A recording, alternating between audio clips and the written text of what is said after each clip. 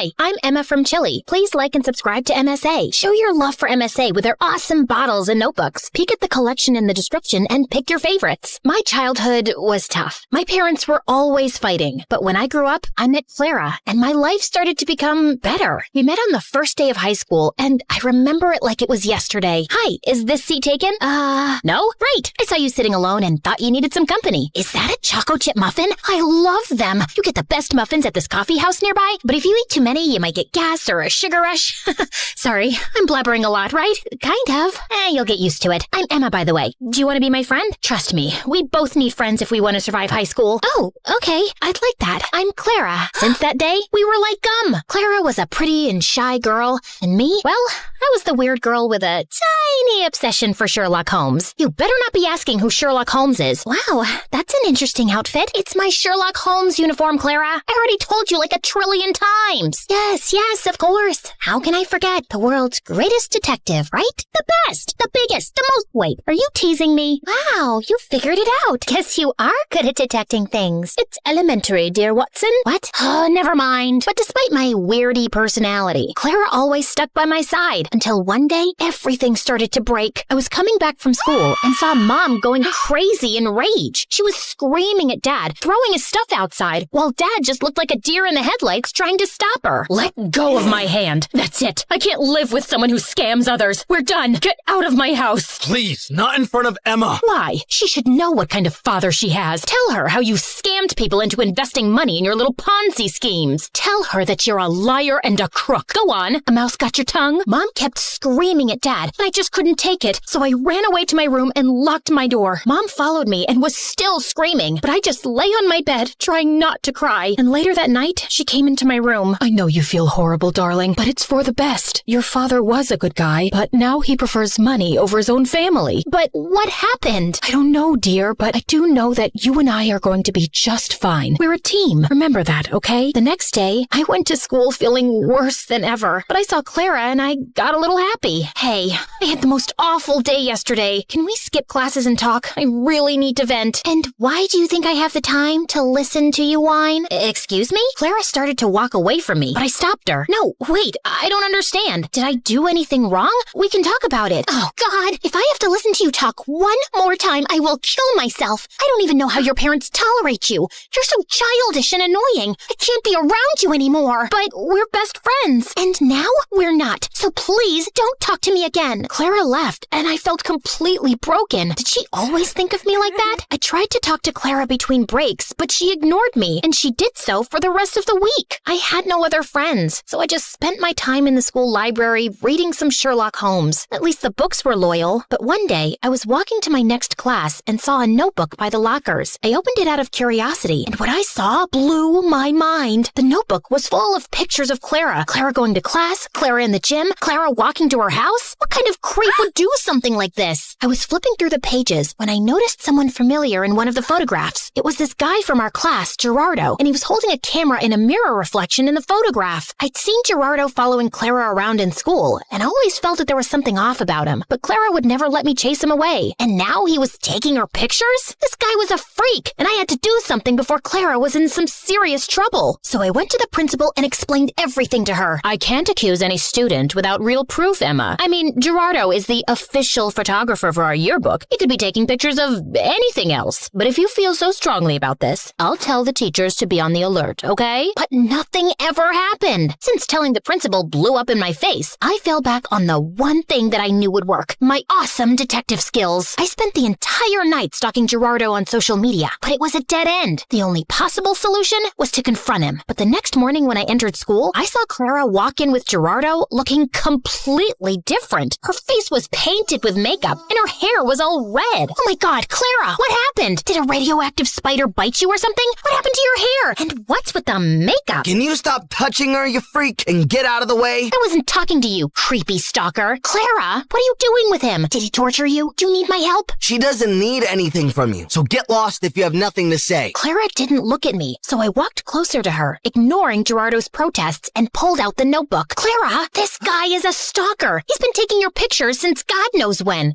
Look, he's even in one of these pictures. Can you see that tiny little reflection in the background? Clara ripped the notebook out of my hands and finally looked at me me angry. What part of I don't want to be your friend didn't you understand? I don't care about your little detective games, okay? It's not a game. This guy is creepy and weird, and my boyfriend? He's my boyfriend, okay? Now stop insulting him with your dumb games and get out of my face. Clara stormed off before I could ask any questions, but Gerardo stayed, smiling at me. Thank you for finding my notebook. I was worried about losing my favorite photos of my girlfriend. Listen, I don't know how you brainwashed her, but she's not like that. I didn't do anything to her. I just offered her a quick way to earn money. What did you make her do? Why don't you ask her? He left with a victorious grin on his face. I started to feel really worried about Clara. The next day, after the end of the school day, I was determined to save Clara any way I could. So I decided to follow Gerardo like a shadow. After a while, I saw him slipping through the school back gate and entering a scary dark alley. I hid behind a pillar and saw him wait there. And moments later, a bunch of guys came in on their motorcycles, each scarier than the next. How you feeling about tomorrow, boss? Pretty good. You have the motorcycle I asked for? Yeah, it's in Clara's house. Perfect. I taught Clara everything she needs to know about riding motorcycles, and I've told her to meet us right here tomorrow. I'm telling you, Clara's so ready for this race. She's gonna nail it. And what if she doesn't? Then we train her more till she can. But don't worry, I can feel that money is ours already. Everyone started cheering in celebration, so I got out of there before they saw me. I ran until I found a bench and sat down. Clara was participating in a motorcycle race? Why? I had so many questions, but right now, the only thing on my mind was to save Clara from this dumb race. The plan was simple. I was gonna go to the dark alley after school and wait for Clara to show up,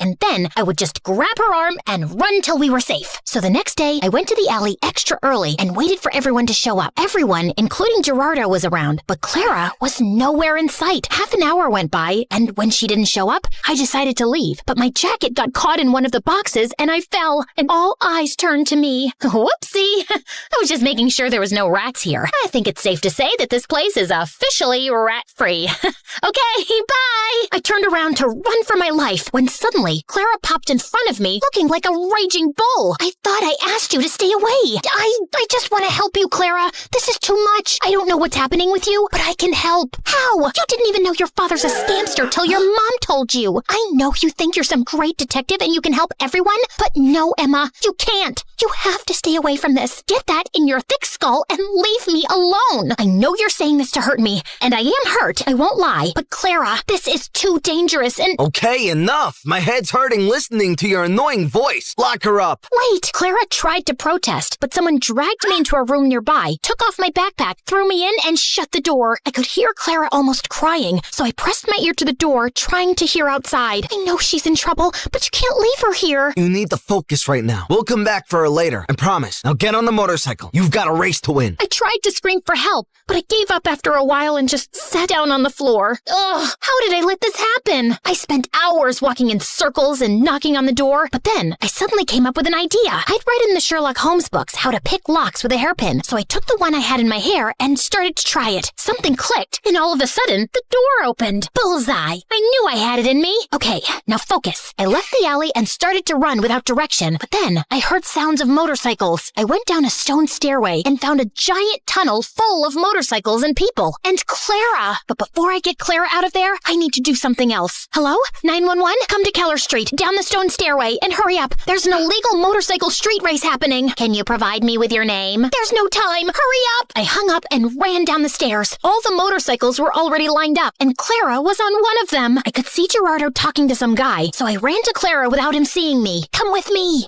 It's impossible to escape from you, right? You can roll your eyes later. Just get off this thing and come. Emma, you don't understand. I found out a week ago that my parents declared bankruptcy, and we might have to move to a homeless shelter. He's a liar. Look at that nose on his face. It's so plastic and fake. You can't trust him. His nose was really crooked. You should have seen— Wow, great story. Let's save it for another time. Now come. Just as Clara stepped down from the motorcycle, we heard police sirens outside. I pulled Clara away before Gerardo or anyone else could frame her. How? Shh, you're a suspect. If anyone asks why you're hiding behind this bush, pretend that you're from a really exotic island, you know? Maybe you're collecting a— Emma, I'm such an idiot. I've ruined everything. My grades, my life, my future, our relationship. Gerardo told me not to talk to you anymore because he wanted me all to himself. Emma, I am so sorry about everything. I just really need my friend right now. Hey, don't worry. I'm not going anywhere. You and your family can stay with us until you guys get back on your feet. Let's just go home and get you cleaned up. I missed you. I missed you too, Emma. Thank you.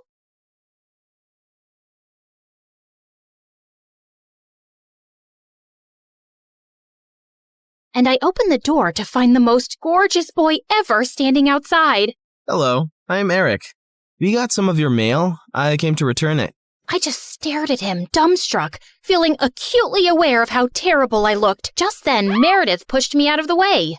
Hey, thanks. You're such a lifesaver. Haven't seen you around before. I just moved into the house across the street. The big white one with the quadruplets? Yeah, they're my brothers. What? No, they can't be related to you. They're very unattractive. Meredith, can't you ever sugarcoat anything? I am sugarcoating. Did I call them ugly ogres? I am so sorry.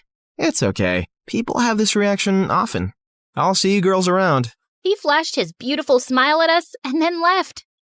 Wow, Eric stole his brother's luck, the schoolboy's luck, the neighborhood boy's luck, and his mother's and his father's luck, and the whole town's. I agree. He's beautiful. I hope he's smart and funny and kind too. I'm sure he is. I never believed in love at first sight till I met Eric. Okay, maybe love is an exaggeration, but I was crushing on him hard.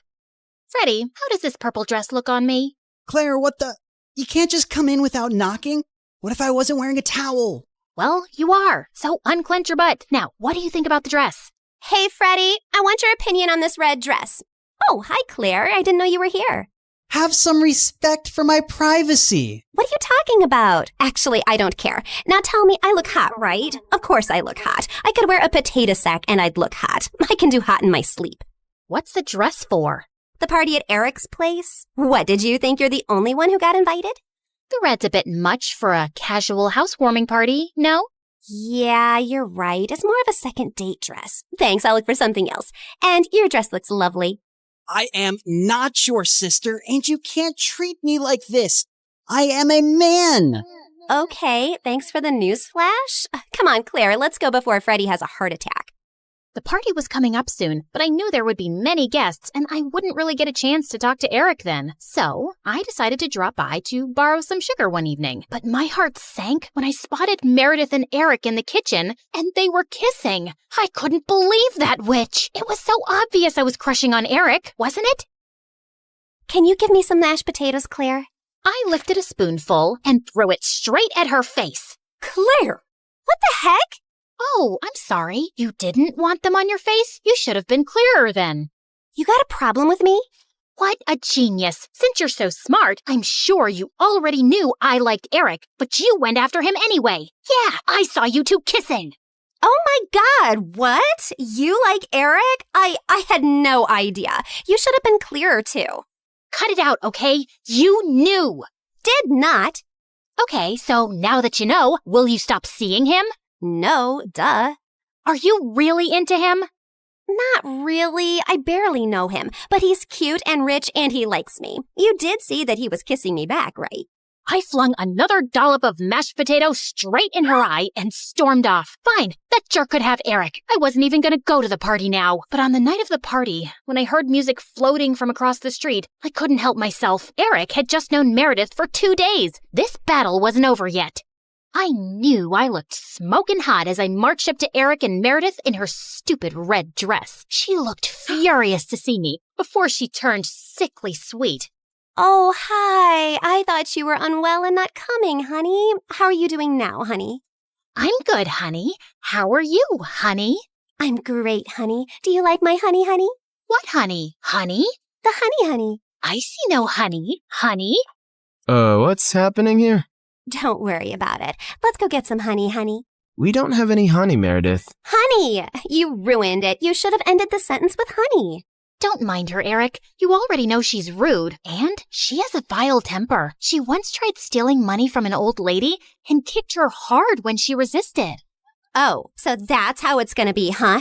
Eric, did you know that Claire is so dumb? I told her when we were kids that if she ate bluebells, her eyes would turn blue like mine. She ate a bunch and then pooped her pants in school.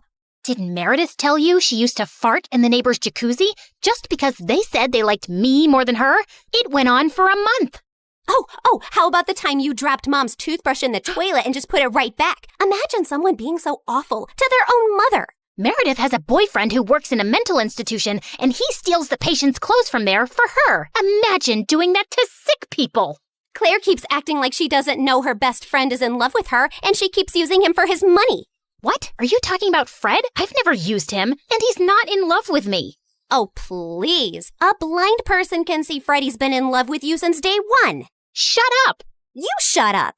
How about you shut the heck up? Not till you shut up first. I pushed Meredith out of my way, but I ended up pushing a little too hard, and she crashed straight into the punch bowl. She got up and charged me, and we landed straight on the food table. As Eric was trying to pull us apart, Freddie suddenly ran in.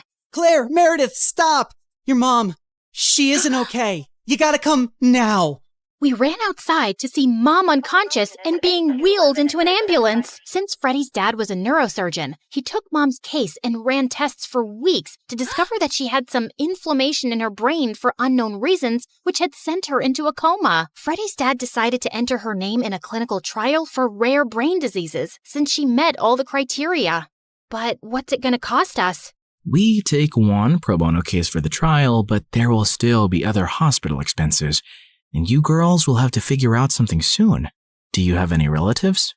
We had to contact our grandparents, but to our surprise, Mom didn't even have their numbers saved in her phone. All we had was a framed picture with their names signed at the back. Freddie offered to hire a private investigator, and within a week, he said they'd been found and were flying over to see us. But I couldn't help noticing as they got out of the cab that they didn't look rich at all.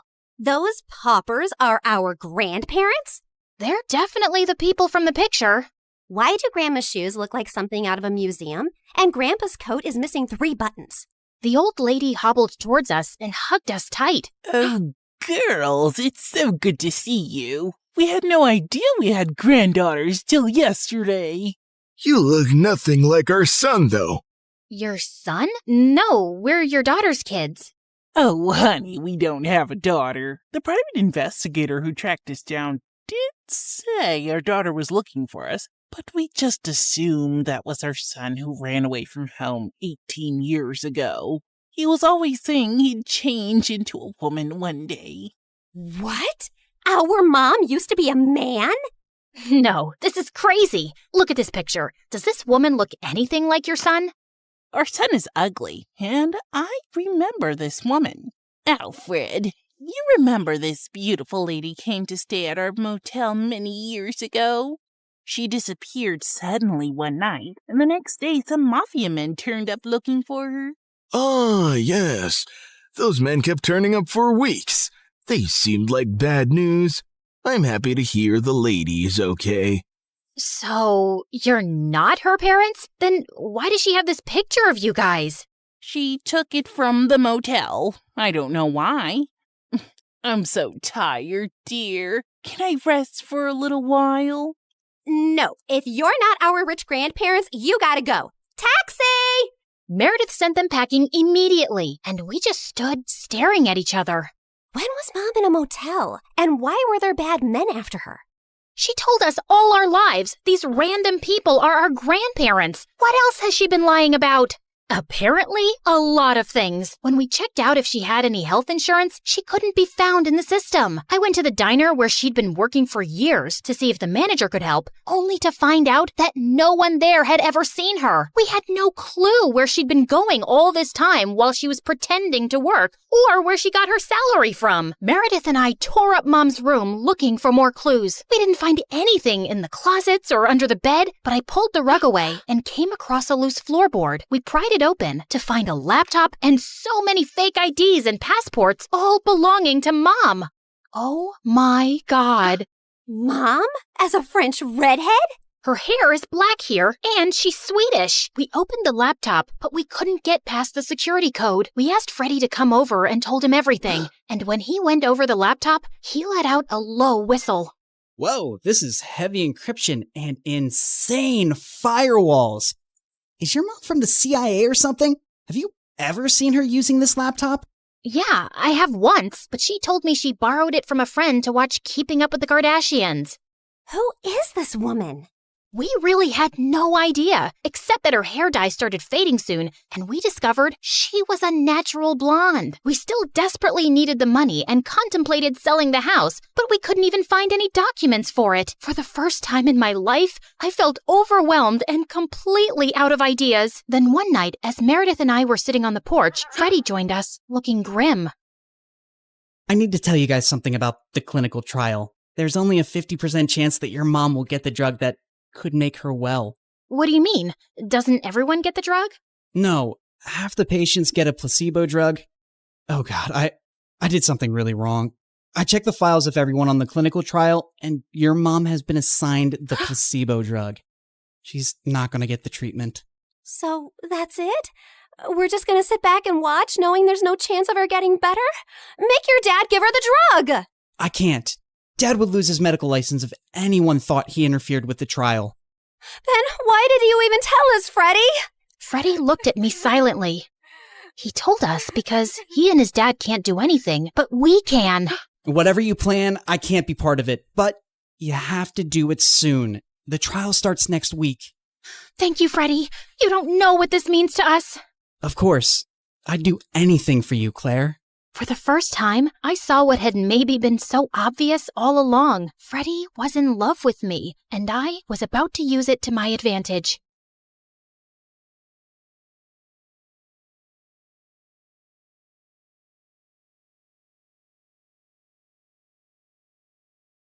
Okay, listen.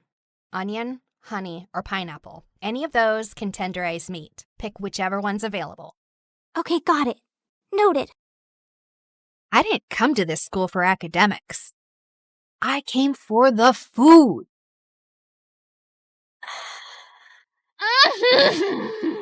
The texture. Oh, the crunch. The glaze. The magic. Ah! There she freaking goes again. Her freaking scream makes me want to freaking lose my freaking appetite. Freaking... And that's exactly why you don't have friends. You treat food like it's your boyfriend. So what? I've got you.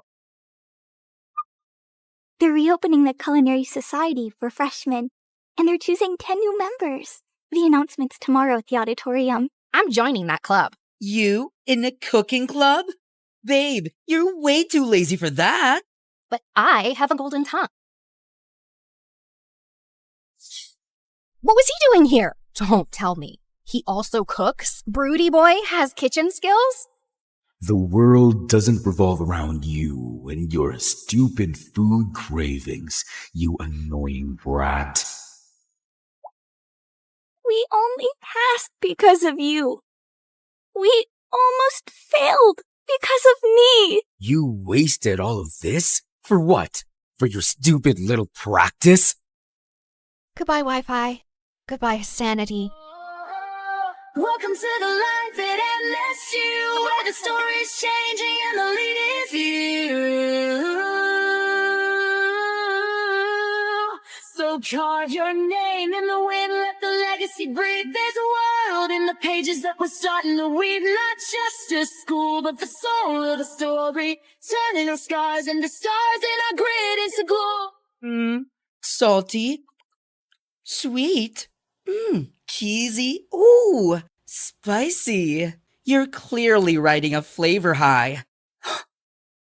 Did you fall in love?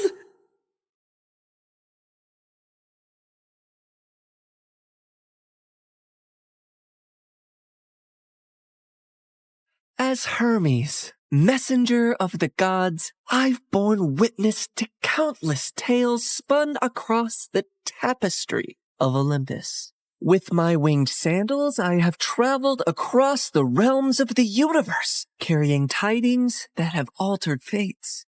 Among these tales, one that stands out in my mind is the story of Persephone, and how a twist in her fate affects every mortal until eternity. You see, Demeter is the goddess of harvest. And she could turn the earth green with her touch. She made countless flowers bloom and coaxed bountiful crops from the soil. With her presiding over the planet, no living creature ever went hungry.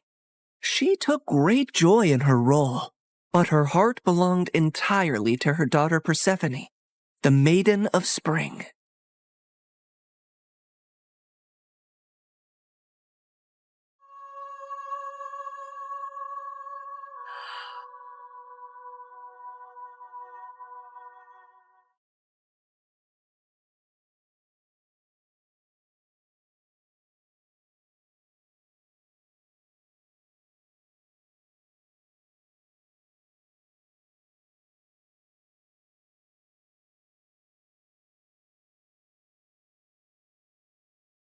I've never seen anything like you. Are there more of you nearby? Little princess, I know of a field where the flowers bloom as far as the eye can see. I can take you there if you want. Ah, really? Oh, that would be a sight to behold. Then come with me, sweet child.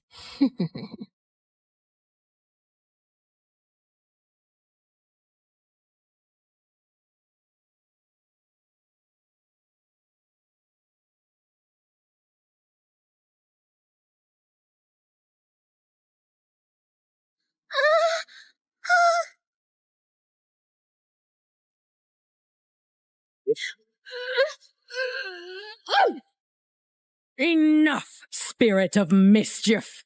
I have given you plenty of chances to change, but it seems all you want to be is a troublemaker. Did you think you could lure my daughter away and I would be unaware? Curse you, Demeter! Why should you and your child receive all praise and adoration when we, the spirits of nature, fade into the background? A heart that is as poisoned with envy as yours cannot be cured. You are banished forevermore from these woods.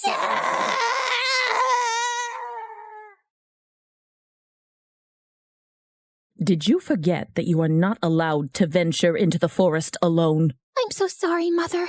I only wished to see the magical flowers.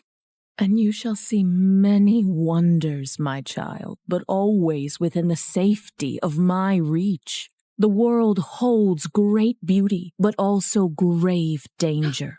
Come now, it's almost dawn. Let us go out into the meadows and make our own magical flowers bloom. That sounds perfect, Mother. Demeter always wanted to keep Persephone close to her. But as her daughter grew older, she turned into a beautiful young goddess who attracted the attention of many young suitors. Anytime a god smitten by Persephone's beauty sought her hand in marriage, Demeter sternly turned them away. I cannot marry her off, Hecate. She is too delicate for the harsh world outside. Huh? These gods who come after her, they only see her beauty, not her gentle soul. They cannot care for her as I do. Demeter, you must be mindful of what Persephone wants too, or she might grow to resent her cage. A cage? Is that what you would call it? She has everything here that she could possibly desire. She's a powerful goddess, and under my guidance she can wield life from barren soil. Any god she marries will only dim her light. No, she will be here with me forever. Innocent and loved. I do not desire to leave your side, Mother. I will stay here, forever. But fate had different plans for Persephone. On a rare trip to Earth's surface, the Lord of the Underworld, Hades, was wandering through a grove of trees when his gaze fell upon a scene that held him transfixed.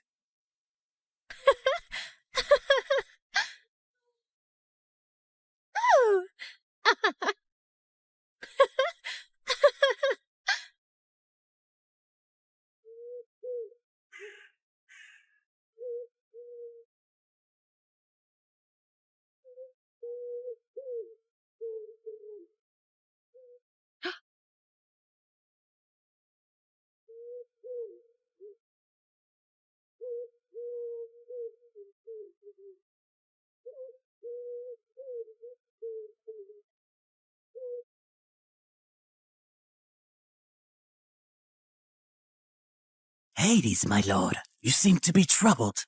What weighs on your soul? As you well know, when my brothers and I overthrew our father, the kingdom was divided among us. Zeus received the sky, Poseidon the sea, and I the underworld. I've never complained about my lonely lot, and do my duties justice. I don't frolic or play like the other gods, and work hard in my solitude.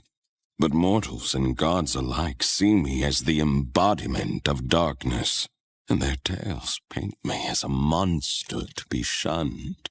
My realm is necessary, but it is hated by all, as am I.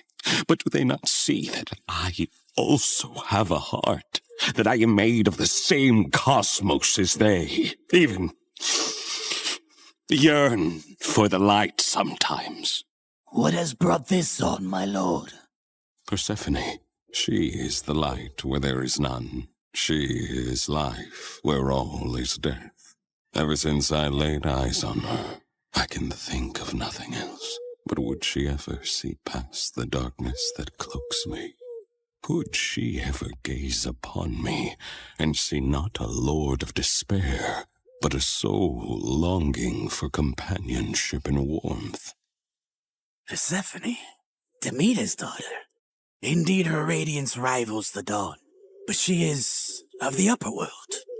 I must have her as my queen, as my wife. Her presence would bring joy and life to a realm that only echoes with loneliness and sorrow. And I must believe that even in the underworld, love can find a place to blossom. My lord, her mother would never allow it. Perhaps there is a rightful path to this union. I will go to her father Zeus with a proposal of marriage. I only need his permission according to our customs. Get my chariot ready and prepare for my departure. Today, either I win a queen for my empty halls, or I resign myself to an eternity of despair.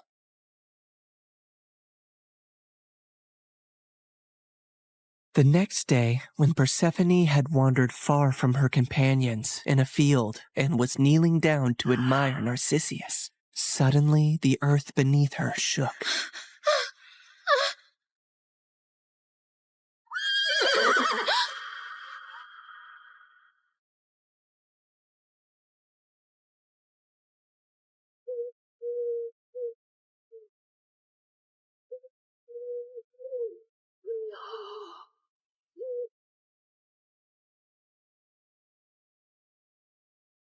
Fair Persephone, be not afraid. I am Hades, lord of the underworld. My kingdom is vast and rich, but it lacks the radiance of your presence. Unhand me! Come with me, and rule by my side in the shadows where eternity lies. Let me go. My mother will tear the world apart to find me, and there will be no place dark enough to hide.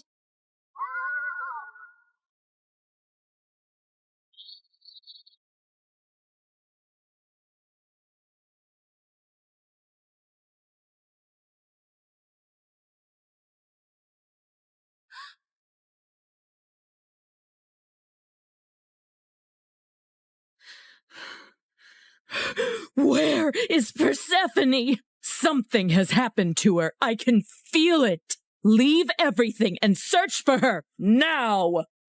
Demeter's grief upon discovering her daughter's disappearance was immense, and as she roamed the earth searching for Persephone, she had neglected her duties. And so, the crops and trees began to suffer. My daughter! My heart! In her desperation, she sought the counsel of her old friend, Hecate. Hecate, you who see into the shadows, help me find my daughter. You must seek Helios, Demeter. His all-seeing gaze pierces through deceit and darkness. Taking the advice to heart, Demeter ascended to the chariot of the sun, where Helios guided the day. Helios, please, You must tell me where my Persephone has gone. You see everything from your throne. Surely you must know. I can't bear this pain any longer. Helios the sun god had indeed seen everything that fateful day, but had chosen not to interfere. However, he was moved by Demeter's grief. Demeter, your daughter has been taken by Hades to the underworld. He desires her as his queen. That cannot be. My daughter, queen of that cold, dead realm? I won't allow it. Perhaps it is not as dire as you fear. Persephone's grace could bring life even to the underworld. Also, he is one of the most powerful, wealthiest gods in the universe, and she would rule by his side. Is that so terrible? This is an outrage! How dare he take my daughter? Did Zeus know about this too? Zeus allowed it. In her fury, Demeter descended back to earth. Return my daughter to me, or I will let the earth perish in my sorrow. I will let this world turn into ice and ash. I will plunge it into eternal winter.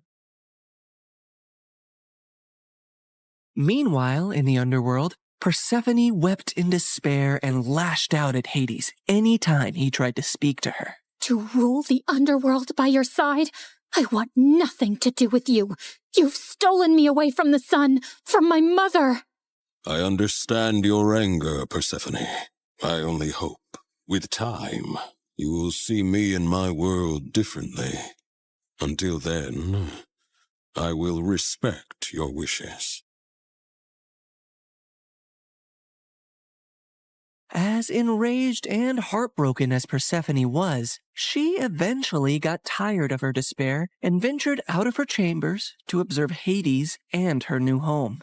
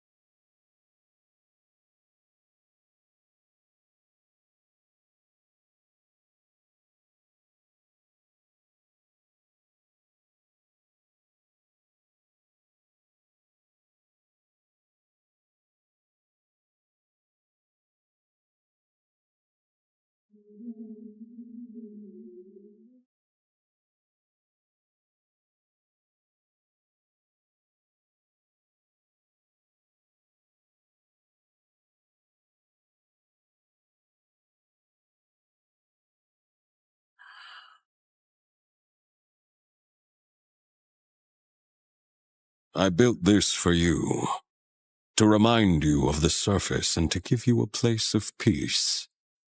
I've never seen something like this. It's so beautiful. As are you, my queen.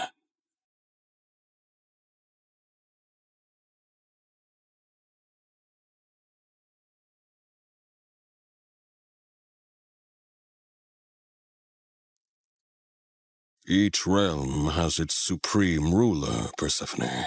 But here, you and I will rule together as equals. You will never be beneath me, but always near me. Meanwhile, on the surface, Demeter's grief and rage was a storm that screamed across the lands. Where she walked, earth cracked, rivers ceased their babble, and crops withered to dust under her shadow. As she withdrew her blessings from the world, famine began to spread far and wide. The cries of suffering mortals eventually reached the ears of Zeus on high Olympus, who could no longer ignore the matter. So he convened a meeting of the gods. Demeter's wrath endangers all. We must find a solution that honors both her demands and the laws of gods. If my daughter wishes to leave the underworld, let her return to me, or I shall never again let the earth bear fruit. Very well, Demeter. If Persephone wishes to return, she shall, if she chooses to stay with Hades. So be it. With a heavy heart, Demeter agreed, and Zeus commanded me, Hermes, to negotiate Persephone's return. So I descended into the gloom of the underworld, where Hades sat upon his throne with Persephone by his side. Her face was as pale as the ghosts around her. Hermes, why does Olympus disrupt the quiet of my realm? Mighty Hades, Zeus commands you to release Persephone, lest the earth die with Demeter's heart. I cannot ignore the decree of Zeus or the pleading eyes of the one I love. But know this, the ties that bind us are not easily broken. What do you mean, Hades? Just then, Persephone looked down at something she was clutching in her hand, and I saw it was a pomegranate. Suddenly, the realization of what had happened dawned on me. Fair Persephone, did you eat from that fruit? I couldn't help it. 6 seeds, to be exact. Each of them has sealed her fate and has bound her to the underworld. I knew I had to think quickly and come up with a deal that Hades would accept. Otherwise, Demeter would let the earth starve forever. She only ate a small portion of the fruit, so she should only stay with you for part of the year. She will spend 2/3 of the year with her mother on earth, and 1/3 with you in the underworld.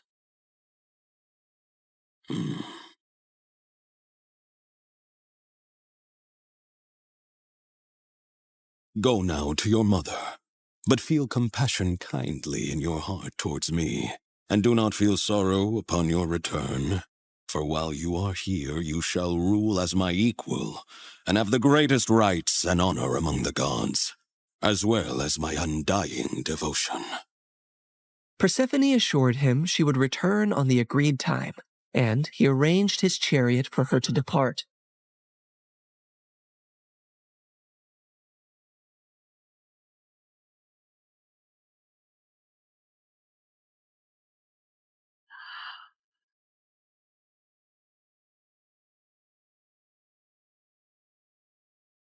Demeter's joy knew no bounds when she was reunited with her daughter, but she was furious at the deal that had been struck. How could you possibly eat the fruit of the dead? It is common knowledge that eating anything in the underworld binds one to that realm. Why would you do that, Persephone? It was a moment of great weakness. I wish I could reverse it. I am so sorry, Mother. Demeter had no choice but to accept the deal. And once her wrath subsided, the earth turned green and bountiful again. But when it was time for Persephone to return to the underworld, Demeter began to mourn once more, and winter would arrive, thus setting the cycle of the seasons. My daughter, my soul, your return brings life to this world.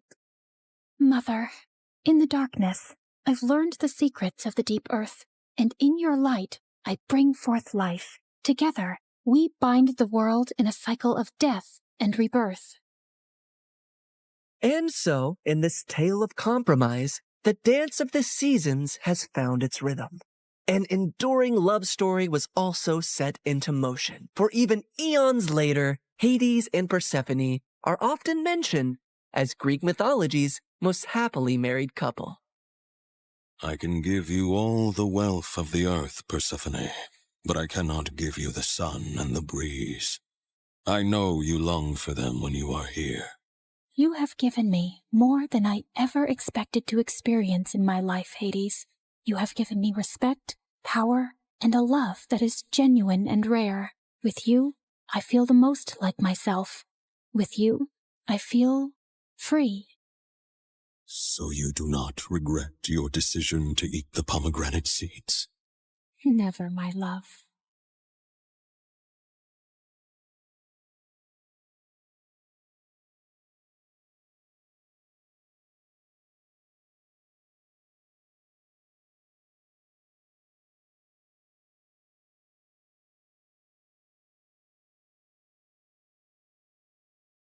Some superheroes strut around in capes, while others rock pixie boots and a trendy poncho. Because, yes, you are looking at a real superhero. Hi, I'm Annie, and I'm from New Jersey. Don't be fooled by my cute pink locks and dazzling big blue eyes, because as it turns out, I'm also a bit of a crazy, jealous maniac. You know, every superhero has a weakness. Mine was my dad. My dad was the center of my world. Mom left when I was 3, so it was always me and him. We'd hang out all day, and he'd do whatever I wanted. Let's jump on your bed and then go fishing for sharks in the park.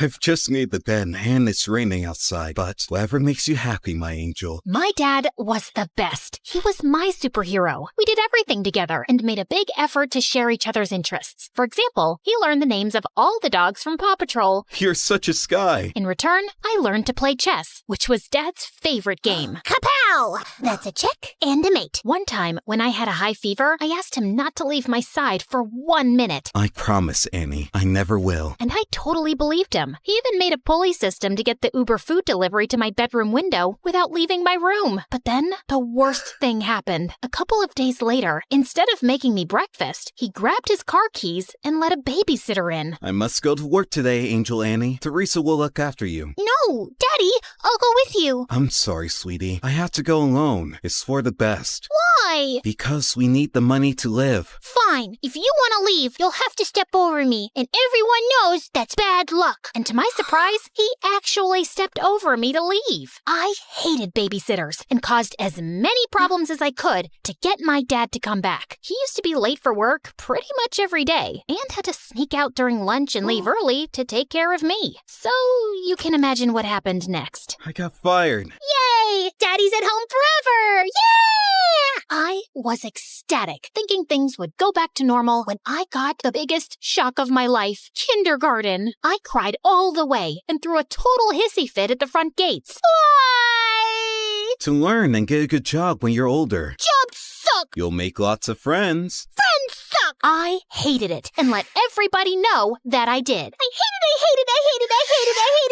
Stop! Dad got more calls from the kindergarten than the principal's secretary. I know what you're thinking. I was a little monster. And yes, I was. I just couldn't help it. I wanted to be with my dad so bad. Soon, kindergarten turned to school, but things didn't improve. I felt so alone and sad without my dad, and I was always getting into trouble. But then one day, I got the best news ever. I know how unhappy you are at school, so I talked with the principal and I'll take a job at your school as a janitor. This way, we can spend all the time you want together, and I can have a job. God knows we need the money. I know it's not glamorous, but would it be too embarrassing for you? What? Just you and me again? This is the best job ever! But there is one condition. You must behave, because if not, I'll get fired. You promise? Oh, I promise. Pinky promise! And for some years, things were amazing. We drove to school and worked together, sat together at lunch, and whenever he'd go past my classroom mopping the floor, he'd give me a goofy wave. For the first time, I focused on my schoolwork because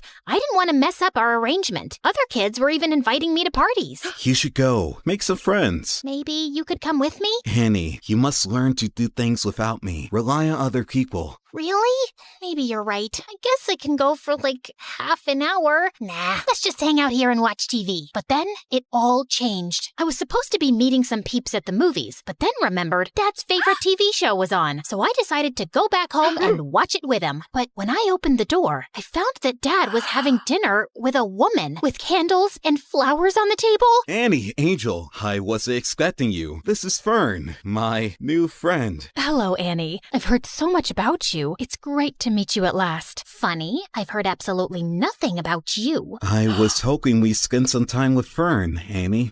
Three's a crowd. Suddenly, I felt so jealous. Why would he want to spend time with her and not me? Soon, Fern became a permanent fixture at our place. Despite my grumpy face when she was around, she was always super nice to me. Wanna hit the shops? I have the biggest discount card. Maybe you can use it to buy another book on winning over skeptical teenagers. And at school, Dad was always calling her. She even joined us for lunch some days. I tried to do everything to get his attention when they were together. Like the time in the canteen, she'd made us all sandwiches and I pretended to choke.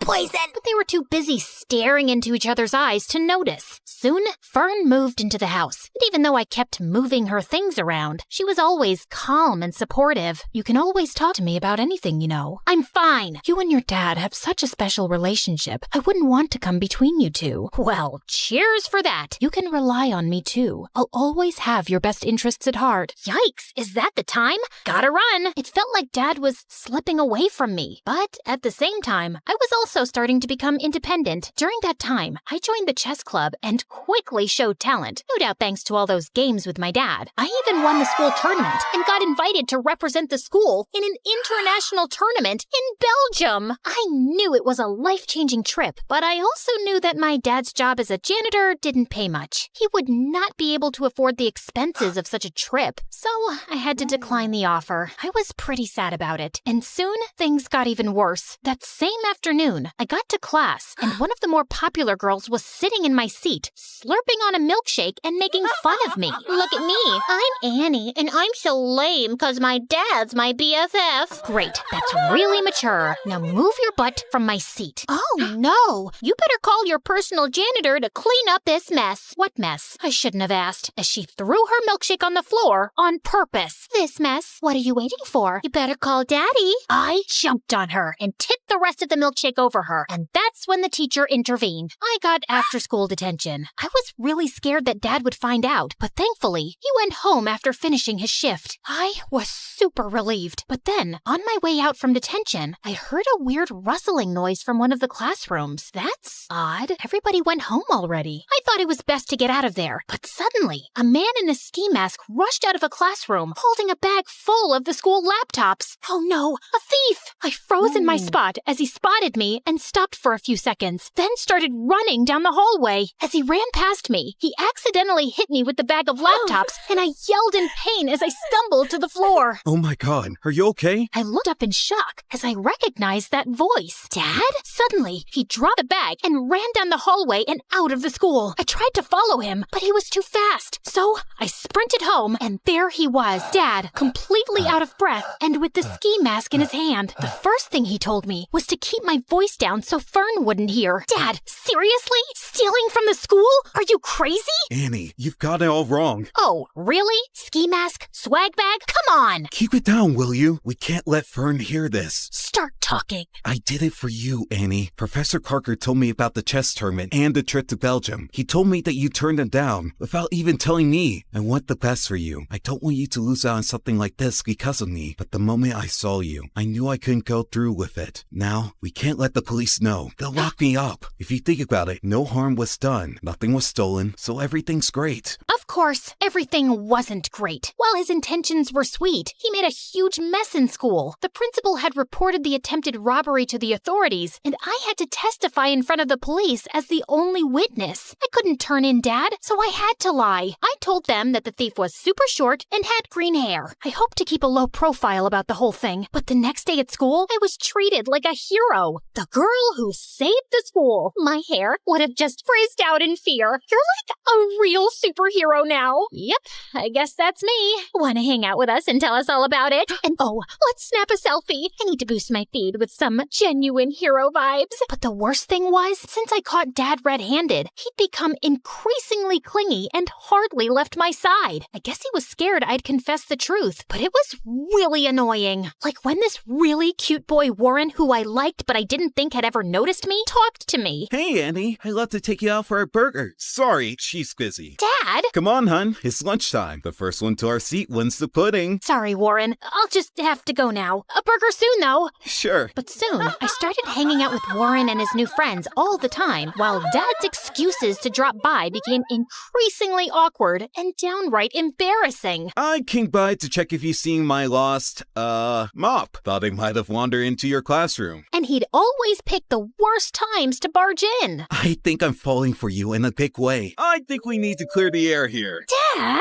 I'd had enough, and on the way home, I thought of ways to let him down gently. But I ended up screaming the truth at him in the driveway. Dad, it's time for a reality check. You can't shadow me forever. How about picking up a hobby that doesn't involve stalking me? You're suffocating me. Then he looked down and rolled his puppy dog eyes. I began to feel very guilty. But then big news popped up on my phone. A very short man with green hair had been arrested for the school robbery. And it was all because of me. Annie, we must go on the run. No, Dad. You need to confess. Confess to what? And suddenly, we both turned around, and Fern was standing there with the groceries. To not cleaning the bathroom properly. You have never cleaned it properly, Annie. Oh, I think my sock drawer needs some reorganizing. Annie, you can tell me anything. I'll always take your side. You can trust me. I didn't tell Fern. I thought she wouldn't understand. I tried to forget the whole thing, but I felt so guilty. That innocent guy was in jail because of me and my dad, and we needed to set the record straight. But I just couldn't turn my father over to the police. That night,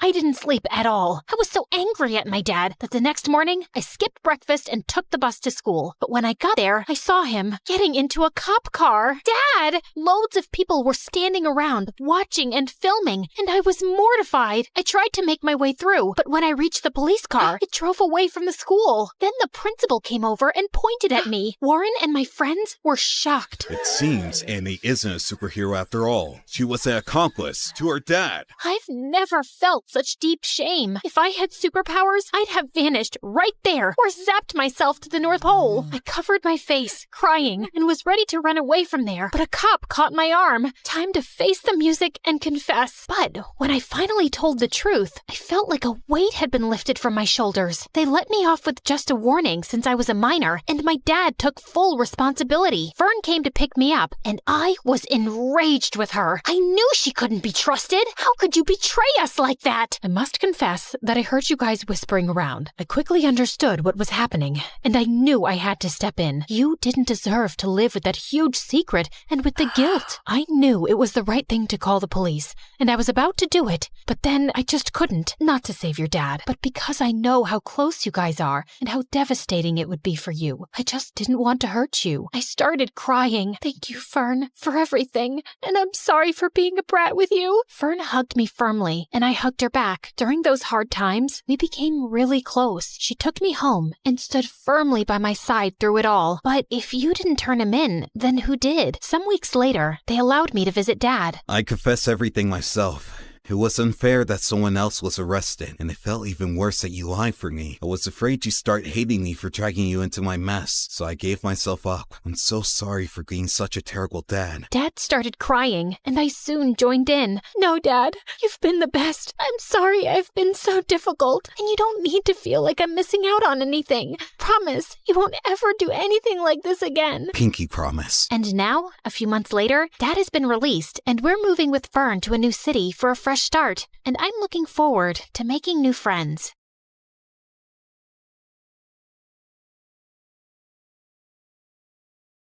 Hi, I'm Joyce, and I'm from China. People think my life is perfect. A pretty face, wealthy parents, and an elite school. But what good is any of that if my family doesn't love me and favors my genius brother? All I ever wanted was for my dad to be proud of me. But I made my brother disappear, and that ruined my life. Let me start from the beginning. I look like Mom, thankfully. Dad's beauty is mostly internal. Mom is the prettiest woman I've ever seen, and she looked more like my big sister than my mom.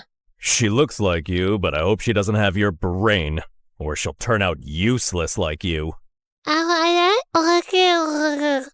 I had learning difficulties and barely spoke more than a few words until I was 5. Dad hated me. He spoiled my brother Dustin rotten. I wanted to impress him too, but Dustin, 3 years younger than me, was already a genius. Dustin loved me, no matter how much Dad compared us. He never let it get between us. Like this one time on my 8th birthday, Dad decided to celebrate Dustin instead of me. He invited all his employees and business partners. Dustin was on stage reciting this long old English poem called Beowulf, and people were already yawning and checking their watches. Mom and I were late because we were at the salon, and when we finally walked in halfway through the poem, every single head turned our way. People looked at us like we were movie stars. Dad came rushing over, looking pissed.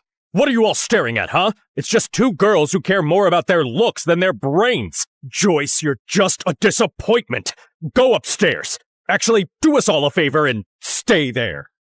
I went to my room, and a few people, including Dustin, gave me the thumbs up and told me how pretty I looked in my dress. So I gave them my best princess bow, threw a couple of kisses like a celebrity, and kept walking. Once Dustin started 1st grade, my parents adored him even more. Dad gave him the entire 2nd floor, 3 private drivers, and 1 jet. Maybe you're wondering why a 6-year-old needs a private jet. Yeah, me too. But when you're that rich and that obsessed with your genius kid, I guess a bicycle just doesn't cut it. Anyway, once, Dustin took me on his jet to France for breakfast. And when Dad found out, he freaked out and grounded me for weeks. I knew I would never make Dad love me, so I thought maybe being close to Dustin would help. Whenever he did something wrong, like breaking a glass or messing up the floor, I'd take the blame, thinking maybe that would make Dad look at me differently. Joyce, stop! You don't have to cover for me. Dad's not gonna love you more because you're suffering, and it kills me when he talks about you like you're nothing. No, you're just too young to get it. Once, when I was in 7th grade, Dustin had a science project and wanted to test gravity and weight. He used a bowling ball from our private bowling alley and dropped it on different items. One of those items was an old watch he thought nobody wanted, but it turned out it belonged to our maid, a gift her mom had given her when she was a child my age. When she found it broken, she lost it and said she would tell our parents. I panicked.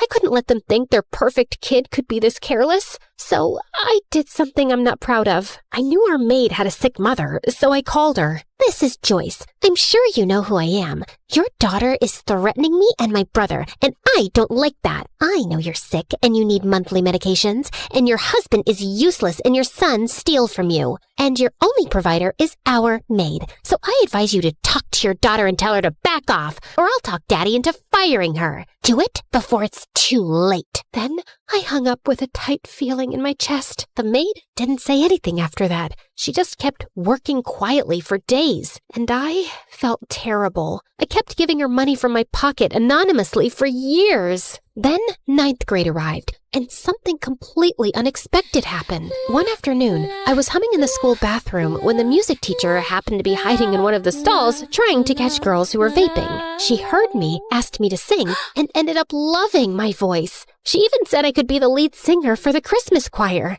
I was over the moon. And no, of course Dad didn't come to the choir. Only Mom came. And she didn't even stay until the end because Dad called her to come home for whatever reason. But everyone else was so impressed by my voice that a few people came up to talk to me afterward, including this kind-looking man who honestly resembled Keanu Reeves. If Keanu had a paunch. I'm Peter Anderson. I'm a music producer. You've probably heard the rumors that I'm a fraud, but this town loves gossip more than the truth. Anyway, I see real talent in you, and if you're interested, I'd love to help you become a singer. Here's my card. Maybe we can talk more in my office. I was so happy that someone finally noticed something in me and wanted to help me shine, even if it was this half-fraud kind of a mess person. Of course I kept his card with me, and I didn't tell anyone except Dustin. So I guess you're the child who'll make our family proud after all. What is that supposed to mean? I mean, Joy, people think the perfect, favored child is the lucky one, but it's actually the ugly, stupid, neglected one. Like, how would you discover your voice if you lived in a cage chasing someone else's dream? Okay, wow, this is getting deep. Don't worry, I won't go that deep. I know your IQ. Anyway, I need a favor. I know you're going to that Halloween party this weekend, and Dad would never let me go. So maybe you could sneak me out with you? I really, really want to go. They're bringing Chicago-style pizza. And if Dad finds out I snuck out, at least he'll know I was with you. Which will make things even worse. Come on! I'll do your assignments for the whole next semester. For the next 2 years. Fine. Shake on it. Wait, did you like this video and subscribe to MSA? Obviously. Why do you think I turned out so emotionally intelligent? Guys, interact with our video so this story blows up. What are you waiting for? Comment now! That weekend, I snuck Dustin out and we headed to this huge party 5 blocks away. Dustin was wearing a white ghost costume. Way too simple for a genius, but whatever. I dressed like Amy Winehouse, and honestly, I looked really cool. The party was wild. Everyone was having fun, and a bunch of kids were wearing the same ghost costume as Dustin. I kept an eye on him until this cute guy came up to me and started talking. I liked him, and when I saw Stephanie staring at us with jealousy, I realized she probably liked him too. She was a girl from my school who was always jealous of me, so I decided to annoy her even more. She walked over and started talking to him, and he didn't mind. So, Alan, did you know I have a really good voice? I can sing Can't Help Falling in Love by Elvis Presley, if you want. They have karaoke here. It's Derek. The singer? No, my name. Anyway, I'll show you how it's done. Then she rushed to the karaoke machine and sang in front of everyone. Her voice wasn't bad, and I saw Derek nodding along. When she finished, everyone cheered, and she looked like she owned the world with that smug smile. I don't know what came over me, but I ran up, grabbed the mic, and started singing too. Everyone went silent, listening. I even saw kids showing each other their goosebumps. When I finished, Derek came over to hype me up. That's my girl. I felt amazing, especially when I saw Stephanie's annoyed face. My eyes followed her as she stormed out of the party, and I saw a few boys in ghost costumes leaving too. That's when I remembered Dustin. I tried to run after him, but kids kept stopping me for high fives and congratulations. By the time I made it outside, I sprinted to the group of ghost boys. Dustin? Dustin! Knock it off! This isn't funny! No one answered. I started pulling off their masks one by one, but none of them were Dustin. Back off, you weirdo! Panic shot through me. I ran like crazy through the streets. Dustin! Dustin! Dustin! 2 hours passed. I couldn't find him. I was so worried sick about my brother, and I knew there was no running from calling Dad. I was finished. Dad and Mom arrived with a few police officers, and Dad looked like he was about to finish me off. He lunged toward me, but Mom stepped between us. He glared at her with furious eyes. So now you're protecting your kid? Oh, that's funny because I didn't see you stopping them from sneaking out in the middle of the night. The officers tried to calm him down while everyone started searching for Dustin. But another day passed, and still no sign of him. The whole town volunteered. People searched through the nights, but nothing. Every second felt heavier than the last. I isolated myself. I text Dustin every day. Stupid messages like, "Where are you?" and "Please come home," as if he'd somehow see them and reply. At night, I'd sneak into his room and sleep in his bed, burying my face in his pillow until his smell faded away. Some nights, I'd just sit on his floor holding his favorite hoodie, feeling like I'd lost the only person who ever really saw me. Dad barely talked to me anymore. Mom didn't yell at me or blame me, but sometimes I'd catch her crying alone, and she'd wipe her tears the second she saw me. "I'm sorry, Mom." She didn't answer. "Can we talk about this? I want to hear your voice. I know what happened is my fault, but I just want you to pat my shoulder, let me cry in your lap, tell me it'll be all right. Just say something, anything." But she didn't. She just gave me a sad little smile, nodded, and walked away. And then I completely shut down. A year of guilt and silence later, I couldn't take it anymore. I needed something, anything to distract myself, even if just for a little while. I remembered the card the producer gave me, and I figured, why not call him? It's not like I had much to do being alone all the time. Wise decision. I'm gonna make you a star, way up in the sky, so bright, your dad's gonna regret not loving you enough. Well, that's definitely a dream to live up to. He started helping me get small singing gigs at local cafes, and I loved it. The attention, the clapping, the feeling that I mattered to someone. One day, someone recorded me singing and posted it on TikTok, and it went viral. People loved my voice and kept commenting that they wanted more. So, Peter created a small YouTube channel for me and uploaded my videos there. He was so proud. It felt nice having a father figure in my life who actually cared. But when my dad found out, he completely lost it. Oh, look at you! Enjoying your little fame with that fraud producer. He's not a fraud. He helps me a lot. He even made me a YouTube channel, and it's growing. Aw, and who gets paid from YouTube? Did he even give you a single cent? Or does he just toss you a few pennies you get from those miserable cafes? I'm not doing this for money.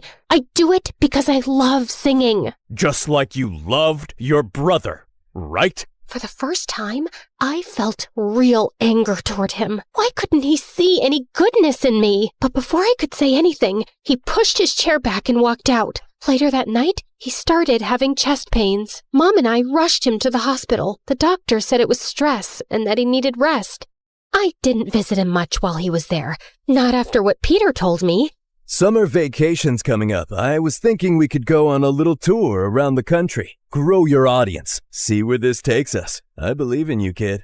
I went on that tour in a heartbeat, and I had the best time of my life. For once, I felt like a child again. No guilt, no pressure, just music and freedom. But even then, I worried about Mom. I always felt like she needed rescuing from Dad.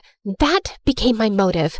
Work harder, grow bigger, make more money, and buy us a house far away from him. My fame grew fast. By the time I finished high school, I was well known enough to earn a good income. One night, before leaving the house the next day for good and renting an apartment in the city, I was having my last dinner with my parents.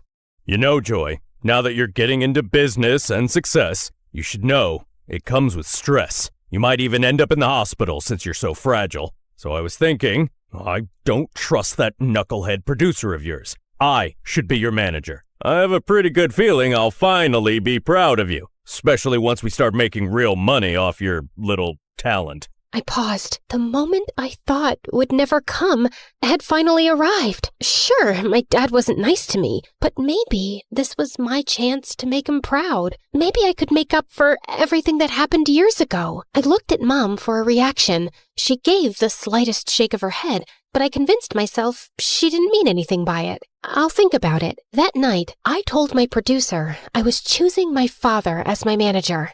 Kid, I can't force you or tell you what to do. You're grown up. If you think your dad's the right man for the job, then go ahead. And just remember, I'm still here for you. I canceled my move to the city, and Dad became responsible for all my finances, all my schedules, and everything. Everything was fine for the first few months, but then I started noticing that my finances didn't make sense. I was earning more back when Peter managed me, and I was working twice as hard now. Still, I gave my dad the benefit of the doubt until one day I checked my bank account and it was at zero, completely empty. I freaked out and went to confront him in his office, but he wasn't there. That's when Mom walked in, pale and shaking. She turned on the TV. William Clark, the billionaire owner of Clark Investment Companies, has been exposed as the center of a massive Ponzi scheme. Authorities estimate he conned thousands of people out of nearly $300 million. Records show the fraud began in the early 2000s, and officials confirm he fled the country this morning. The FBI is now searching for him. Back to you, James. I stared at the screen, frozen. My dad, the man who made me feel small, unworthy, and desperate to impress him, built his entire empire by scamming people. It was my biggest regret, choosing the wrong man to trust. I ran to my mom and hugged her. He stole from me, Mom. He hurt me and and he always made me feel incomplete. All I ever wanted was for him to be proud of me. Where did I go wrong? Mom wrapped her arms around me. You were focused on the wrong parent, honey. Every time I tried to hold you, I could feel myself breaking. And I didn't want you to see that. I didn't want you to carry my pain on top of your own. Words were never my thing, but I always loved having you around. After Dustin, everything fell apart. You shut yourself away, and I didn't know how to reach you. But your father's gone now. Good riddance. It's just us. I've saved some money. Let's start over. I hugged her tighter. Her words came late, and in the hardest moment of my life, but somehow I felt happy. I never knew you could feel so happy and so sad at the same time. After that, everything happened in a blur. The FBI seized our mansion, our cars, and everything inside. Mom and I moved into a tiny apartment and hardly left it. Then one day, someone knocked on the door. It was Peter. Didn't I tell you? I'll always be here when you need me. But who's going to listen to my music after what my dad did? Joyce, what defines Joyce is what Joyce does, not her father. It's time to rock again. Remember your YouTube channel? I've been saving everything we earned from it for something big, and today's the day. No, I can't. I just want a quiet life with Mom. I'm sorry. Actually, I gave an interview this morning. I told everyone what your father did, including how he stole from you. People are sympathetic. I've read the comments. They love you, Joyce. They want you back. Wait, you did an actual interview? For me? Wow. Peter helped me restart my career, and people were happy to have me back. And soon enough, I was a huge success and making good money too. One day, before one of my biggest concerts, Mom told me that Dad had been arrested and was facing decades in prison. She said he wasn't feeling well and wanted to see me. I decided to see him one last time before closing his chapter for good. I know you probably think I was stupid, Joyce. No, you committed every sin in the book, but stupidity wasn't one of them. You know what? I actually feel sorry for you. You spent your whole life putting down an innocent little girl without a shred of guilt. Well, you weren't like Dustin. For Christ's sake, he was the only one who made me proud, and you had to take that away from me. I guess it was for his own good. Otherwise, he would have grown up to be a miserable little fraud like his father. I finally get it. You were never capable of being proud of me. Not because of who I am, but because of who you are. A fraud, in business and as a father. Now, if you'll excuse me, I have a crowd of 200,000 proud people waiting for me. And with that, I spit on him and left. The moment I stepped on stage, the entire arena erupted. I looked out at all those excited faces, at Mom's proud smile, at Peter beaming at me like his daughter had made it. And then I closed my eyes, and I saw him, Dustin, with that same cute, confident little smile he always had when he believed in me more than anyone else. I keep running, like I'm trying to outrun time. I can't stop, I can't slow down with these ghosts still in my mind. And it hits me when it's quiet, nowhere left for me to hide. So I keep on moving, just to feel alive. But as I sang, the crowd grew louder. Louder than I'd ever heard. I opened my eyes. There was a guy being lifted by the crowd, riding toward the stage, and for a second, I stepped back in fear. But then, my heart stopped. Dustin? I signaled for my security to let him through. He climbed onto the stage, and I swear the world went silent around us. I looked at him like I had just seen a ghost. The hostess rushed forward, tears in her eyes. After your mother's interview about your missing brother, the internet made it their mission to find him. He's been missing for 10 years. We interviewed him and confirmed with your mom. He is your long-lost brother. My knees almost buckled. I couldn't breathe. But Dustin spoke first. I was taken by some shady people. They asked Dad for ransom, but he ignored them. They took me to Mexico. We got into a car accident. I lost my memory. A kind Mexican couple adopted me. I didn't know who I was, but I always felt like someone out there loved me. I just didn't know it was you. My heart shattered and healed all at once. I dreamt about this moment every day, always imagining myself as the stupid, reckless sister who failed you. I never pictured meeting you like this, as a woman with a life and strength and dreams of her own. Welcome home, brother. I threw my arms around him, and he broke too. And when I looked up, the whole arena was crying with us. I turned back to the microphone, wiping my tears. Thank you, everyone. I learned something I wish someone told me sooner. You can't buy love. You can't chase approval. Not even from the people you want it from the most. The greatest person you can learn to love is yourself. And once you do that, everything else falls into place. Thank you again. And now, if you'll excuse me, my brother and I have a lot to catch up on. And with that, we walked off the stage together for the first time in years, and the first time all over again. Because sometimes the people who make you feel the smallest are just trying to make themselves feel big.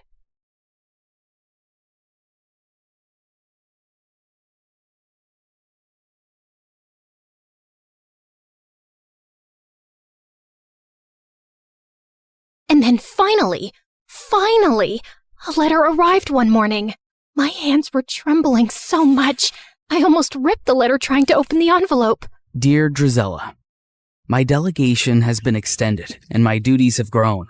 I'm far too busy now to keep up with our correspondence. I hope you understand and wish you well. Prince Henry. I read it 3 times, as if expecting other words to magically appear the more I stared at the paper. But that was it. Just this cold, impersonal letter after all these months. I told myself that he was really busy with big, important things. It had been almost a year since he left, and people can change. It's not like he ever said he loved me or promised me anything.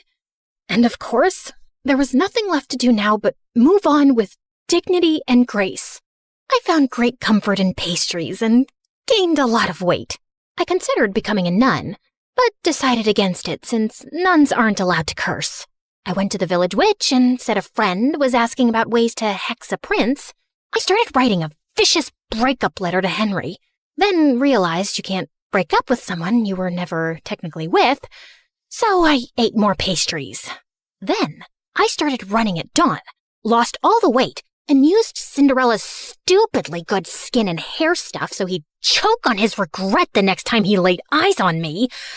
But no matter what I did, it didn't dull the ache of missing someone who didn't miss me back anymore. It had been months since that last letter, and I had picked myself up and moved on. So I wasn't expecting my stomach to lurch when an official invitation arrived from the palace, announcing a grand ball in honor of the prince's return. Great. Other people could honor him. I wasn't going. Besides, Anastasia was terrified of dancing, and Mother wouldn't be up for it either. Over the past few months, she'd grown very weak and was always tired. I'd asked a couple of doctors to examine her, but they had no answers. Cinderella had been on top of her care, of course, always fluffing her pillows, rubbing her feet, making her special herbal teas. And the thought had crossed my mind more than once. What exactly was she putting in those concoctions? I didn't think she was beyond slowly poisoning a woman for her inheritance. I'd thrown the invitation in the trash. But sometime later, Cinderella came into the living room, clutching it to her chest. You're invited to a royal ball. Can you believe it? Oh, I've never been to a proper ball or worn a ball gown. And I've never seen the palace. I know I'm not invited, but maybe I could go, if you could take me with you. Yeah, no. We're not going. Royal balls are dull. Take our invitation and go, love. I'll arrange a carriage for you. You deserve to have some fun. Yeah, there was no cute fairy swishing a wand and going bibbidi-bobbidi-boo. Just my own mother handing Cinderella one of her finest gowns, a string of expensive pearls, and some money to buy shoes. Because naturally, Cinderella's feet were impossibly tiny and delicate, and she couldn't borrow shoes from us ogres. And off went Cinderella, looking like a vision. Since she was finally out of the house for a few hours, there was no way I wasn't going to snoop through her room, which was, as I suspected, disgustingly perfect. Not a speck of dust, and everything was arranged with military precision. Psychopath. I rifled through her drawers, opened her wardrobe, peered under the bed. I didn't find some secret stash of poisons or a diary confessing to slow murder. I wasn't even sure what I was looking for, and I was beginning to feel stupid. I turned to leave when suddenly, my elbow bumped into a picture frame on her vanity, knocking it to the floor. I cursed under my breath as I picked it up. Luckily, nothing was broken, and the picture had just come out. As I was placing it back in, something slipped out. A folded piece of paper tucked away carefully. And when I opened it, I recognized the handwriting instantly. I would have known it anywhere. Dearest Drizella, I'm so sorry I haven't written in a while. A sudden, strange illness gripped me and I was too sick to be moved or even lift my head. The royal court kept quiet to avoid panic, and it took me months to recover. Even now, the physicians say the worst is not over. I'm healthy otherwise, but my vision has been compromised permanently.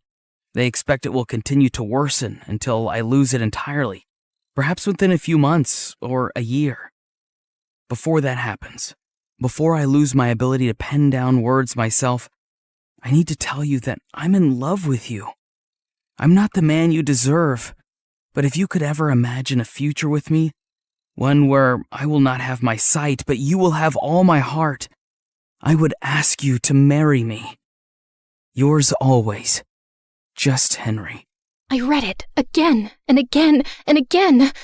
My knees gave out and I sank to the floor. He had loved me. He had wanted to marry me. He had needed me when he had gotten such terrible news, and I'd never even known. I'd spent all this time thinking he'd forgotten me so easily, but it wasn't true. None of it was true. But Cinderella had known. How had she gotten this letter? Had she stolen it before it reached me? Did she intercept others too? Did Henry get mine? A broken sound escaped my throat. I wasn't crazy or paranoid. I'd been right about her all along. Suddenly, the sound of the front door opening snapped me back to reality. Cinderella had returned from the ball. I rose to my feet, pure rage surging through my veins. She'd taken everything from me, but this time, she wasn't getting away with it. I ran downstairs and found Cinderella by the fireplace, humming softly, and I lunged towards her and grabbed her hair. Oh my God, what are you doing? I shoved the letter in her face. Why do you have this? What did you do? What did you say to him? Her blue eyes went wide. Then slowly, she smiled. And before I could react, she grabbed the letter from me and flung it into the fire. What letter? I saw red as I screamed and tried to yank her hair from her skull. She managed to pull away from me, but I grabbed her dress, tearing away the silk. She shoved me, and I stumbled back as I ripped the pearls from her throat. Mother and Anastasia came running in at the noise. What is happening? She's attacking me! She's gone mad! Get her out of here. I swear I will kill her if you don't. You don't know what she's done. She stole him from me. What? Who are you talking about? Henry, the crown prince. We were in love. He wanted to marry me. Mother and Anastasia just stared at me like I was speaking a foreign language. She's crazy and jealous. She's always hated me. Drizella, you've lost your mind and you're scaring us. No, I'm not crazy. I'll prove it. I tore up the stairs, running to my room. I flung open the chest under my bed where I'd kept all our letters. They were gone. All of them. I stumbled back down the stairs, half mad with grief and rage. I charged at Cinderella again, but Mother blocked my path and shielded her. You will not come near her again, you hear me? Enough. I couldn't breathe. I bolted from the house and ran out into the cold. I stumbled into the barn and sank onto the dirt floor, sobbing until my whole body hurt. I didn't know how much time had passed, but eventually the door creaked open and Anastasia walked in softly, kneeling beside me. If you say you talked to the prince, if you say you loved him, I believe you. You do? I knew you were hurting this past year. I mean, I know what eating your feelings looks like. But you just shut me out. I wish you hadn't. I leaned into her, the way we used to when we were little girls, feeling scared of thunder, and she pulled me into a warm hug. Thank you. I didn't sleep a wink that night. Henry's letter replaying itself over and over in my mind. Tomorrow, I was going to the palace. I didn't have a plan or some speech prepared. I just knew I had to see him, and I wasn't coming back home without doing it. It was soon after dawn that I prepared my horse to leave, when a servant handed over a letter. Important news!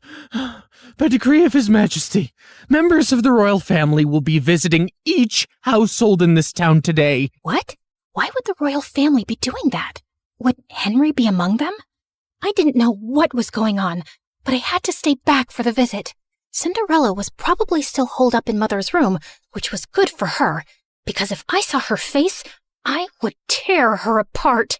I paced around impatiently, looking out the window for any signs of the royal delegation approaching. I thought I'd get a better view from the attic, so I ran up. And as I stood there, with my face pressed to the window, suddenly, the hair on the back of my neck stood up. I turned, and Cinderella was standing in the doorway, her eyes gleaming. Before I could run towards her, she slammed the door shut, and I heard the lock click. "Let me out! You crazy witch! Let me out!" And when I saw the royal delegation arrive at our house, I felt manic. I kicked and banged and screamed until my throat was raw. But no one heard me. Why was the royal family here? What was Cinderella doing? Finally, I heard someone running up the stairs, and the door burst open. The prince, he's here. He's here. And he just asked Cinderella to marry him. The words punched the air out of my lungs. You have to go. You have to stop him. Hurry.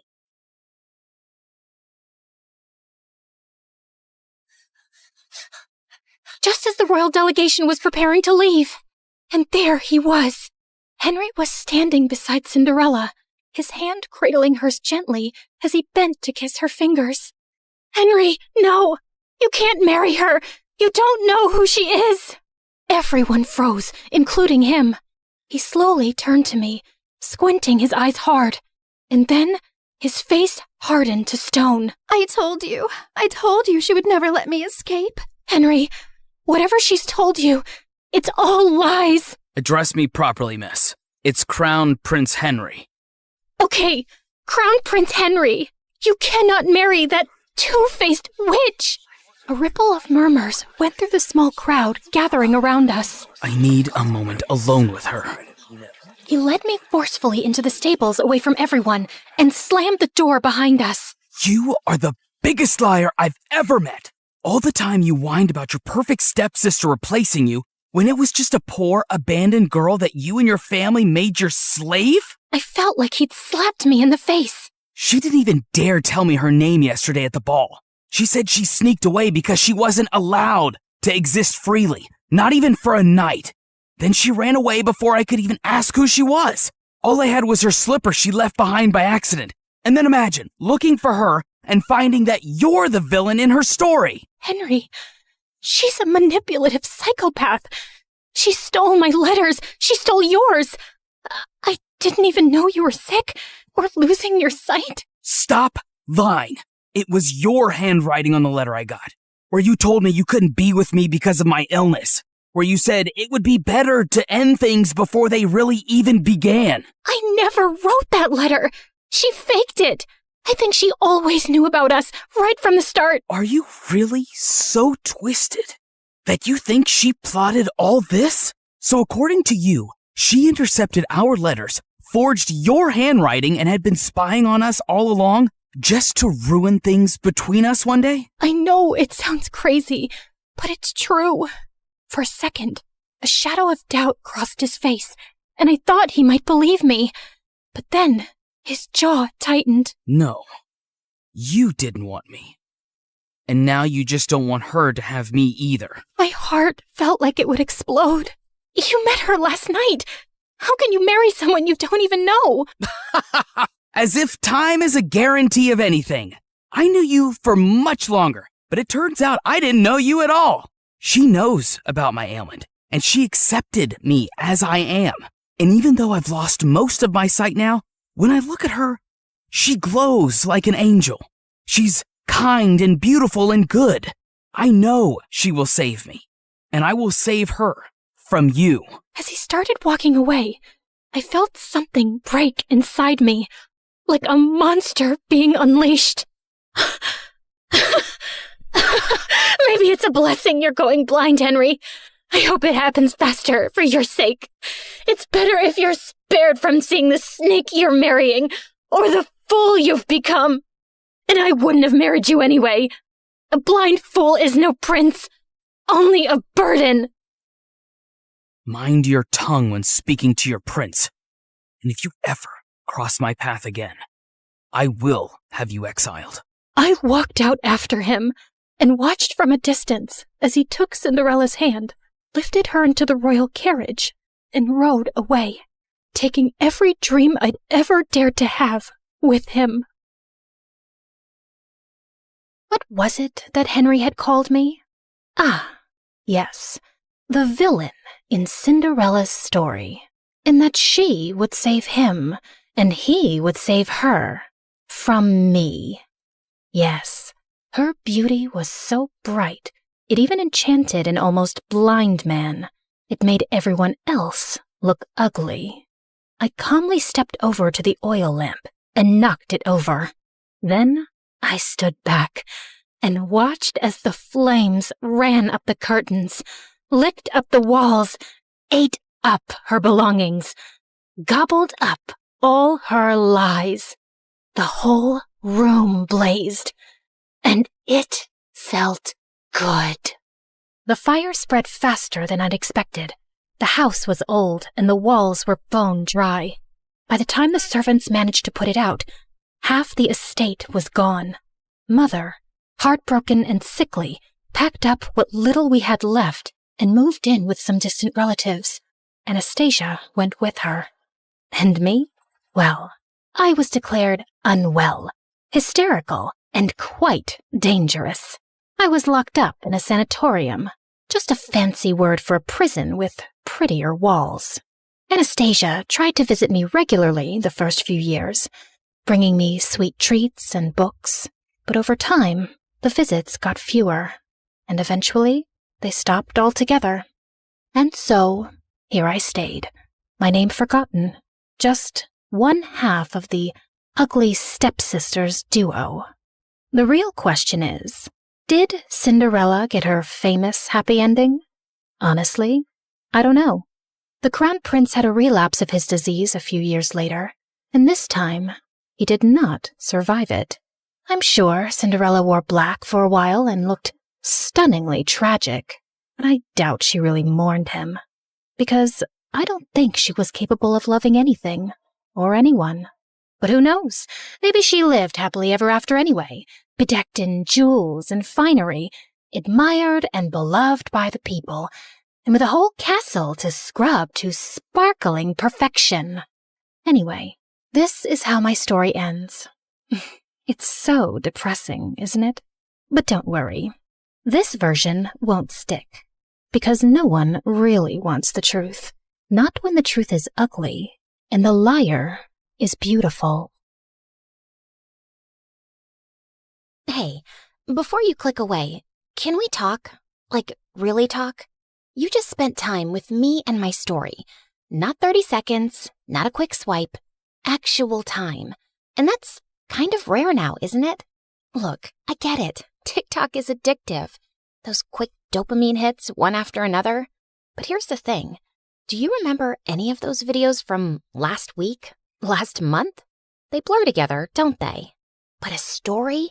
A real story sticks with you. It changes how you see things.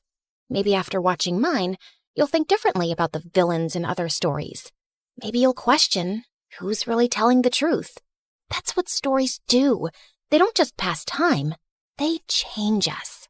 We're fighting to keep this alive. Every animation you see took weeks. Every character, every expression, every scene, crafted by humans who believe stories matter. We could pump out 3-minute clips with AI voices reading Reddit posts. We could chase trends. We'd probably get more views. But we don't, because you deserve better. Here's the truth. Platforms push short-form content because it keeps you scrolling longer. But we're not trying to steal your time. We're trying to earn it, to give you something worth those minutes. So if this story made you feel something, anything, then please share it. Not for the algorithm, not for us, but for everyone who's hungry for real stories and doesn't even know it yet. Send it to that friend who says, I wish movies were like they used to be. Drop it in the group chat where people actually discuss things. Because every share is a vote that says, yes, storytelling matters. Yes, we still want narratives that challenge us, surprise us, make us think. The art of storytelling survived thousands of years. From cave paintings to campfires to Shakespeare to cinema. Don't let it die on our watch. Not for a 5-second dance trend. Help us prove that in a world of infinite scroll, some things are still worth stopping for. Share this story. Save storytelling. It sounds dramatic, because it is. I was peacefully dozing off on a plane to China when suddenly someone yanked my hair and chomped on my ear like it was a snack. I whipped around to find a naughty-looking boy. Ow! Seriously? Keep your teeth to yourself, kid! He then burst into tears and his mom turned to me. 你竟敢对他大喊大叫，他还是个孩子。 I wish I understood Chinese, but her dramatic glare made it clear I was the villain here. I tried to dive back into dreamland, but the woman next to me had other plans. She woke up and started chewing her gum like a goat who hadn't eaten for 300 years. It was so loud that people from 30,000 feet below could hear it. Excuse me, could you tone that down, please? Tone down the what? Oh, great. Her voice was even more annoying. I shrugged it off and reached for my trusty earphones instead. But before I could enjoy some music, the guy on my right suddenly smacked my shoulder. What is wrong with this flight? Everyone was driving me nuts. Left, right, front, and back. The culprit was so engrossed in some stupid adventure game on his phone. Hey, quick question. Do I look like a punching bag to you? A little bit. You can't play your stupid game without attacking a real person, you know. Chill, girl. It's called reflexes. Maybe if you had better ones, you wouldn't get hit. The audacity of this guy! I couldn't help but think, why do these online gamers waste their time in a virtual world when there's a beautiful one right outside the window? Real life is 1,000 times better. Or so I thought. Hi, my name is Alira, and I'm an aspiring photographer who loves traveling around the globe and capturing the most beautiful scenes and moments. I had always enjoyed doing it alone, but things took a wild turn when a weird and mysterious guy started tagging along and changed my life forever. Before I continue, please like and subscribe. After dealing with all those annoying passengers, I eventually fell asleep after listening to music while letting my imagination run wild. Soon enough, the plane finally landed, and I headed straight to my beautiful hotel. I took a short beauty sleep while waiting for nighttime to roll around, and when it finally came, I excitedly jumped out of my bed, took my camera, and immediately rushed outside. Stunning views, beautiful people, inviting lights, glowing lanterns, and the sweet traditional vibes of China. This is the dream. Walking along the streets, I stumbled upon a guy sleeping on a bench. Judging from all the stuff around him, he must be homeless. Poor thing. I found myself clicking pictures of him, my camera perfectly capturing his struggles and hardship from every detail of his form. Just then, a green owl suddenly appeared from behind the bench, perched on the sleeping guy as if he owned him, and scowled at me. Relax, little buddy. He's all yours. To my surprise, the guy woke up and scowled at me too. Who are you? And what are you doing here? His eyes then lowered to my camera. Were you taking pictures of me while I was sleeping? Duh, I was taking pictures of the street, but you were blocking my view. It's not my fault you were sleeping there. That's a terrible excuse for disrespecting my private space. The private space? That's rich coming from you, who is sleeping on public property. Delete my pictures, or I'm gonna delete it myself. Don't you dare touch my camera! Do you have any idea what it takes to capture a beautiful moment or view? The countless hours, the right timing, the quest for the perfect angle. I pour my heart and soul into every shot. Those aren't just pictures. It's a piece of me, a piece of my struggle, my passion, my life. So please, don't take that away from me. I trailed off when I realized that he was now holding my camera and swiping through the shots. But how? So you're not only homeless, you're also a snatcher. Give it back, you jerk. I lunged at him to retrieve my camera, but he suddenly vanished. I spun around, and he was still swiping. This guy, I swear to God.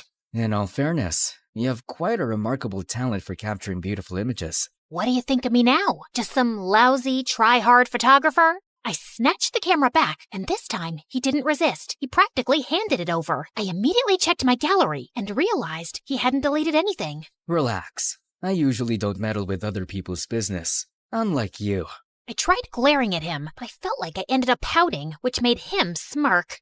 Oh, well, at least I finally bumped into someone who speaks English. I'm so tired of racking my brains and using weird hand gestures to understand what the locals are saying. He ignored me and started picking up his things as if preparing to leave. So, where are you from? Not from around here. I see. Where are you going? I don't know. Maybe under the bridge, at the back of the junkyard?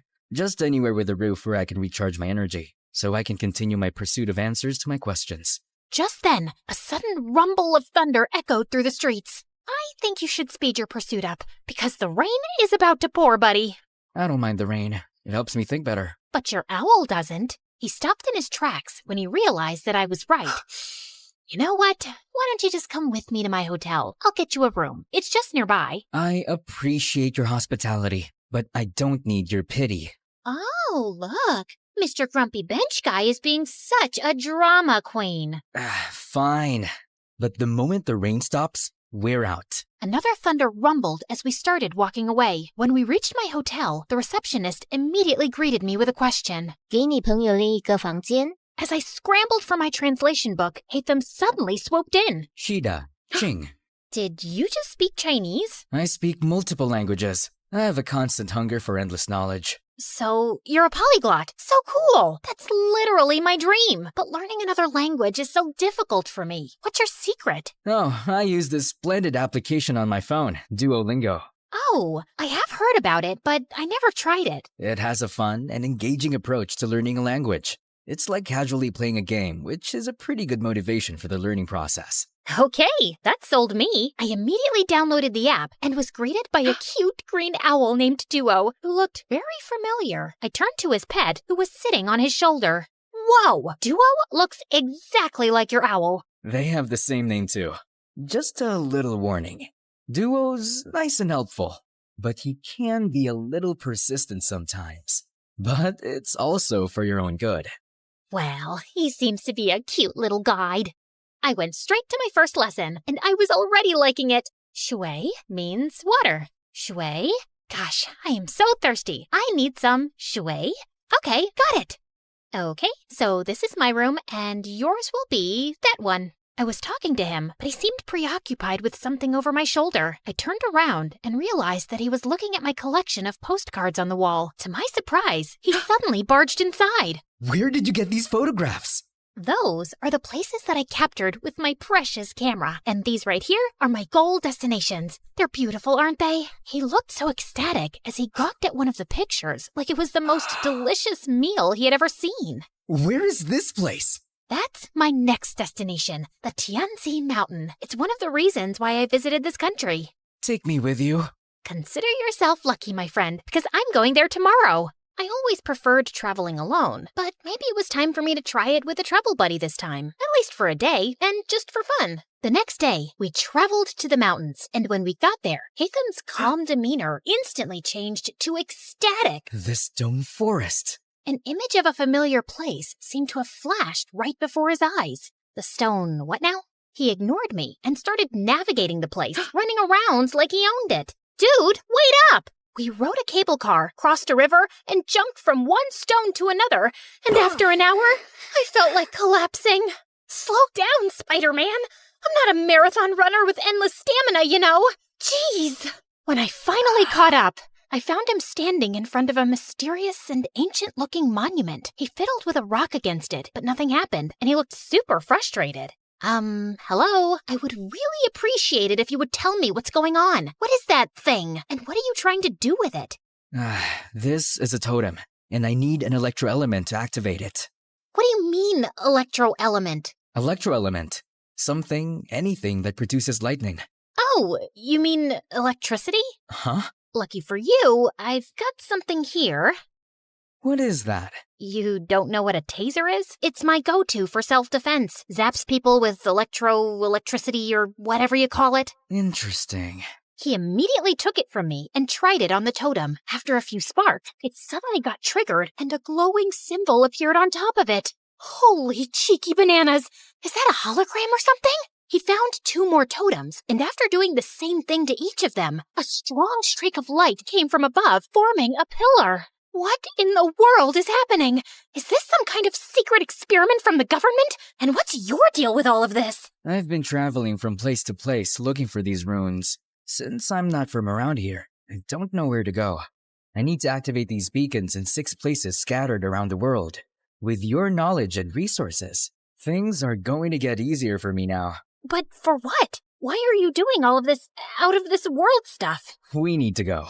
Dude, you didn't answer my question. Sometimes, the journey to find answers is more important than the answers themselves. Whatever you say, Plato. After activating the first beacon, we embarked on a thrilling and action-packed adventure of a lifetime. After Tianzi Mountain, we rushed straight to Huanglong River, which Hatham kept calling Luhua Pool Liu. There, we had to light up some fire totems. There were 5 of them, but according to him, only 3 needed to be activated. Of course, those 3 we needed were surrounded by water. Great, right? Hatham was all business, using his fancy tricks to get those waterlogged totems blazing, while I just snapped pictures of these outrageous moments. Our next stop was the breathtaking Matterhorn in Switzerland, aka Dragonspine, according to my travel buddy, where we faced a puzzle with circular platforms and wall signs. The place was so cold that I had to huddle by fire torches just to keep myself from turning into a popsicle. I let Mr. Mysterious Smarty Pants solve the puzzle by himself, while I continued my Duolingo sessions. You know I can't miss those streaks. With each beacon we activated, I felt a mixture of excitement and curiosity. What was this leading to?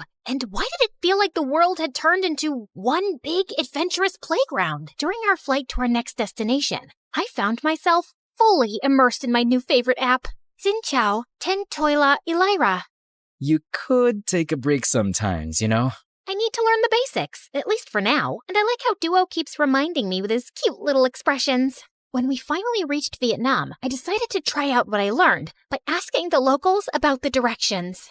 Xin Loi, Bang Ko Te Chung Toi Duang. The woman stared at me as if she was solving the most difficult math puzzle. Ko Te... Xin lỗi, nó ngàn con đít chỗ, chúng tôi vết đống vết vinh, ha lồng đục trong. Được chứ, bạn chỉ cần đi thẳng, rồi đi qua cái cây khổng lồ kia, sau đó rẽ phải và đi bộ khoảng 200 mét sẽ thấy một khoảng đất trống. Okay, I guess it was too early for me to attempt a conversation. After learning the direction, Hatham continued walking towards the bay. Ugh, why is this guy so good at everything? You still have a long way to go, Elira. I literally just started. Just wait and see. I'll be leading the leaderboard with an unbeatable streak in no time. I commend your determination. Keep it up. Soon enough, we were greeted by the beautiful emerald waters and towering limestone islands of Halong Bay, or as Hatham called it, the Golden Apple Archipelago. While I was snapping pictures left and right, Hatham got to work immediately. He solved a music rock puzzle thing, and after activating the place, we toured around the city and enjoyed their local food. I even tried conversing with the locals with the help of my brilliant travel buddy. It got me even more determined to learn more. So during our flight to Scotland, I got really busy with leveling up and earning rewards. I never knew that learning could be this fun. Learning could also be done in silence. Sorry. And soon, we finally reached our next destination, the Isle of Skye in Scotland, or as Hatham called it, the Star Snatch Cliff, Mondstadt. After walking around, we came across a green fan-like object. I watched in amazement as he applied some wind pressure to activate it, unleashing a powerful upward current. Whoa, that's so dope! So, what's next? Time to fly. After taking a large cloth from his bag and holding onto it, he wrapped his arm around me, and we gracefully floated in the magical breeze. I never thought I would experience flying like this, not even in my wildest dreams. If this is a dream, I hope I can keep enjoying it and not wake up too soon. Our imaginations know no bounds, Elira. They possess the extraordinary ability to unlock infinite possibilities. We then found 2 more fans along the way before we finally activated the totem at the top of the cliff and summoned the pillar. I stood there for a while and looked ahead at the seemingly endless horizon, thinking about how Hatham sees this beautiful world in his own vision. Finally, we were down to the last one, Deshra Desert Sumeru, or as we call it, the Great Pyramids of Egypt, my favorite. Hatham looked so nervous and excited while I was taking some pictures of the legendary structures. After hours of touring around, I followed him as we headed to the group of old, weathered columns. So, how do we solve this one? We need to hit the larger columns until you match them with the corresponding symbol on the smaller columns beside them. Match all 3 big ones to the smaller ones to summon the last pillar. Aye, aye, Captain. I grabbed a tree branch lying nearby and used it to help him hit the columns until we finally summoned the last pillar. All the pillars scattered across the world that we activated should be glowing now too. I dropped my jaw in amazement when their fusion created a swirling, glowing vortex or something. Is that a freaking portal? Yes, it's a portal back to my world, Elira. To your world? So there's indeed another world out there? Before he could answer me, the earth beneath us mildly shook, and a horrifying creature suddenly appeared right in front of us. Holy crunchy potatoes! Is that a transformer? Did Hatham summon that machine from their world? What if he was actually a bad guy who was set to ruin our world? Oh my gosh, what have I done? I wasn't ready to say goodbye to our beautiful earth just yet. I have yet to discover the other wonders of... My paranoid voice trailed off when I realized that Hatham was gone. Just then, I felt a strong, glowing presence behind me. I slowly turned around and saw him and Duo transforming into something with dust particles and glowing green projections dancing around them. Everything then cleared away, revealing a strikingly handsome video game character and his adorable sidekick. Hatham, is that you? This is my true form, Elira. And my real name is Zal Hatham, a scholar from Sumeru, and our academia scribe. That machine in front of you is a primal construct, only found around the desert area of Sumeru. This machine enemy is often found guarding the temples and ruins, and I need to defeat it. So it's like the final boss in the game, and you're the brave hero. I suddenly felt bad for suspecting him as a bad guy. As the primal construct started charging toward them, 3 ethereal green mirrors popped in and hovered around Hatham, radiating a brilliant emerald light that almost blinded me. He then started fighting the monster, moving with grace and precision, consistently blending freestyle moves and rotational attacks with his sword and abilities. Watching them fight was mesmerizing, as if I had been transported into an epic video game. He unleashed a barrage of reflective attacks, boomerangs slicing through the air, slashes carving through steel. Each hit dealt a lot of serious physical damage. Soon enough, the terrifying machine was finally defeated. Dude, you were so cool! How did you do that? I don't need to fight. I only need to think. Everything else is connected. All I have to do is find the weakest link, deal with the causal factors, and everything else tends to resolve itself. Okay. Enough with your deep philosophical words, dude, and maybe start explaining everything to me properly. You know, I've been following you around like a dumb little kitten and catching up with your stamina. As a gratitude for helping me, you deserve to know the truth. My friend Kaveh and I were trying to open a domain, but something went wrong. It started malfunctioning. The rule is to hit these columns using a physical attack and never use any elemental attack. Kaveh didn't know this, so he used his elemental skill because he thought it was more efficient. It made a different reaction to the process, and instead of opening a domain, it opened a portal that connected to the human world. And before I knew it, it started sucking my friend. I tried to save him, but I was the one who got pulled inside instead. I got teleported here, which was a very different place, and I have been finding my way back for quite a long time. Thanks to my friend Duo here, who also got accidentally teleported for some reason. He's been my companion since the day I got here, and he's the one who has been helping me learn the different languages of humans. Now that makes sense. And no sense at the same time. I swear, I'm stuck in a fantasy adventure novel. Anyway, I'm glad that you finally made it. I appreciate all your help in this journey of mine, Alira. As much as I wanted to discover more about your interesting world, I need to return. Tevat needs me. Oh, well, traveling won't be the same anymore without you. I'm gonna miss you a little bit, I guess. Just play Genshin Impact, and I'm sure you will enjoy the magical beauty of our world, Tevat. We have 7 nations brimming with natural wonders that you would love to capture. You'll meet a diverse set of people with unique personalities and abilities like me. And together, we will fight exciting enemies. We'll share every adventure in this enchanting realm. I felt a lump in my throat as he extended his hand, but knowing that I would be seeing him again, I shook it with a smile. See you around, Alira. I watched them as they entered the portal, returning to their world. Come here, boy. Bam, bam. Eat that, monkey butt. All right, hate them? Time for some snacks. Ever since I started appreciating video games, I became the annoying passenger this time. These games opened my eyes to the existence of extraordinary places that remain hidden from our physical world, places that only exist in our minds, yet they possess the power to transport us on thrilling adventures. They hold captivating magic and beauty, offering a gateway to fictional worlds. Now, I embrace the opportunity to immerse myself in both realities, and because of it, I have never felt alone again. I was so into the game that I jerked when an incoming announcement sound chimed in. Ladies and gentlemen, this is your captain speaking. We will begin our final descent to Paris shortly. And now, it's time to explore the famous beauty of Paris. Bonjour, comment allez-vous? Wait, is it allez-vous? Allez-vous? Bonjour, comment allez-vous?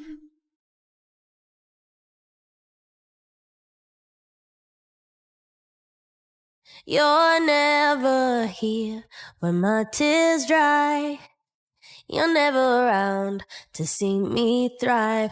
When it's my birthday or my day off, you got other plans and can't show up. I sat in the audience for the 1,000th time watching my annoying sister Mara's talk show. I was just about to fall asleep when suddenly a spotlight shone on me. There she is, my twin sister Brooke. Come help us play the game, sis.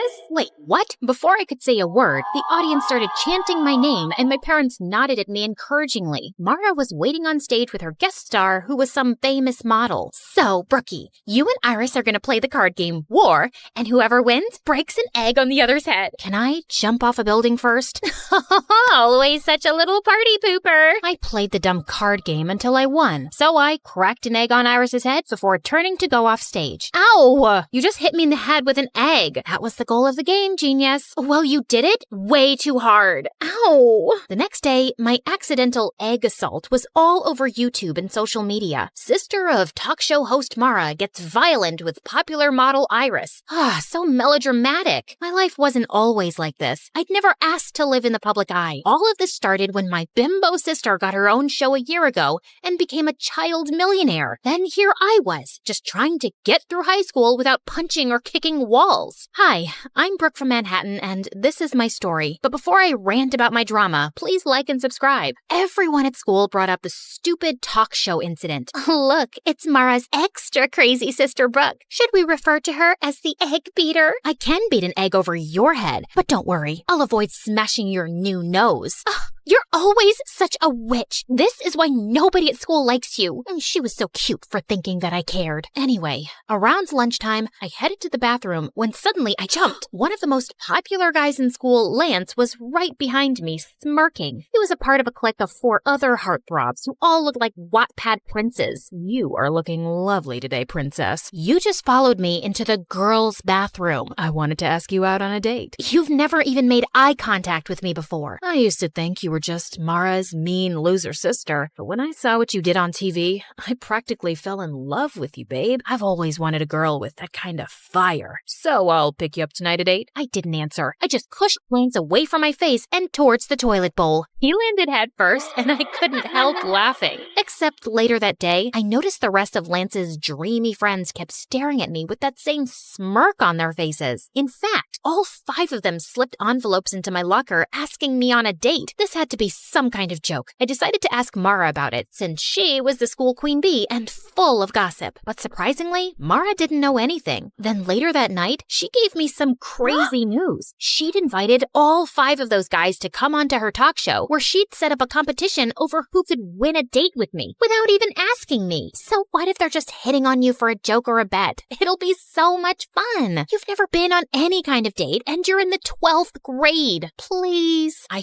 finally gave in, but I knew those boys were up to something. And if they were going to mess with me, I was going to mess with them too. On the night of the show, I sat center stage behind a table while the 5 idiot heartthrobs lined up behind a rope. Each of them had 30 seconds to impress me. After you pushed me into the toilet, I went and bought you flowers. I also have chapstick to put on before kissing you for our date. Too bad your breath smells like a sewage drain. Next. If you were my girlfriend, I'd take you to a restaurant right on the ocean and buy a giant ice cream sundae with ice cream makes me puke. So I used to be an underwear model, but then I'm embarrassed for you. I had this flown over from Japan. No! By the time the 5th guy, Zeke, came over, I was already exhausted. Then I noticed he was holding a guitar. Oh my God. Brookie, oh Brookie, honey, my heart is yours. Yeah, Brookie, oh Brookie, Brookie, my sassy princess I adore. The audience went wild, and I wanted to cringe. But for some reason, I found myself smiling. So when it was time to choose the guy I'd go on a date with, I chose Guitar Boy Zeke. I just had to remember that he probably didn't really like me, and if he was planning on humiliating me, I had to beat him at his own game. So when I met Zeke for our picnic date, I came wearing my mom's wedding dress.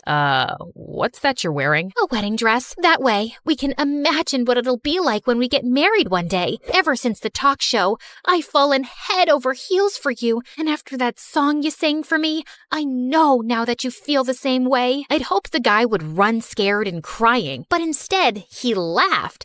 I must have really won you over with that song I played you. I'm not done with you yet, Prince Charming. During our picnic, I sat on his lap and made him feed me every bite of food and hold the water cup up to my lips. And when he turned to get a napkin, I started fake crying hysterically.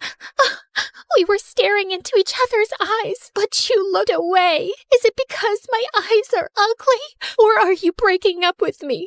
I have nothing else to live for now. You are so extra. I know what'll cheer you up. Let's have a romantic dance. Wait, what? Before I could say a word, Zeke turned on classical music and pulled me up to dance. He started spinning and twirling me around and even threw me in the air. God, he was crazy. Later on, Zeke drove me home, but he said he needed to stop at his house first for something. I decided then I'd confront him. Look, I know you're either dating me because you bet your friends money or you guys want to humiliate me as a joke. Either way, I'm just telling you, I didn't fall for it. I told those guys you'd be too smart to trick. It was Lance's idea to bet money on which one of us can win you over. I never wanted to do it, but I couldn't tell Lance that, because whatever Lance wants, Lance gets. Zeke then told me his dad and Lance's dad were friends, and because Lance's family was rich, his dad was going to pay for a music college Zeke got into. Therefore, he could never afford to ever piss off Lance. And don't tell Lance I said any of this. Please, just let me tell him you fell for me and you asked me to be your boyfriend. I really want to go to music school.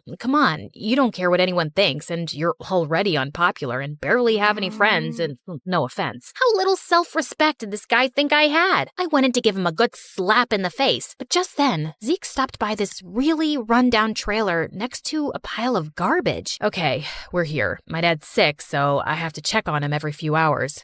Holy crud, this is where he lived? This place was a single room, and Zeke's dad was in a bed with an oxygen tank. I guessed with his dad's medical bills, he'd never have enough money to even think about music school. So I decided to let Zeke tell Lance he was gonna keep dating me for a bet. The next day at school, I saw Lance and the other 3 heartthrobs looking at me and snickering to themselves. Even other kids seemed to be onto the bet, but I could live through it. I was doing a good deed by humiliating humiliating myself. Plus, Zeke was fun to be around, and I didn't mind having him as my fake boyfriend. One night, I decided to invite him to a celebrity party Mara and I were attending. I even bought him a suit and tie, and secretly, I thought he looked super handsome. At one point, I was walking by the entrance when suddenly I saw Zeke standing with Lance and his friends, and Zeke was saying he had to go. What do you mean? This is a huge exclusive party that I invited you to. Listen, cranky face, I came to pick up your boyfriend for some last-minute plans. Surely you two can reschedule. With that, Zeke took off with the boys, and for some reason, I felt really angry about it. Just then, Mara came over to ask if I was okay, and I ended up telling her everything. Look, I know you feel bad for Zeke because of his home situation, but you don't have to sell your dignity for charity. If you think he doesn't genuinely care about you, just dump his sorry butt in front of everyone tomorrow. Or I can talk tomorrow in school, like an actual mature person. But I know maturity is kind of a foreign concept to you and the other kids at school. Okay, listen, sis. You've never had any real friend or boyfriend before, and I'm at the top of our school's social ladder. I know how to deal with these things. I can handle this myself, thanks. Just because I don't date a different guy each week doesn't mean I need boy advice from you. So on Monday at school, I headed to the bleachers at lunch where I knew Zeke practiced guitar, except he spotted me first and immediately came over to hug me. I am so sorry about what happened at the party. Lance decided at the last minute that he wanted to have a betting party. Kids at school are betting on how I'm gonna break your heart and everything. I realize this may be going too far. It's going way too far. I tried to do a nice thing for you, but you're totally taking advantage of me. Also, how long are you gonna be Lance's slave for? Can't you get a scholarship to the school or something? No, I'm not talented enough. It's cool. I'll tell Lance the truth and stand up to him. I'll just find something other than music that makes me happy. Zeke turned to walk away, but I just couldn't let him give up his friends, his reputation, and his dreams. So I told Zeke I'd help him apply for a scholarship because even though he didn't believe in himself, I knew he was talented enough to get one. And 2 weeks later, he got accepted. You just made my dreams come true. Brooke, no one has ever believed in me like that before. You're amazing. Zeke suddenly picked me up and spun me around, which made me feel butterflies. After that, Zeke and I became really close and started hanging out all the time. I helped him take care of his dad, and he helped me make some friends at school. Except there were a couple of issues. One, I started to develop real romantic feelings for Zeke. And two, was Zeke still hadn't told Lance the truth, even though it was part of our agreement. So finally, Zeke decided to confront Lance one day after school as I hid behind a tree to listen in. Look, man, I told Brooke about the bet. It's not right the way we're manipulating her. Plus, I've been hanging out with her, and I think I want to date her for real. You know, she helped me get a scholarship to the music school you were going to pay for. Now, you don't have to. Are you kidding me? What am I going to tell all the kids who've been giving us money, betting the different ways you can dump her? You're one of us, Zeke, and she's an unpopular loser. It'll make the whole squad look bad. If you date her, then you're dead to us. Well, fine then. You guys are jerks anyway. I'm going to get myself an awesome girlfriend. I held my breath as I watched Zeke ditch his friends for me. And just like that, Zeke and I became an item. He held my hand, kissed me in public at school, and didn't even seem to care that he'd lost all his friends in popularity. Everything seemed to be going well, at least for a couple of weeks. Then one weekend, I went away with my family for a camping trip with no Wi-Fi or cell reception. But when I arrived back at school on Monday, something horrible happened. I was sitting in the cafeteria when suddenly Zeke stood up on one of the tables with a microphone and speakers. Can I have everyone's attention? I have something to say to my girlfriend, Brooke. I'm sorry, babe, but I just can't date you anymore. I've realized that I don't want to be with a stuck-up sourpuss who's way below my league. It's also really lame that she's never dated anyone before. So for all of you out there who bet money how I dump Brooke, the ones who selected public humiliation win. I stood with shock as I watched a bunch of kids run over to Zeke, Lance, and the other guys with cash. None of this made any sense. Had it just all been a setup? I ran out of the room and into the hallway to collect myself when I saw Zeke behind me. Brooke, I am so sorry I had to do that, but I had a good reason. What good reason could you possibly have for humiliating me like that? Please, just listen to me. My dad had to have an emergency medical procedure over the weekend that I couldn't pay for, and since there was no way to reach you, I had to ask Lance for help. He said he'd only pay for it on the condition that I publicly dump you. I'm so sorry. I still want to be with you, though. It just might have to be in secret. You know what? No, I don't care what your reasons are. I am so freaking sick of all of your excuses to manipulate and humiliate me. We're done, Zeke. That night, I refused to let myself cry. Zeke didn't deserve my tears. I didn't need any cowardly idiots in my life anyway. The next afternoon, I was studying in the library when I decided to take a break for some coffee anime and MSA videos. But while I was relaxing, Lance suddenly sat down next to me. Ooh, MSA. I watch them on TikTok all the time. Let me help you pick an episode. If you come anywhere near me or my computer, I'll squeeze your head until your brain pops out. Oh wait, I forgot. You don't have a brain. Probably why you watch MSA on TikTok instead of YouTube. You know, YouTube, the site for smart people?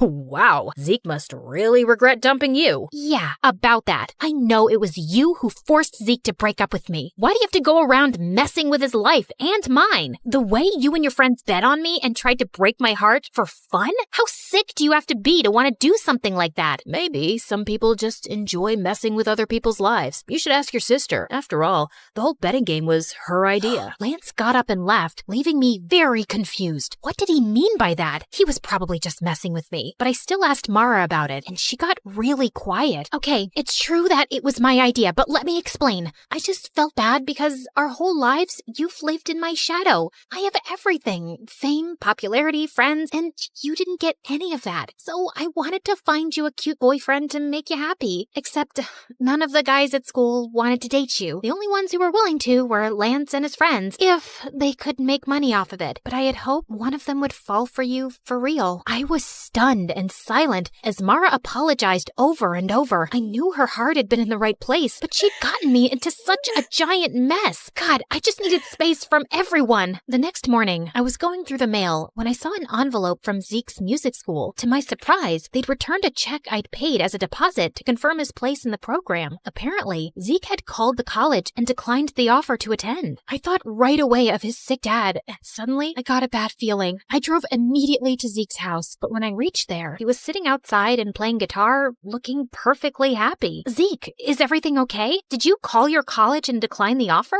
Yeah, I just didn't feel right taking your money to attend there, not after the way I treated you. So I'm just gonna save up and reapply next year. In the meantime, I got a job and my dad's doing better. Thank you for believing in me, Brooke. You have no idea how much it means to me. Zeke came over to hug me and I felt those stupid, happy butterflies again. Hey, listen, are you still friends with Lance? God, no. I'm done being his slave. I took a loan and paid him back everything I owed him for Dad. So, if I give you a second chance, that means you can't be an idiot this time. I swear on my life I won't be. I want you back, and I won't have it any other way. So, I guess my sister did achieve her goal of finding me a guy, even though it was in the craziest way possible. Still, maybe one of these days I could thank her for it.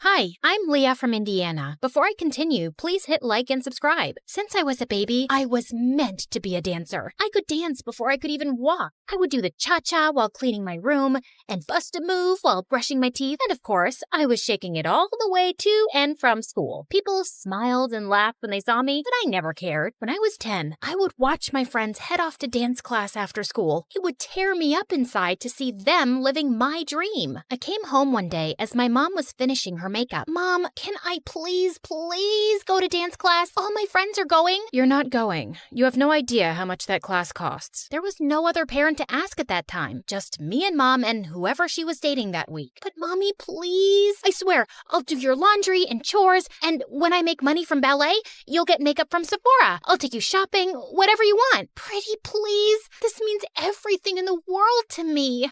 We'll see if that ever happens. Right now, I don't have time for this. I'm going to be late. The answer is no, and that's final. She left me alone in the cold house while she sped off in Ted or Fred's Ferrari to some fancy dinner. For me, another night of instant noodles. I felt devastated with how my life was going, just dreaming about my dream of dancing. But then I turned 12. I was alone, like always, and before I could blow out my candle on my plain cupcake, it flickered out. Oh no, there's still so much to wish for. I was about to leave for school when Mom barged in. Hold on, Leah. You have mail. My mom handed me a card with my name and address on it. Who's it from, Mommy? To Leah from Aunt Lucy. Who's Aunt Lucy? I haven't spoken to her in years. I don't talk to that side of the family. She gave me a ticket. Mom snatched it immediately from my hand. That's not a ticket. It's a check for $10 million.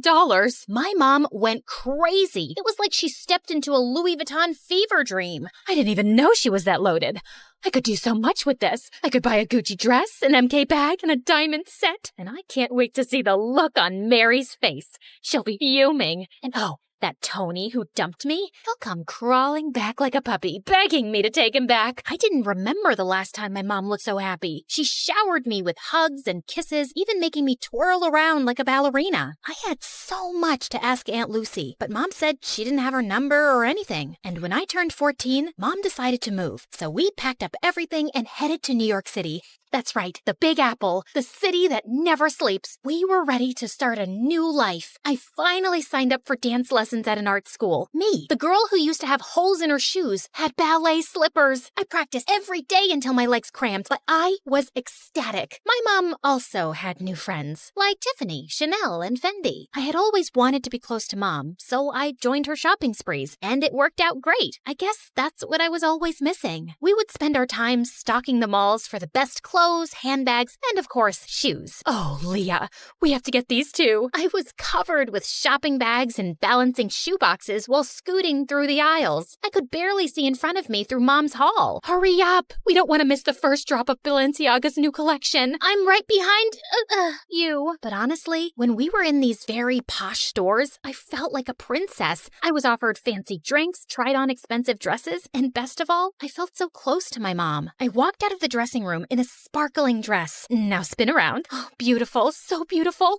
We'll take it. I looked at myself in the mirror. I could barely recognize myself, but maybe this is who I was supposed to be. I carefully teetered in the heels my mom had picked out for me, but crashed into the mirror. Do you think we could look at some flats? While I spent so much time with my mom, I might have been distracted from my dancing. My dance teacher seemed to be losing patience with me. Okay, Leah, you're up next. Saute. I smiled nervously at my dance teacher, attempting to jump, but fumbled the landing. The other students giggled at me. Have you been practicing? Yes, of course. I lied. What time did I have to practice? School was out at 3. I told my mom I would be at Bloomingdale's by 4. I mean, it was so unreasonable. Besides, I never looked more like a ballerina. The clothes, the hair, the shoes, the makeup. I was the definition of what a ballerina looked like. It wasn't my problem if my teachers couldn't see it. By the time I was 16, me and my mom had our routine down. Shopping, dining, and dining. Mom had friends she'd visit while I was in school, and we'd chat about them over dinner. And you wouldn't believe her hair. It's turned this terrible orange color. And her roots? Oh, her roots could be seen from outer space. Honestly, Leah, I'm beginning to think you're my only real friend. She loved me. My mom loved me. Just then, 2 men walked into the restaurant and surrounded us with serious faces. Jeannie Roberts? Yes? What is your problem? They flashed their badges at us. It was the police. You have to come with us. Excuse me? I am not done with my dinner. I want to speak to your manager. Jeannie Roberts, we need to talk to you about your tax evasion. This is ridiculous. You don't have the right person. You're gonna ruin my blouse. Mom, what's going on? Leah, I will call you as soon as I can. Can you let up a little? This is silk. The police dragged my mom out of the restaurant. I didn't know what else to do, so I ran back to our apartment. I paced and cried, staring at my phone. My mom was arrested. What on earth could I do? Finally, at midnight, the doorbell rang, and it was Mom. Mom, what's going on? Listen, I have to be quick. You need to get help. Otherwise, they'll put me away for good. They said tax evasion, but you haven't done anything. We have the money. Tell the police we have millions of dollars. We don't, Leah. It's gone. My stomach dropped. I need you to get me out of this trouble. I need you to go see Aunt Lucy and ask for the money. They have people watching me. They'll pounce on me if I try to leave the city. But you said you didn't know anything about her. Yeah, I just remembered her address.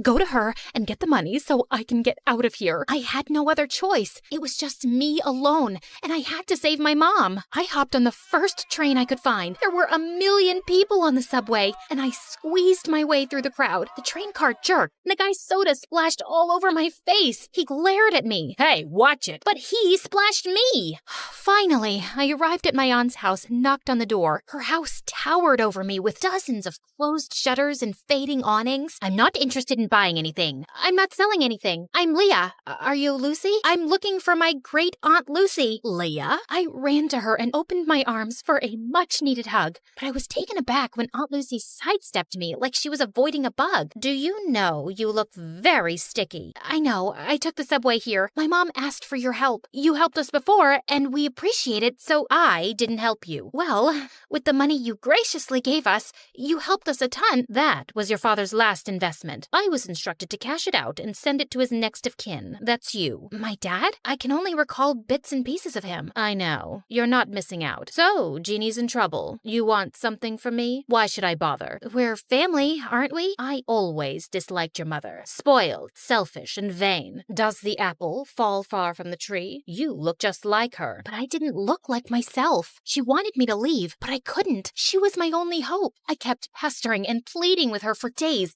buzzing around her like a pesky fly. Finally, after what felt like forever, she talked to me. This used to be a hotel, you know. I took care of everything, and I was great at it. But it's hard for a person my age to manage everything around here. There's too much space and too many stairs. I have a few guests coming over, but I don't have much staff. I would like to see how useful you can be. Whatever you need, I can do it. I needed to win her over to save my mom, so I got to work by cleaning out the fireplace. Large chunks of ash rained down on me, covering the floor in a thick blanket of gray. Ugh, oh my God, what a mess. Leave this and go wash your face. And when I scrubbed the windows, one of the panes cracked and a large piece of glass fell. I caught the glass right before it hit the floor. Oh no. I heard some guests coming, so I quickly shoved the glass under the bedspread. A large older man entered the room and plopped down on the bed. The glass made a large crunching noise and the man screamed, "New sheets! You must need new bed sheets!" I scampered out of the room and caught Aunt Lucy giving me the death stare. On the way to get new bed sheets, I bumped into a flower vase and knocked water everywhere. I sprinted off into the hall and grabbed the mop to clean, and then thud! The rest of the guests slipped and fell. Oops, I think I forgot the wet floor sign. Ugh, it's gonna be one of those days. I totally screwed up, and I knew there was no way she'd forgive me. So I hid from her, and when she finally found me, I started bawling like a baby. She couldn't be mad at a sobbing girl, right? I could see her face soften, and I figured I had a chance to get on her good side. I tried to make up for all the mistakes I had made. I gave my aunt a foot massage, made her fresh juices and warm soup, and in my final efforts, I polished her dresser and found a music box. Don't break it. Oh, I wouldn't. I love it. I'm a ballerina too. Well, maybe. I used to be. You're a little young for used to be anything. For me, this ballet feels like Aunt Lucy and I were finally talking, and it felt like the ice was melting. She told me how she used to be a dancer. When I was a baby, my dad would tell her all about how much I loved dancing. I finally got through to my aunt, but I still needed her help. I brought up how desperate I was to save my mom. I was wrong. You're not like your mother at all. Okay, enough of all this. Let's go. We took a car downtown and met my mom. What on earth happened, Jeannie? You are still as disappointing as ever. Ugh, here we go. Why did you even bother to come here? You could have sent the money with Leah, but I guess belittling an innocent woman is more your speed. Aunt Lucy asked Mom for her tax forms, but all she got was silence. Mom, just give her the paperwork. She'll help us. What's wrong with you? Okay, fine. I'll just leave. And then Mom spilled the beans. She had conned us. The cops were fake. The tax problem was fake. All a scheme to get money from Aunt Lucy. I can't believe this, Mom. How could you do this? I had to. The bank was going to take the apartment, so I had no choice. I was in debt and knew only you could convince your aunt. I'm sorry. I know I spent a little, but I spent on you too, and it was for us, right, Leah? It made you happy, right? You were happy, and that's what made me happy. But I'm behind on all of my classes. We're out of money, and we don't even have the apartment. And now you're definitely not happy anymore, so I'm not happy. And I don't see how I could ever become a dancer. Enough. Leah, you need to go to school and work on your studies. You want to be a ballerina? Yes, of course. Then you are coming with me. And Jeannie, you need to pay all of this off. You'll need a source of income to dig your way out of this. This is an impossible situation. I know I made a mistake, but I want to change. And I can't live without you, Leah. I had doubts, and I was furious too. I even stepped outside with my aunt to leave. But then I realized I couldn't abandon my mom, not even after all the things she did. Okay, Mom, I think we should try to be a family, all of us together. I believed that this time it was going to work out. The three of us went back to the hotel and were ready to start our new lives together. But the next morning, Mom, I ran around the hotel but couldn't find my mom. Her clothes and purse were gone. I searched up and down until I got to the front desk. The cashier's box was completely empty. She left and took my Aunt Lucy's money. I was devastated. I brought her here, and it all happened because of me. What should I do? I had brought on enough trouble, and I had to earn and return every penny back to my aunt. Leah, are you leaving too? I'm so sorry, Aunt Lucy. I just wanted us to be a family. I don't want to cause you any more trouble. I thought it would be better if I just left. I'm so sorry about my mom. I wanted to believe that she would be different, but she wasn't. Just the same horrible, selfish woman. Leah, you don't have to go. It's not your fault. We're family. Sometimes the family you're given isn't the family you end up with, and that is okay. Really? Really. I love you. And I do have some good news. I made a few phone calls, and you have an audition next week. Oh, thank you. I love you too, Aunt Lucy. At the audition, I danced my heart out, and for the first time ever, I was supported and loved by my Aunt Lucy, and that sounds like the perfect kind of family to me.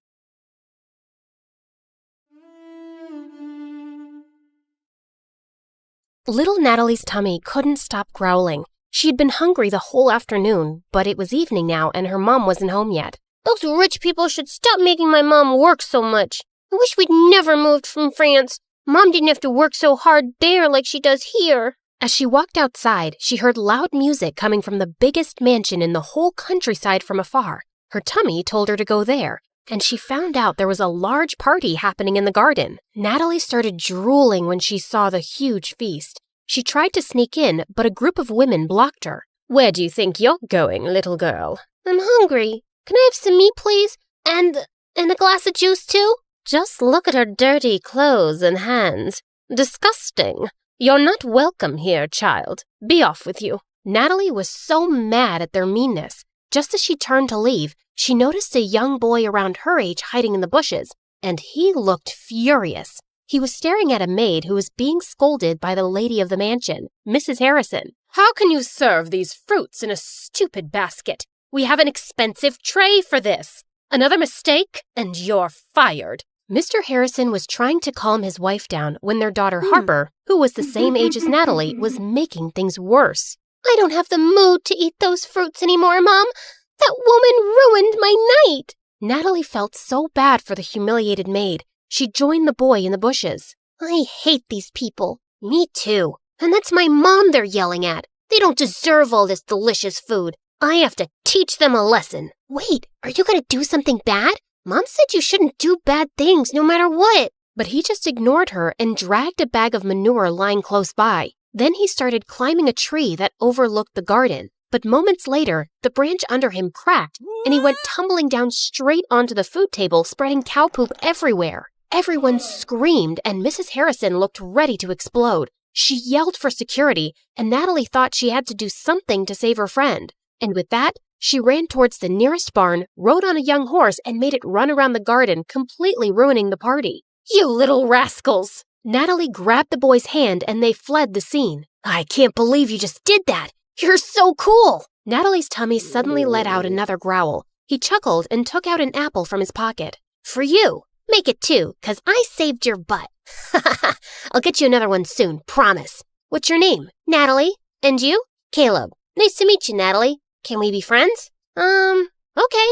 And since then, Caleb and Natalie became best friends. Growing up, they shared their love for food and their hate for rich and mean people, especially for people like the Harrisons. Caleb was 11 years old when his mom met a guy, Mr. Cross, a gardener for the Harrisons. His mom said that from now on, Mr. Cross would be taking care of them. Hello, Caleb. Your mom told me you like apples. And reading? Not long after, Mr. Cross and Caleb's mom got married, and he became the hero in Caleb's eyes. He was so amazed by his stepdad, how smart and strong he was, and how good he was to both him and his mom. When I grow up, I want to be just like you, Dad. I'm sure you'll be better than me, and every wealthy man in this land, my child. He would help Caleb understand his math homework, give him tips on how to build a dove house, and he also gave him really good life lessons. My dad told me something. I want to share it with you too, 'cause you're my best friend. Really? Tell me. He said, sometimes we need to stand up for ourselves and fight back, whatever it takes. Yes, we fight back, the right way. Mom said we shouldn't do bad things no matter what. I know, you told me. But is it bad to defend ourselves? Do we just let other people do bad things to us and say nothing? You always speak about how unfair the system is in this town for poor people. Yeah, I do think that. Like, if someone hurts you, I'll hurt them, too. Natalie was surprised by how firmly Caleb said it. Suddenly, as she changed her position, she lost her balance and fell. Caleb laughed and helped her up. Now, I don't know how to hurt the fence or the ground, but Caleb then kicked the fence and stomped his foot on the ground. Natalie found it funny. She liked the thought of Caleb as her protector and felt really lucky to have a best friend like him. And over the years, she grew to like him as much more, but she was too scared to admit it, too scared to ruin their friendship. One day in high school, she decided to cook his favorite food and surprise him at lunch, but her heart ached with jealousy when she saw him laughing with some girls in the canteen. She was leaving when Caleb called her name and walked up to her. "Is that for me?" Before she could reply, the girls jumped in and glared at Natalie. Why are you friends with that dumbhead, Caleb? Same question. Handsome boys like you should hang out with pretty girls like us. Suddenly, Caleb wrapped his arm around Natalie's shoulder. My girlfriend is not a dumbhead. She's the smartest, coolest, and most beautiful girl I've ever known. So please, stop talking rubbish about her. Girlfriend? As the humiliated girls left, Natalie turned to him. Why did you tell them that nonsense? Those girls are going to hate me forever. Are you mad? Yes, I'm mad because you lied. We're not dating. We're just friends. Fine, I'm sorry. But what if I wanted to be more than that? What do you mean? Can I hold your hand? No. I love you, Natalie. I've loved you since we were kids. Do you love me too? Caleb's sincere gaze made her melt. Yes, I think I feel the same way. Caleb started to lean in closer, and when their lips finally touched, she felt like she was on cloud 9. After that, the best friends became lovers, and Natalie was really happy with Caleb as his girlfriend. But over time, things started to get complicated. His mom fell really sick, and his stepdad's earnings weren't enough for her medicines. So Caleb was forced to take more part-time jobs around the farm. He hardly had any time to spend with Natalie anymore. Meanwhile, that night at the Harrisons, the family was having their usual dinner. Mr. Harrison was talking about the progress of their business, while Mrs. Harrison was being pushy towards their son to date someone. I don't understand the rush. I'm so young, I'll have plenty of time later on. You have plenty of time now. I don't, Mom. I'd rather focus on school than date. Love is nothing but a stupid distraction. All work and no play makes people really dull, darling. Remember Sheila? Benjamin's daughter. I think she's a nice girl. Mom, I don't like her. She's weirdly obsessed with me. Duke, she cares about you. Let him be for now. Don't push him so hard. He'll eventually find someone. But Sheila might not be around till he decides he's ready. And I think she would be so good for him. She's a smart young woman. They're perfect for each other. I have no interest in wasting my time on girls right now. Oh, brother, how about boys? Do you want to share something? Shut up, Harper. Well, Sheila and her parents are visiting us soon, and you will spend time with her so you can get to know each other. Who knows? Maybe it will end in a wedding. Hearing that, Duke suddenly felt the urge to lie. I'm sorry, Mom, but I already have a girlfriend. What? I said I'm not dating Sheila because I already have a girlfriend. Since when do you have a girlfriend? Since 6 months ago, but we kept it a secret. I don't want people in my business. Duke left the table and decided to take a walk in the gardens to cool off. Suddenly, he heard someone behind him and turned around to see it was just Mr. Cross. Oh, sorry, Master Duke. I didn't mean to disturb your walk. You look a little upset. I'm not. It's really nothing. Just sometimes parents can be too much. Do you have kids, Mr. Cross? A son, the same age as you. Maybe I'll introduce you sometime. Duke was feeling too preoccupied, so he just smiled at their gardener and walked off. That weekend, Natalie's mom caught a serious flu, so later that day she went to town with Caleb to buy some medicine. While they were in the pharmacy, his stepdad called him. I need to stop by a dad's friend's place to pick up a package. Wait for me in the town square. I'll be right back. Natalie bought the medicines and sat on a bench in the town square. Her favorite thing in that old place was the old horse statue in the center. They're such gorgeous and magical creatures. Just then, she noticed that its red eye patch was lying on the ground. She picked it up, and as she placed it back on,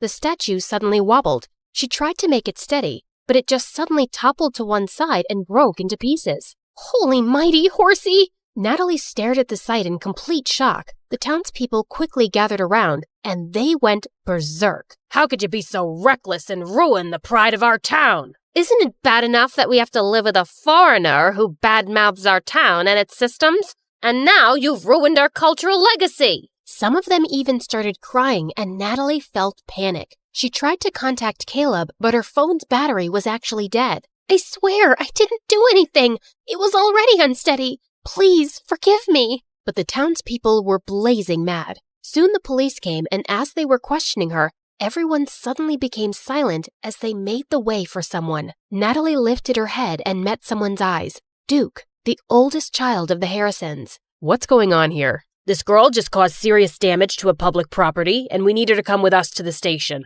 Duke just nodded at them, and soon, Natalie found herself sitting in a police station. Please, officer, just let me go home first. My mom is sick, and she must be really worried. But the officer just ignored her. A few minutes later, Duke came out of the main office. You're free to go. I've taken care of everything. Huh?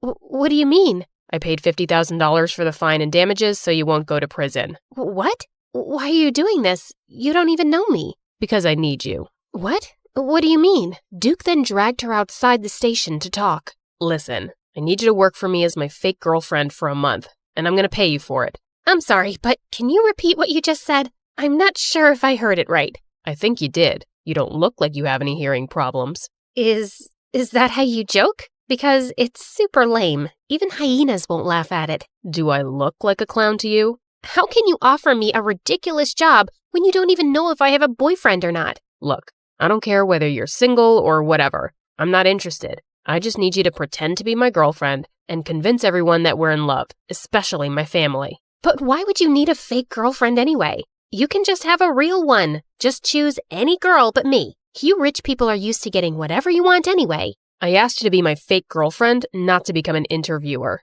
In private, we'll be practically strangers minding each other's business. I can prepare a contract tomorrow. What makes you think I'll accept your offer? I don't want this weird job. Don't worry, I'll think about another way of repaying you. There is no other way. Accept my job, or return my money immediately. It should be the exact amount that I spent to save your sorry little butt. Natalie wanted to yell at him for blackmailing her, but she knew she couldn't pay him back.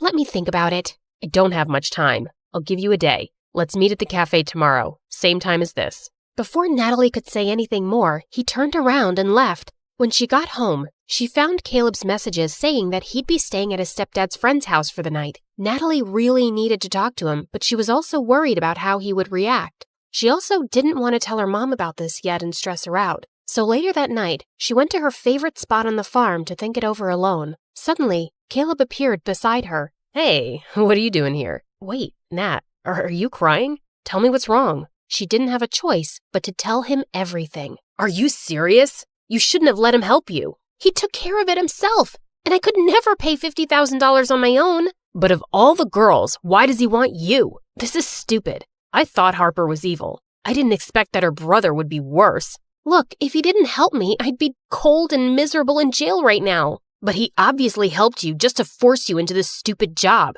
What am I gonna do? He left me with no choice. Seeing my girlfriend dating another guy is torture, Nat. It doesn't matter if it's fake or not. Caleb got up and furiously kicked some rocks. Okay, fine. I won't do it. I'll have to think of another solution then. As Natalie's tears poured, Caleb sighed and sat down. Okay, I'm sorry. Don't cry, please. Let's talk this over. You'll just be acting, and it's only for a month, right? And are you sure he's paying you a huge amount for it? Yes, I'll just be a fake girlfriend. I'll never fall in love with that jerk, ever. Okay, I'll agree to it, but on one condition. What is it?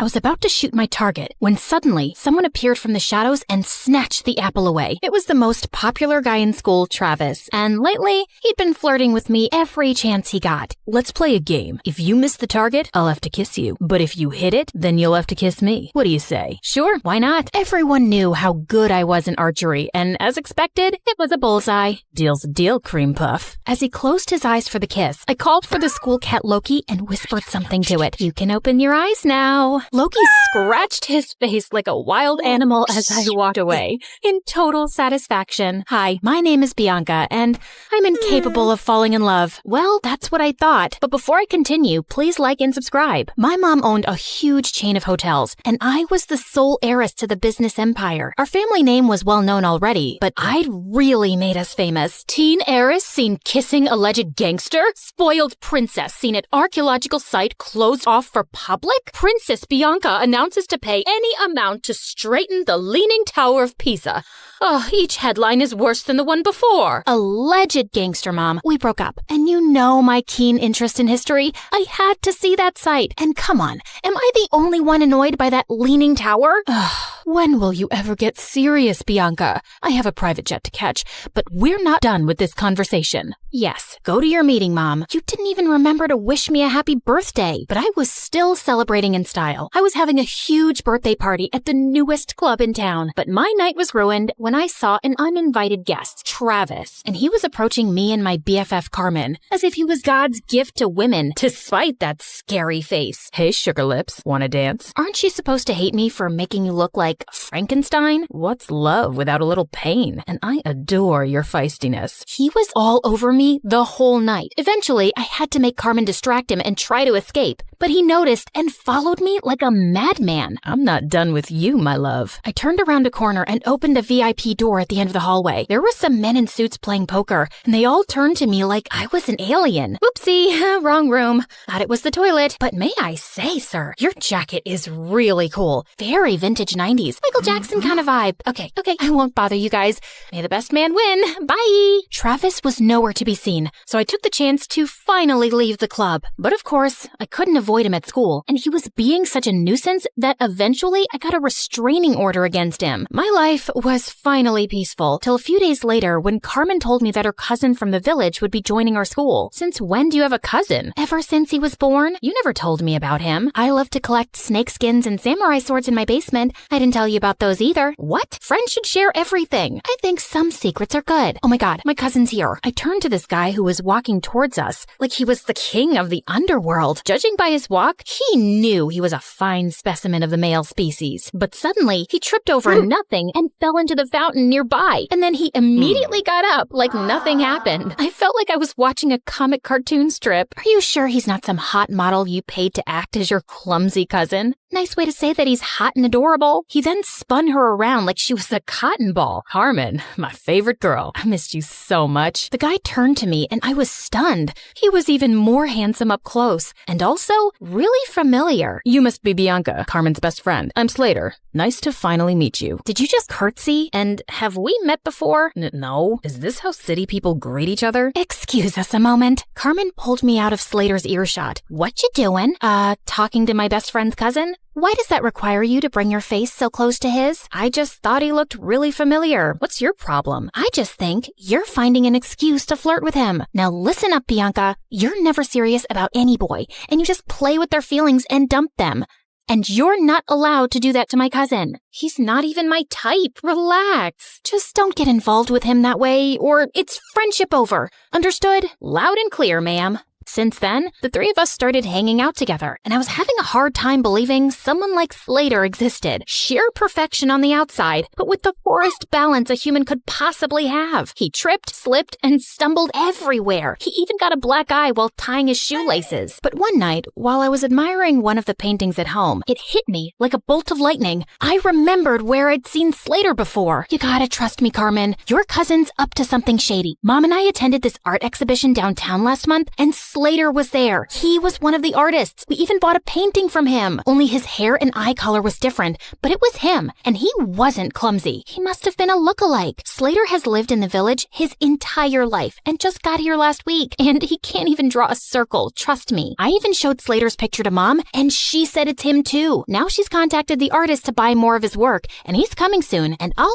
finally know the truth. You just need to give yourself something to be excited about. Do what you want, but you're wrong. A couple of days later, later, the artist called Mom to say that he had to go out of town and he'd come to meet her next month. How convenient. I decided not to say anything to Slater and try to get to the bottom of his secret identity. He was always hovering around me and Carmen like an annoying fly. He was sure to slip up at some point. I'd be watching him. But one day, I was spying on him at the gym, and after seeing him miss the 100th basket, I got really bored. I decided to skip the rest of school that day to get a manicure. As I was walking to my car, a van suddenly stopped next to me. "Good day, child. Would you please buy some apples from me? I run an orphanage, and I'd like to get some toys for the children." "Sure thing. Just give me a basket and I'll give you $100,000. I was about to take the basket from her when Slater suddenly popped out of nowhere and crashed into me. "Hey, you, who do you work for? Show me your ID." The poor lady looked terrified and just drove away. What the heck was that? Didn't your parents ever tell you not to take candy from strangers? What if she was trying to poison you? Dude, those are apples, not candy. And who am I? Snow White? And that cute granny is trying to poison me because I'm the fairest girl in all the land. This isn't funny. You don't know how dangerous some situations can be. Oh, please. I swam with sharks last year and jumped off a hot air balloon when it malfunctioned. I laugh in the face of danger. And that lady just wasn't dangerous. I know you're from the village and probably think everyone in the city's evil, but please stop being a weirdo. But Slater just got weirder. Like another time, the three of us were at a restaurant, and as soon as the waiter served our order, he started sniffing mine. If you wanted me to completely lose my appetite, you succeeded. What's wrong with you? He also started sniffing his food and Carmen's. That's how we do it in the village. The first whiff of food tells you everything you need to know. About what exactly? About how organically the food was grown, if the farmer sang to his crops and cows.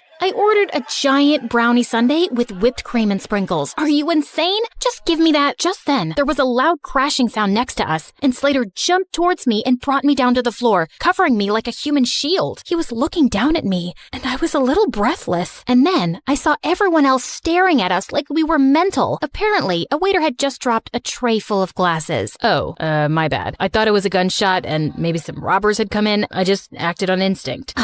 Wait, let me get this straight. So you thought it was a dangerous situation and your first instinct was to save Bianca? Hello, what about me? Your own flesh and blood? Slater muttered some apologies while Carmen kept scolding him, even if he was crazy. It was really sweet how he tried to protect me. One weekend, Carmen told me that the cheer captain was throwing a party, just for the cheerleaders and all the boys. I felt curious to see how Slater would act at parties with other girls, so I dashed over to the venue and spied from the bushes. But I couldn't spot him anywhere. I knew how girls looked at him. He was probably surrounded by the cheerleaders. Well, what did I care? I took this opportunity to practice my amazing singing. I can buy myself flowers, write my name in the sand, talk to myself for hours, say things you don't understand. Suddenly, I heard a sound right behind me. Slater, what are you doing here? Same question for you. I came here to sing flowers, 'cause you know, there are flowers here. Duh. What about you? It's too loud inside, and everyone was acting wild. It was scaring me. Just then, a huge bug came flying at our faces, and Slater tried to smack it away, but he ended up slapping me instead. Oh my god, I'm so sorry. My hand is so stupid. Bad hand. Gosh, Slater, why are you so freaking clumsy? I don't know, just born that way, but I get even clumsier around you, 'cause attractive girls make me nervous, and you're the most beautiful I've ever seen. What do you mean? You know what I mean, Bianca. It suddenly hit me. He was attracted to me, and that could make things complicated. I had to avoid him from now on before Carmen could misinterpret things and unfriend me. But the very next day, I caught him in the janitor's closet with his butt stuck in a mop bucket. Jesus, what have you done this time? Can you just help me, please? I think I got a cramp. As I pulled him up, our lips accidentally touched, and my tummy fluttered. Just then, someone gasped from the door. Carmen! Girl, it's not what you think. I followed her to an empty classroom and tried to explain. I swear, there's nothing romantic going on between us. He's too dumb and clumsy for me, and I'm certain he's a liar. Excuse me? That's my cousin you're insulting. And you say these things, but I feel like you're attracted to him. Just don't get attached to him, okay? He's not right for you. Of course, duh. I already knew that, but I was a bit bothered by what Carmen said. Why did she think he wasn't right for me? A few days later, I was practicing archery alone when suddenly an arrow came flying from somewhere and almost hit me. I turned around and saw someone behind a tree. I dashed over and found Slater. What are you doing here? Trying to kill me now? No, what? What just happened? You happened, Slater. You nearly sent an arrow straight into me. You're a hazard to society. Oh God, I'm so sorry. sorry. I didn't realize my arrow came your way. I mean, I didn't even know anyone was here. I would never hurt you, I swear. But let me make it up to you with an ice cream shake. Come on, let's go. I wasn't finding his act convincing. Why was he always around me? He was beginning to seem as obsessed with me as Travis. And what if he tried to hurt me on purpose with the arrow? By the way, are you free tonight? I want to talk to you about something. Just you and me, alone. Okay, sure. But we're alone right now. You can't tell me over ice cream shakes? What ice cream shakes? Oh, yeah, that. No, tonight's better. I'll send you the pin location. Driver, I'll get off here. Thanks. See you later, Bianca. And then he just jumped out of the car and walked away. This dude was so weird, but I was really curious about what he had to say. Later that night, I was surprised to learn where he was taking me. The rooftop of an old building. There was no elevator, so we had to climb 8 flights of stairs, and he was holding on to my shirt like a kid. Wait, what if he tried to push me down? Can you move away? I need some personal space. But what if I trip and fall down the stairs? You know how clumsy I get. Why would you invite me to a rooftop then, idiot? You'll see. When we finally reached the top, I was surprised to see a candlelit dinner. What's all this? Obviously a date. Were you expecting a crime scene? Didn't your cousin warn you about me? She did, but I just don't see why she's so against the idea of you being my girlfriend. You're beautiful and amazing. She was trying to protect you because I have a history of not being good with relationships. May I know why? And before I knew it, I just found myself opening up. Growing up, I saw how my dad broke my mom's heart and left her for another woman.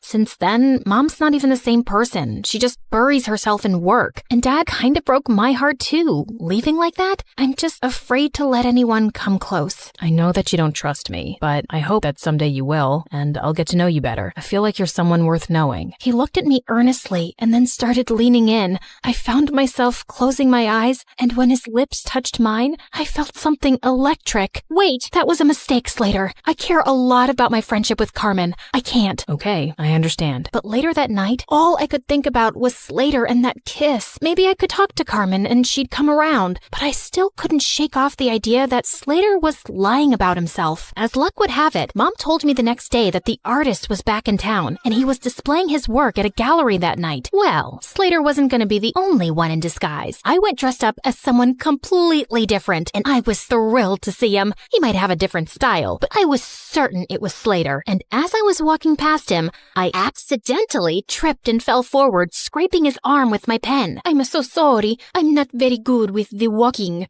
Clumsy, like you people say. Oh, it bleeds. It's fine, miss. I'm okay. Excuse me. I need to use the bathroom. And the next day at school, Slater was wearing a full-sleeved shirt, just like I'd expected. So I spilled my juice all over him. Oh my God, you're wet. You'll have to change your shirt. It's fine. It'll dry up. No, you'll get sick. I won't. I'm as strong as a cow. I tried a few more tricks, but he was able to avoid all of them. I guess I just had to do it by force. After our classes, I followed him outside school, and just as I was ready to jump on him from behind, he turned around and pinned me to the wall. Bianca, why were you trying to attack me? How did you know, Spider-Man? And all I wanted to do was this. I pulled up his sleeve, and sure enough, he had a long cut on his arm. Ha! So you're really that artist. I've exposed you, you big fat... Suddenly, there was a growl behind me. I turned to see 2 guys holding 2 rabid dogs and pointing at us. Bianca, just run. Slater grabbed my hand and we ran like crazy from the dogs. After sprinting down several blocks, he pulled me into an old building and we ran up the stairs. We climbed all the way to the rooftop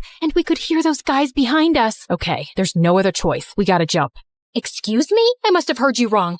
And what is going on? Questions later. And what's the matter? I thought you laughed in the face of danger. Ha. Now is not the time to be sarcastic. Just hold on to me and you'll be fine. Do you trust me? Of course I don't trust you. You're the clumsiest idiot I've ever met. Listen, Bianca, I'm not who you really think I am. I just need you to trust me right now, okay? I won't let anything happen to you. I promise. My instincts told me to trust him, and I did. And what happened next was the most thrilling thing ever. We went flying through the air and landed straight in a garbage dump. Ew, fish heads. Come on, this isn't over yet. I needed answers about why I was currently running a marathon with my BFF's mystery cousin around the city. Slater, why are these people after us? Listen, something happened. He didn't get to finish because the gangsters finally cornered us. Slater pushed me inside one of the diners as he started fighting them expertly. What were these kung fu ninja moves? He was so hot. Just then, one of the guys came up behind him with a metal chair. I looked around for anything I could throw at that scum scumbag before he could hurt Slater. Bullseye. That's my girl. Just then, a bunch of policemen arrived and surrounded the men, and Slater pulled out a badge. You're under arrest. What? He was a detective?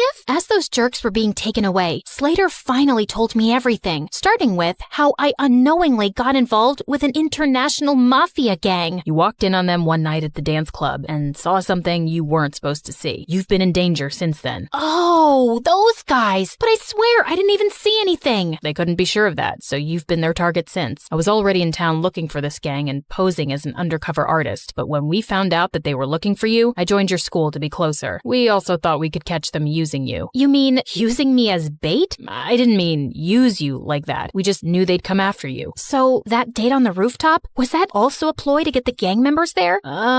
Well, yeah, we had police hidden all over that building, but I think the gang realized it was a trap. Everything made sense now. He was just pretending to be interested all along so he could be around me for my protection and to catch the bad guys. I was just a mission for him. You saved my life. Thank you. I just did my job. I'm glad you're safe now. I gotta report to headquarters soon, so... Yeah, great job. Goodbye then. As I walked away, I suddenly felt sad and empty, and the next day at school, Slater was gone. I demanded more answers from Carmen. Slater really is my cousin. He became a detective at a young age, and he doesn't tell us much about his job. But after that restaurant incident where he was clearly protecting you, I asked him what was going on, and he said it was something related to you, but it was confidential. So that's why you didn't want us to get closer. Yes, because he was just here for his job, and he doesn't form attachments. I didn't want you to get hurt. I'm sorry.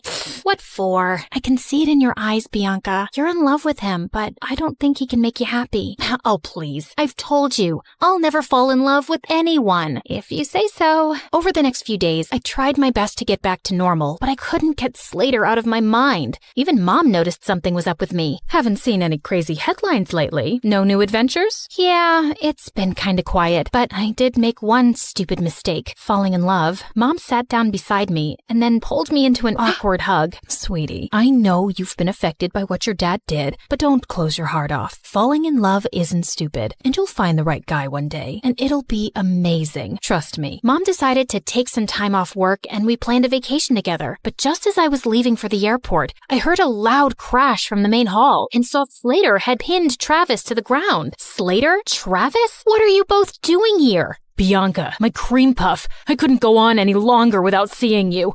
I can't live like this. You really need to tighten security around here. Found him crawling through the dog door. As Slater handed over a screaming Travis to the guards, he turned to me. Why are you here, Slater? Same reason as Travis, actually. I really missed you. Wait, where are you going? Sorry, can't disclose the location. It's top secret, so whatever you want, make it fast. I got another mission. Okay, so what is it? I need you to fall in love with me and be my girl. Oh, well, that sounds like it's gonna be a very hard mission. I'm not afraid of challenging assignments. He pulled me in for a kiss and then hit his forehead against mine. So you're naturally clumsy.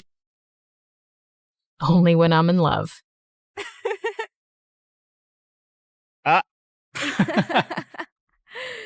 Contestant 9, please state your name.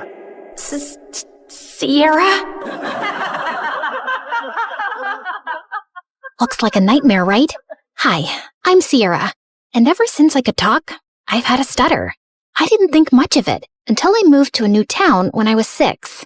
Welcome to the neighborhood. I'm Dean. This is my daughter, Kelsey. What's your name, sweetheart?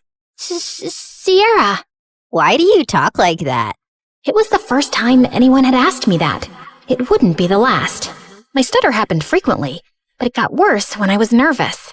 My mom barely noticed or cared that I had a stutter, or that I really existed. She was always working. And my dad? Well, he left the picture a while ago. Most days, Mr. Dean would watch me after school, and Kelsey and I became fast friends. We did everything together. Played at the park, put on fashion shows, grabbed ice cream at Scoopy's. When we went out as a trio, I'd secretly pretend that Mr. Dean was my dad, and Kelsey was my older sister.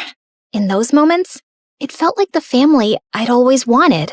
But things started to change when Kelsey's mom announced she wanted a divorce and moved out of state. After that, Kelsey started to change. She wasn't just upset. She was furious. She yelled at everyone, and once even smashed the living room furniture in a fit of rage. She lashed out in class and got held back a grade. And if her dad hadn't been the superintendent, she probably would have been expelled. By middle school, we ended up in the same class, and Mr. Dean dropped us off on the first day. Wow, your daughters are so beautiful. Aren't they? I'm a lucky dad. Kelsey looked like she was about to explode. I'm Kelsey. I'm his only daughter. My mistake. And what's your name? Sierra.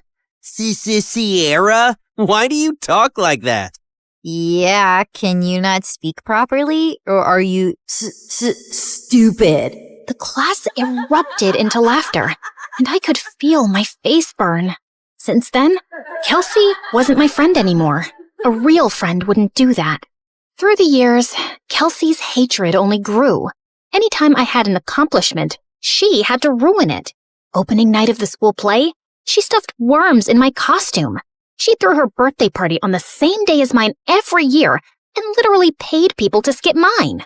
At the science fair, she unplugged my volcano as the judges walked by, so it just looked like a sad pile of paper mache.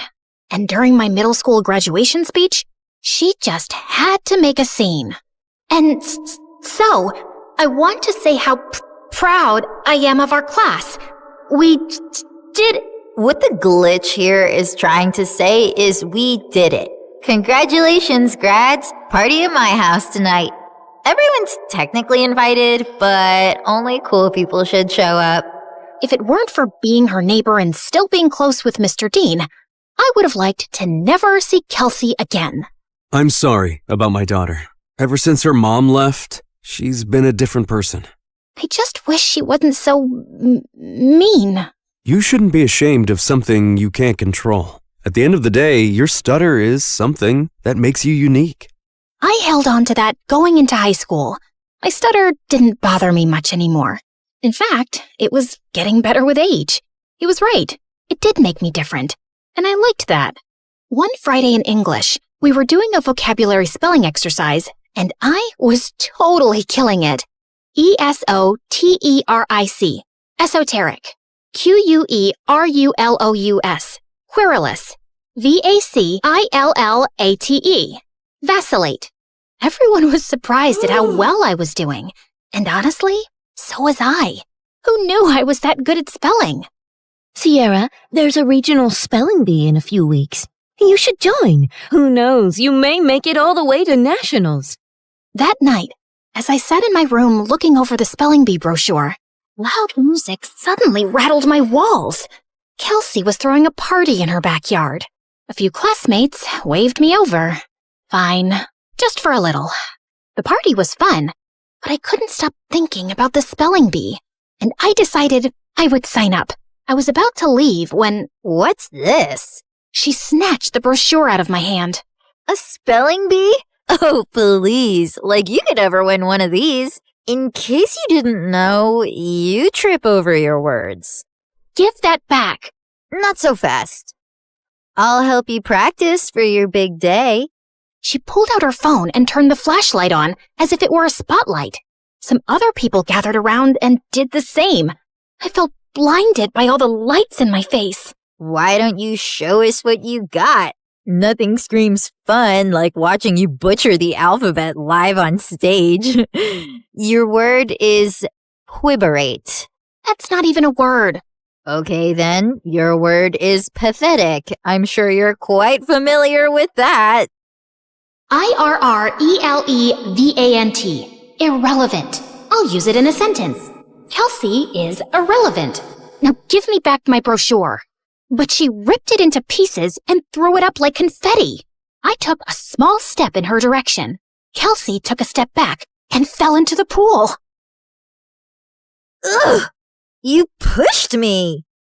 Yeah, right. I didn't push you. Your attitude just slipped. She climbed out and stormed over to me, and I bolted. As I ran, I saw her shoving people in her way into the pool. I made it home and locked the door, just as she started kicking and clawing at it. My heart was racing. By Monday, the whole school was talking about it. Someone had filmed everything, and she looked completely unhinged. I avoided her all day. After class, I asked my teacher if she would sign off on my spelling bee application, and she wrote a letter of recommendation. That night, I was recording myself practicing when I heard Mom come home early. I rushed downstairs to tell her about the bee, but she really wasn't listening, as usual. Sierra, that's great and all, but I'm working and I don't need any distractions tonight. And the Mother of the Year award goes to... Feeling annoyed, I went back upstairs and found Kelsey sneaking through my bedroom window. What are you doing here? Get out! Relax, Miss Broken Record. I'm just here to apologize. Apologize? Yeah. I saw the video from the party over the weekend. I looked crazy. It wasn't okay how I was treating you, so I'm sorry, okay? Thanks?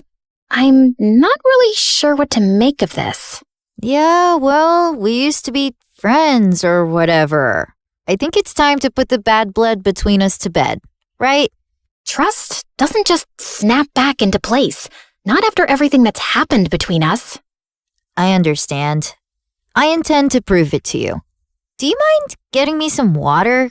Climbing up the vines was harder than I thought. Uh-huh. Sure. This certainly wasn't on my bingo card for how the night would go. I brought her water, which she downed in one gulp. Thanks. I'll see you tomorrow. Maybe we can sit together at lunch? Maybe. Also, never sneak into my room again. Then she climbed out the window. What a strange interaction. But maybe we really were turning over a new leaf. The next day, I walked into class feeling good about the new era I was in, where I tried new things and made up with old friends. But that confidence vanished when I found my teacher waiting for me, looking pissed. Sierra, you will not be attending class today. I've contacted the spelling bee and pulled my recommendation for your application. What? What did I do? You should be ashamed of yourself. The principal is waiting for you in his office. What was going on? It has come to our attention that the English exam answers were sent to your entire English class yesterday. I'm sorry. I have no idea what you're talking about. That's strange. Given the exam answers were sent from your email address, you'll be suspended for 3 days. Your mom is on her way here to come get you. What? This wasn't possible. I didn't do it. When Mom showed up, the veins in her forehead were practically bursting. I begged her to believe me the whole way home, but she didn't say a thing. When we pulled up to the front of the house, she told me to get out of the car. I can't believe I missed an hour of work for this. You're grounded. Then she just drove off, and I burst into tears. I was wrongly accused, suspended, banned from the spelling bee, and all my mom cared about was missing work. Over the next few days, I stayed home and studied, and I kept practicing spelling words anyway. Failure. Failure. Dismay. Dismay. Okay, maybe I was leaning into the drama a little. When I finally got back to school, everyone basically hated me. A bunch of students had used the answers sent from my email, so the teacher failed the entire class, and now everyone was blaming me. Next few weeks were so lonely. I walked straight out of school one day and went to get an ice cream cone from Scoopy's, and Mr. Dean happened to be passing by. I told him everything that happened. Let's go talk to the principal right now. It was nice to have one person who actually listened and seemed to care. Back in the office, Mr. Dean demanded answers. It was sent from her email account. My hands were tied. Steve, you're talking like you weren't the biggest troublemaker back in school. Honestly, I'm shocked you became a principal. Mr. Dean insisted on seeing the email with the timestamp. It was around the time I was practicing spelling. Wait, I had recorded myself doing that. I pulled out my phone to prove it. We watched me spelling, then leaving when Mom got home. Then Kelsey climbed through my window and went for the laptop, but I walked in. Once she sent me away for water, she sat down and typed out the email. She did this. They called her into the office. Dad, what are you doing here? You framed Sierra for stealing exam answers when she's completely innocent. I did not. He showed her the video. Of course you go to defend her. She's never been completely innocent, Dad. What had I ever done to her? The principal and I had front row seats to their screaming match. Kelsey got suspended for a week, and the principal and teacher apologized to me and reinstated me in the spelling bee. That night, I heard a commotion outside. I looked out my window and saw Kelsey stuffing suitcases into her car. I'm over you, Dad, just like Mom was.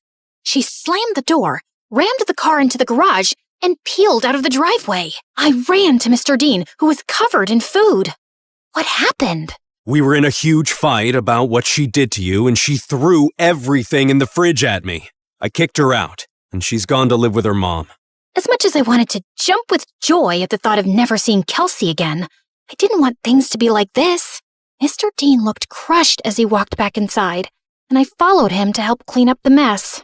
At school, word got out about what Kelsey did, and people started being nice again.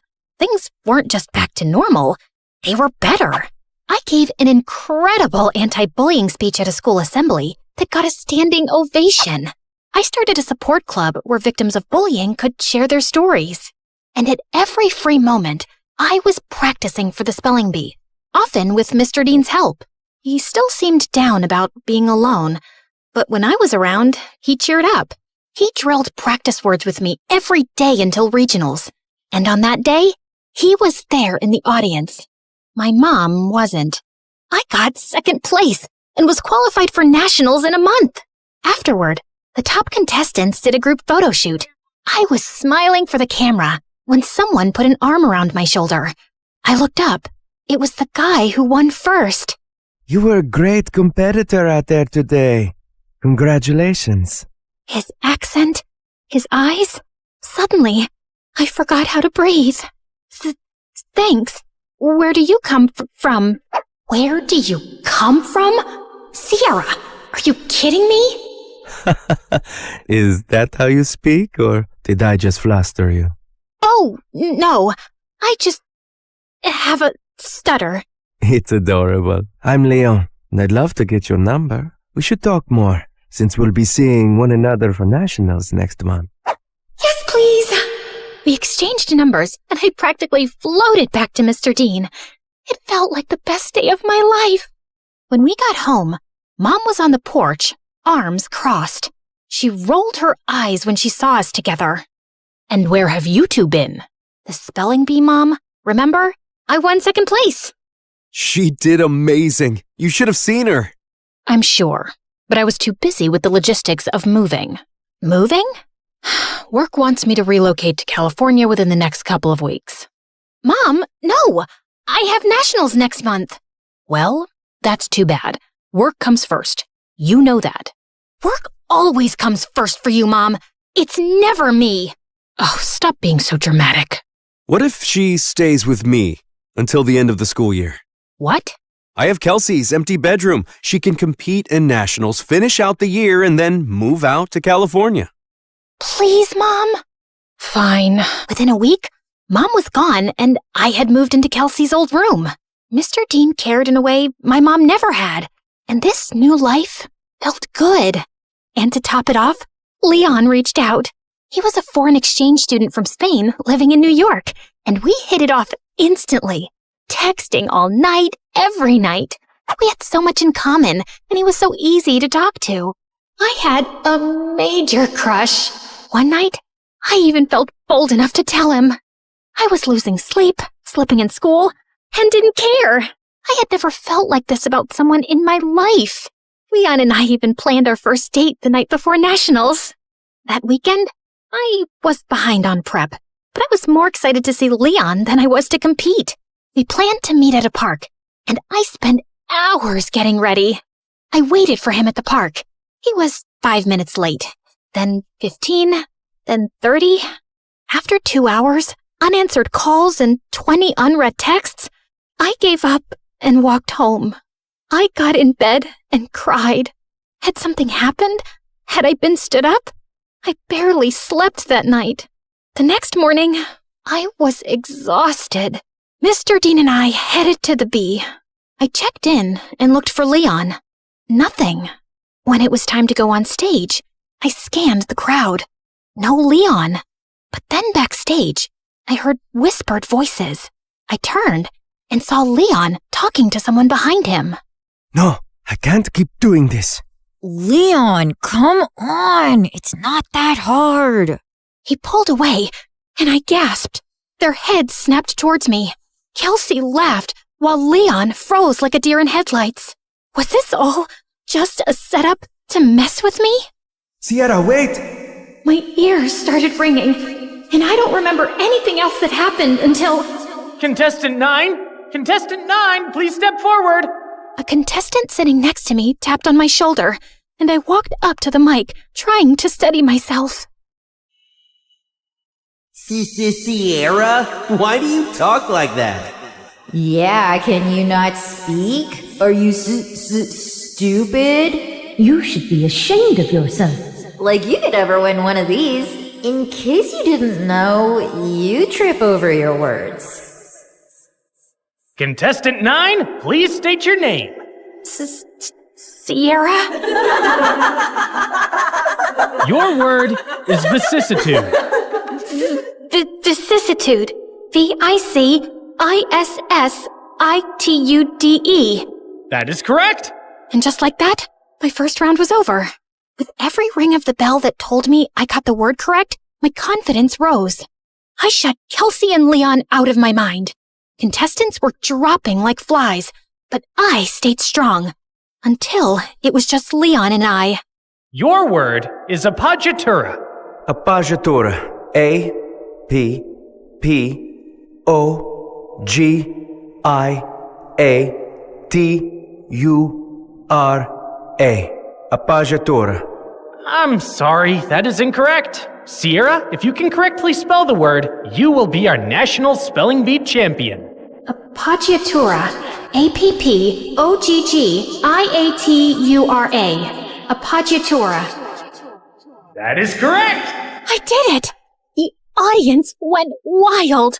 I got my huge new trophy and went to the lobby to find Mr. Dean. But I heard Leon's voice behind me. Wait, Sierra, please! Leave me alone! Sierra, please, let me explain. It was all Kelsey. She put me up to this. She wanted to get in your head so you'd lose. Wait, don't go to the lobby. I walked through the doors, but Leon lunged at me and pushed me out of the way. The doors had buckets of slime and feathers on them, which all fell on Leon. Why did you push me away? I was trying to save you from this. Listen, Kelsey moved to my school and found out I was going to regionals for the spelling bee. She said she'd pay me to flirt with you and distract you from studying. I'm so sorry. I was just a game to you? I only agreed because I really needed the money for my mom's treatments. That's why I'm even competing in the bee.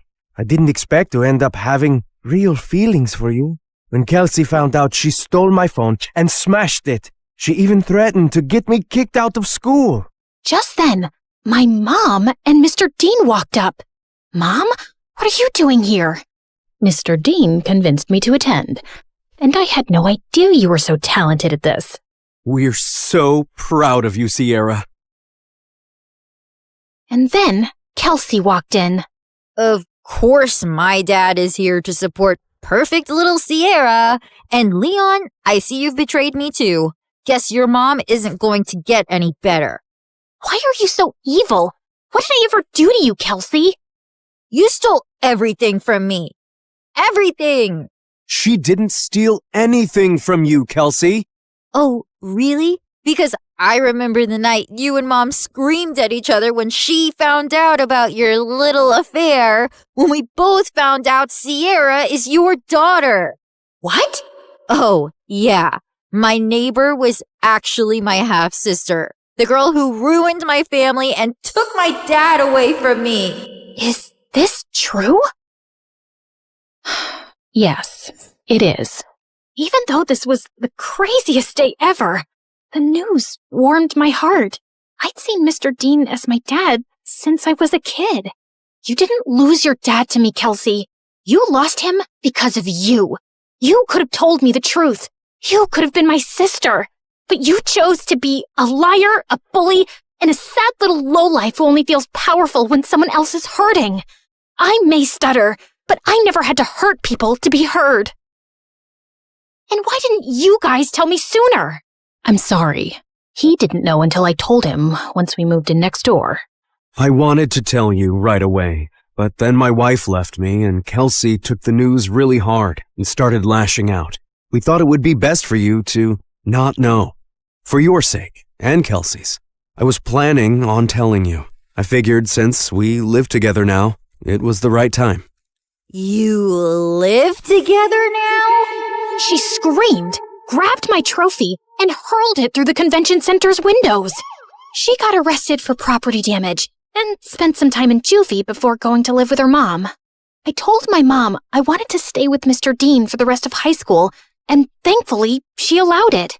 I gave the prize money to Leon to help his sick mom, but I refused to date him even after all his apologies.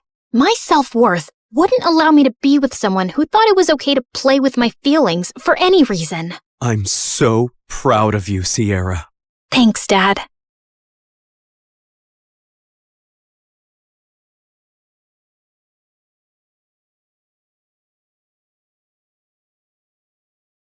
Hi everyone, my name is Marina, and I'm from Nevada. Please like and subscribe. I was raised in a small town by my aunt who owned a small bakery and loved me to bits. Aw, honey, today's your first day at school, so I packed muffins for all your classmates so you can make a lot of new friends. You're awesome, Aunt June. She wasn't super rich, but she was the richest person at heart, and that's why everyone loved her so much, including me. I always wanted to be just like her, so I'd help her out at the bakery. Marina, I'm going to go out for a bit. Can you put the pink icing on the cupcakes? Sure thing. Later, when the customer came to pick up her order, it turned out I'd caused a disaster. This was supposed to be for a gender reveal party, but you put yellow icing on the cake. Ugh! That wasn't the first time I mixed up colors. My aunt knew something was wrong with me. Turned out I had color blindness, and I couldn't differentiate between certain colors. Is it going to be like this forever, Aunt June? I'm afraid so, honey. But cheer up, because I've got a brilliant idea. The next day, everything in the house and all the ingredients in the bakery were labeled along with their colors. Aunt June made things so easy for me, and our life was just perfect. Until one day, when I was in second grade, an old man walked into our bakery and offered to buy it. This bakery has been passed down from generations in our family, and there's no way I'm going to sell it. But the man's tone just got more rude. You should have signed these papers while I asked you nicely, but now you're just going to pay for your stupidity. If you don't leave now, I'm going to smash your car and then you'll have to pay for your stupidity, sir. The old man left at my warning, but the next week, another man was back with some papers that claimed that the bakery didn't belong to my aunt because her parents never signed the deal in her name, and now we had to move out. My aunt looked around for help, but the legalities were too complicated and no one was ready to help. So eventually we had to give away our bakery and move to the city. Thankfully, Aunt had enough savings to rent a small place and she started working in a small grocery store. And while I was trying to adjust to this new life, I saw a kid my age in the front yard one day choking on something. I immediately ran to help him, but the moment the food stuck in his throat came out, I was shocked. Why were you eating a doll's head? I wasn't. He pushed me back and ran into his house next to ours. Turns out he was the landlady's kid, Timmy, and he was so weird. Whenever I'd try to go close to him, he'd just run away. Even when I joined school, I saw some kids throwing popcorn at him, but he wouldn't budge. Hey, why won't you say anything? Why do you let those kids bully you? But instead of answering me, he just ran out of there, and I decided I wasn't going to bother with this guy anymore. But later that night, I was in my room when I heard someone crying. I looked out of my window and saw it was Timmy crying in his room. So I climbed onto the tree outside my window and jumped into his room. And he freaked out. What are you doing here? Look, I don't know the deal with you, but if there's some issue, you really need to talk about it. At first he hesitated, but then he broke down. I miss my dad. Ever since Mom and he got divorced, I haven't seen him, and the kids at school always make fun of me because of that. I hate it here. Hey, it's gonna be all right. I told him things were gonna be easy only if he fought back and didn't let those kids get to him. And it seemed like my advice worked. The next day, I saw Timmy was surrounded by a bunch of kids. I heard the cupcakes we gave you last time had Barbie heads in them. We're so sorry for that. Here, take these. They have cockroaches. And to my shock, Timmy pushed the bad guy away. Get away from me. And don't trouble me anymore or I'm going to tell the principal about you. The other kids ran away scared, and Tim turned to me with a bright smile. Did you see that? I wasn't scared, and what you said worked. After that day, we started getting along and became the bestest of friends. And Tim grew up to be really protective of me. He'd keep me away from all the bad guys and trouble in school. Then on my 16th birthday, I told him I was going to start working to support my aunt, but he had a weird reaction. No, you can't do that. Your aunt wants you to study and make a life for yourself. You shouldn't be waiting tables. And if you need money, you can always tell me. Tim was a genuine friend, and I loved how he always cared for me. But now I really wanted to support my aunt, so I took the job without telling anyone. But the very first week of my shift, something weird happened. I ended up making a mistake because of my color blindness, and the customer went bonkers on me. I want to see the manager right now and get you fired. But I told you it was a genuine mistake. But he kept shouting and started pulling my hand when one of his friends got up and stopped him. Let go of her hand and apologize to her right now.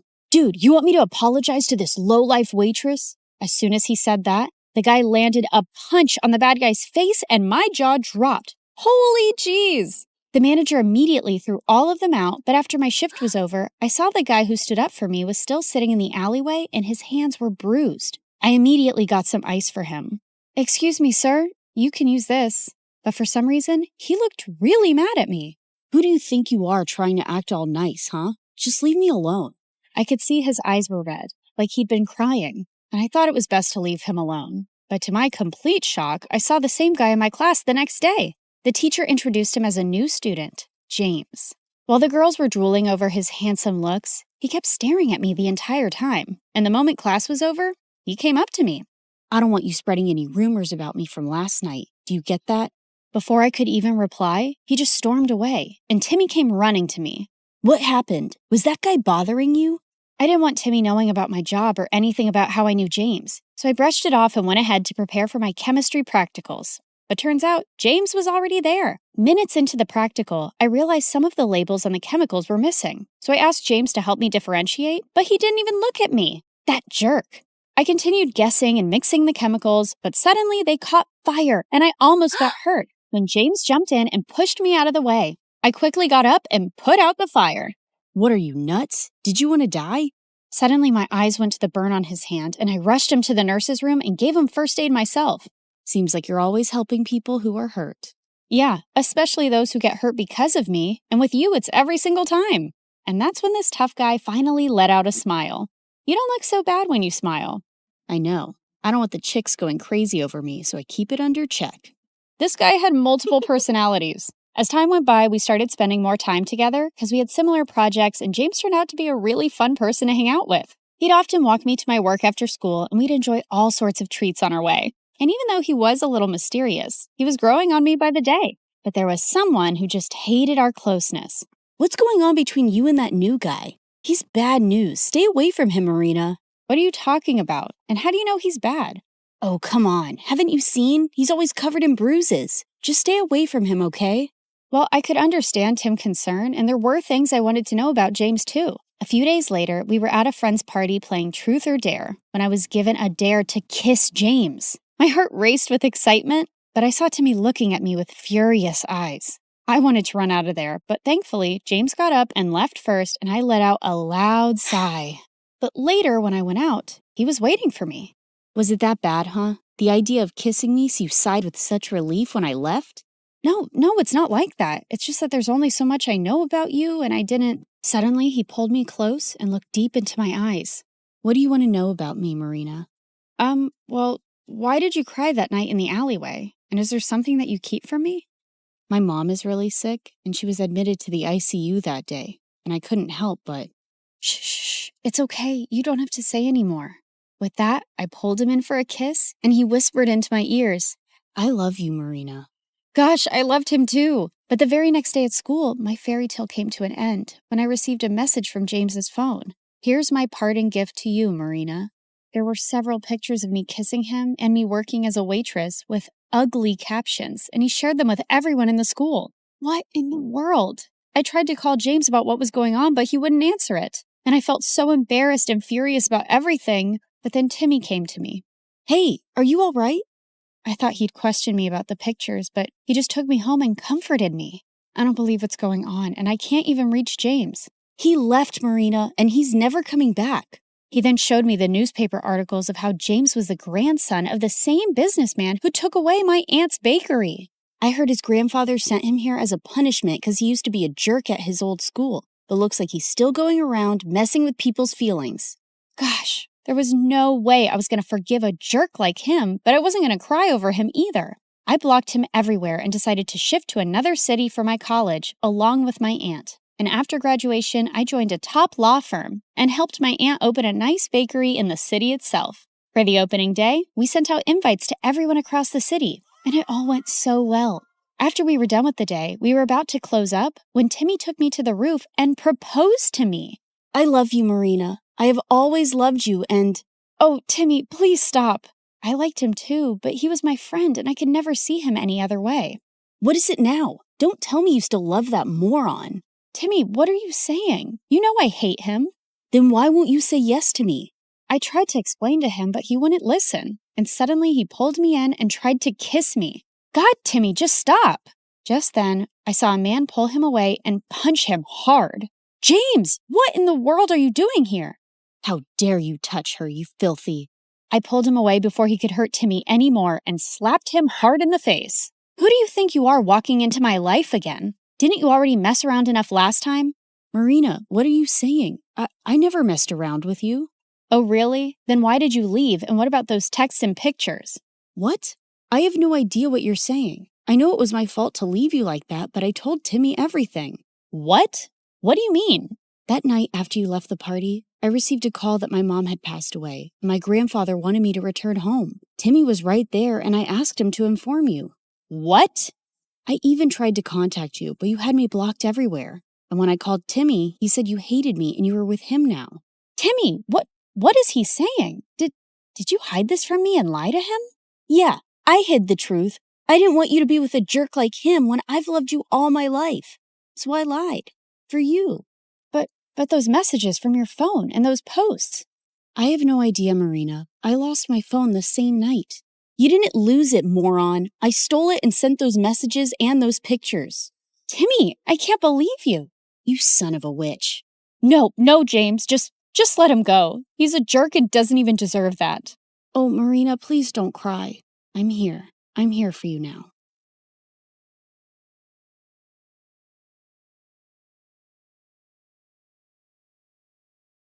Hi, I'm Jessica from Napa Valley, and I have a weird story to tell you today. But first, please like and subscribe because MSA will give $1,000 to one lucky person in the coming 7 days. I lived in a beautiful house surrounded by trees. I had a good life, but growing up, I didn't get along too well with my family. For starters, my mom was like a 5-year-old trapped in an adult body. All she wanted to do was run around and play. Mom's idea of having fun was a water balloon fight with me and my older brother Dylan, and I found her childish behavior so annoying. I could never study in peace without hearing Mom sing show tunes around the house. Come on, you little bookworm. Let's bake some cupcakes. Don't you know how to have any fun, you nerd? Ugh, see what I mean? But the only person worse than Mom was Dad. He was barely home since he was a fancy businessman who traveled a lot. And when he was home, he treated us like servants. Bring Daddy some juice, will ya? My toes hurt and I can't move. There's not a lot left and we're saving it for tomorrow morning. Oh, so maybe you should be the one who goes on 5-hour flights to earn money for us. I kinda hated being around all of them, so I spent most of my time alone reading and practicing my violin. But when I got to 11th grade, things took a crazy turn. Mom told me one morning that we were taking in an exchange student. She's from Tokyo. She'll go to your school and live with us for 4 months. Isn't that exciting? Sure, but we'll have to clean the kitchen first so she doesn't run crying. Be happy, Jessica. Now you'll have a live-in friend to bore to sleep while you play your violin. I sure hoped she wouldn't be a live-in headache like Dylan. That weekend, we all drove to the airport to pick up our Japanese guest. Her name was Queenie, and she looked like a goddess out of a wonderland. Even her fingers were beautiful. Thank you for having me. Truly, it means so much. It's our pleasure, sweetie. Look, I got you a stuffed welcome panda. Mom? Hi, I'm Jessica, and I'm the normal one in the family. Please, don't judge me based on them. Oh my goodness, this is so sweet. Can one of you help me with my bags? They're heavy because of all the books I brought. Wait, Queenie was into books? I loved this girl already. She and I were talking about our favorite authors on the way home, and after that, we really started to bond. It was nice finally having someone I had stuff in common with. Queenie was also super helpful around the house, so both of my parents adored her, especially Dad. Aren't you amazing? How about I buy a present to thank you for all your hard work? Maybe new shoes or gold earrings? I would have bought some for Jessica, but all she cares about is school and homework. That's very kind, but you guys have already done enough, really. Then one night, Queenie and I decided to go on a walk, and she grabbed a jacket from the coat closet. Oh, That's actually Dylan's. but it's so comfortable, and I don't have any warm jackets. Can't Dylan lend clothes to his guests? You can't just take someone's jacket without permission. Give it back. I don't want you wearing it. Fine, here you go. I'll just freeze to death then. Come on, Jessica. Dylan looked really mad, and suddenly he pulled me aside. What's her deal? After all we're doing for her, she gets this worked up over a jacket? I don't get why you can't just lend it to her for 10 minutes. Because there's something about that girl I just don't like. You mean 'cause she's actually sophisticated and has manners?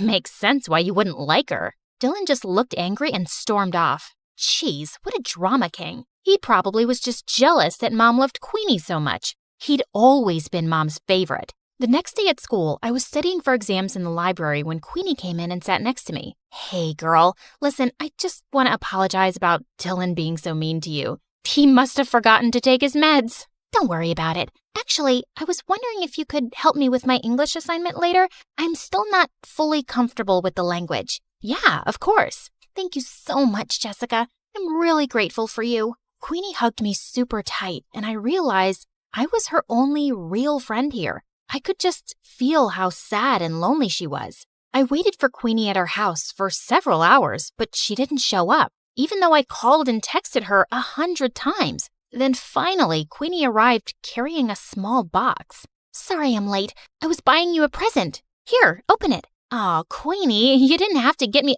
At that second, I saw a hissing rat and I started to scream. Jessica, calm down. This is a pet rat. I have one just like him at home. He's so sweet. Just hold him. Queenie let the rat crawl on my arm, but he bit me. Minutes later, I had to go to the emergency room, and Queenie burst into tears. I swear, I had no idea that rat bites were poisonous. I have the exact same one at home, and he's such good company. It's okay, Queenie. The doctor said I'll be fine. Just don't go around giving people pet rats in the future. Queenie just kept apologizing and hugging me. I felt bad for her, but man, it had been an exhausting day. And for some reason, things kinda went downhill after that. Queenie wanted to be around me 24/7 and do everything together. I was thinking I could come with you to your violin lesson today. I've always wanted to play an instrument. I have a recital tomorrow, Queenie, and don't take this the wrong way, but I need a little space. We already go to school together and live in the same house. Of course, I totally understand. Your mom wants me to make dinner anyway. I was relieved that Queenie wasn't upset, but when I knocked on my violin teacher's door, I saw he looked mad. What is it now, Jessica? Haven't you caused me enough stress today? Caused you stress? What are you talking about? Your mother called in to tell me you wanted to quit the violin for good. The recital is tomorrow night. I have 24 hours to find a replacement. My teacher slammed the door angrily, and I was so confused. Why would Mom tell him I was quitting the violin? I went home to confront her when I saw Queenie standing by the kitchen, smiling at me. How was your violin lesson? Was your teacher disappointed that you quit? How did you know about that? Wait, unless you were the one who said I quit? Yeah. I was a little hurt that you didn't let me observe your lesson. So I thought a good punishment would be taking the violin away from you for a while. I'm sorry, punishment? Queenie, you're not my mom. How could you do that? Playing the violin is one of the only things that gives me joy. Like you already don't have enough joy in your life? You don't appreciate anything your family does for you, especially your mom. You make it so obvious that you think she's dumb. You're just an ungrateful witch. That made me so mad that I slapped Queenie hard across the face, and then I stormed off to my room. I refused to speak to Queenie that whole morning and didn't even say thank you when she made me breakfast. I suppose all sisters fight once in a while. Honey, Queenie's going to come to school late today. We have to renew her passport. Good. Get it renewed ASAP so she can go back to Japan. And she's not my sister. Jessica, what's gotten into you? Queenie just smirked at me and I left. I tried to forget about her at school, but around lunchtime, I got a text from her. Jessica, where's your mom? I haven't seen her all morning. Is she okay? What was she talking about? Hadn't they gone to the passport office together? I called and texted Queenie to find out more, but she didn't answer. And when I called Mom, her phone went right to voicemail. I started panicking and went home as fast as I could to see what was going on. And I found Dylan on the porch looking super upset. I just got a text from Queenie asking where Mom is and if she's okay. What is she talking about? Neither her or Mom are answering their phones. Why would Queenie send a text like that? Something's going on. We have to call the police. Okay, but go tell Dad first. I found Dad in his office and told him everything, but he shrugged like it was nothing. What's the big deal? She'll turn up soon enough. So you're not worried at all if Mom's okay? You don't think those texts were weird or... Quit bothering me, Jessica. I could use a break from your mom. Get a little peace from her morning singing. What? What kind of monster was my dad, not caring if Mom was safe? I would have to take matters into my own hands. But just then, I heard yelling coming from Dylan's room, and I opened his door to find Queenie sitting on his bed, while Dylan looked furious. What is going on? Queenie, you've been home this whole time? Do you know how many times we tried calling you? What is going on with our mom? Sorry, that's not a question I can answer. Jessica, this girl's a creep, and I know she had something to do with Mom being missing. Look, Queenie, I know we had a fight yesterday, but we really need your help. Queenie didn't answer me. She just walked towards the door with her arms crossed. You two won't find your mom anytime soon. I'm making sure of it. You're making sure? Queenie, tell me right now where Mom is, or what? You'll go to the police? You'll accuse a poor, helpless exchange student of making your mom go missing with no proof? I don't see that working out, and I'm not done with you guys yet. In fact, I've just started. With that, Queenie pushed me off of her and walked out of the room. Dylan and I immediately went to the police station and reported everything. They sent out a search team to look for Mom and then did an investigation on Queenie. And to our shock, they discovered Queenie wasn't an exchange student at all. She'd faked her application. She wasn't even from Japan. She lived in LA. So she's just this stranger who came into our lives and made Mom go missing? Who is this girl and what does she want from us? I don't know, but that chick gave me weird vibes from the start. She's obviously out to get us. We stayed at the police station for several hours, waiting for any news. Then finally, the police came back with Mom. Oh my God, what happened to you? It was Queenie. She said she had to show me something important, then drove me into the middle of the woods and threw me out of the car. She just left me there without my phone. I was just lucky some forest rangers found me. But don't worry, I'm all right now. Just then, some policemen walked in with Queenie. Looks like Mommy made her way out of the woods. You're a monster, Queenie. We know everything. How you kidnapped Mom, how you faked your exchange student application. Who are you and why are you trying to ruin our lives? Because you ruined my life first.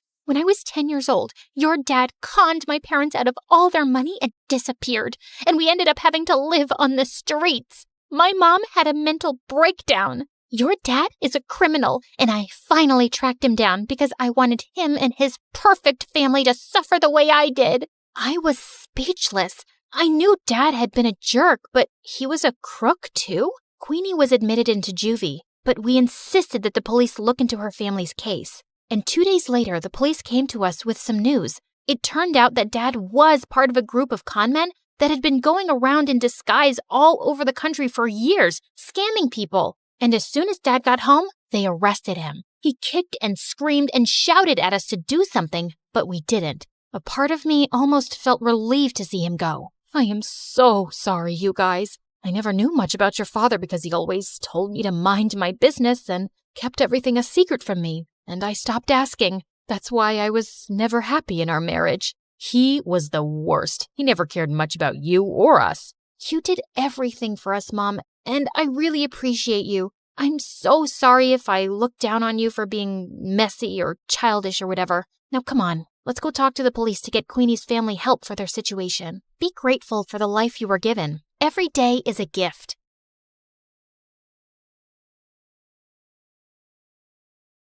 Hi there, I'm Ellie, and I've got a story that'll make you laugh, cry, maybe even question your own sanity. But hey, don't we all need that from time to time? So like and subscribe and strap in, because this roller coaster is about to take off. You see, I was born with a slight anger problem, the kind that made me want to karate chop a stuffed animal when I was just 5. Yep, I had anger issues. On a sunny day at the park, 5-year-old me just wanted to have fun on the swings and slides, but things took a different turn. I'm gonna slide like a penguin. Move it. I'm going first. Hey, no cutting. That's not nice. Do I look like I care? The bully pushed past me, smirking. Feeling furious, I climbed the ladder fast with my juice box in hand. You'll be sorry, mister. I squeezed the box hard, squirting juice straight into the bully's eyes. Then I slapped him and pushed him down the slide, and his nose started bleeding. He started crying like a baby, and his dad came running over. What is wrong with you? Behaving like a monster? You should be ashamed of yourself. I picked up a pebble and threw it at him, but it missed him by an inch. Don't tell me how to feel. You should be thanking me for teaching your awful kid a lesson. I threw another pebble at him and then ran away. Mom and Dad yelled at me all the way back home. I cried and said sorry. Then I jumped onto my parents and smothered them with kisses till they forgave me. Yeah, I think I'm a kind person in general. I mean, as long as I'm not angry. Fast forward to 1st grade, and there I was, little Ellie, eager to make friends at school. One day during recess, I spotted a group of girls playing hopscotch, and I approached them. Hey you, I think we should be friends. No thanks, I already have friends. Well, that didn't go as planned, but I wasn't giving up so easily. Oh yeah? Well, you haven't met a friend like me. I started shouting and spinning with my arms spread out like a wild little windmill. I even threw my sandwich on the ground. I'm fun, I'm cool, and I'll bring snacks to share. So why wouldn't you want to be my friend? Say yes, or you'll regret it. Say it. The girl hesitated, then let out a sigh. Okay, fine, I'll be your friend. Please, just stop yelling at me.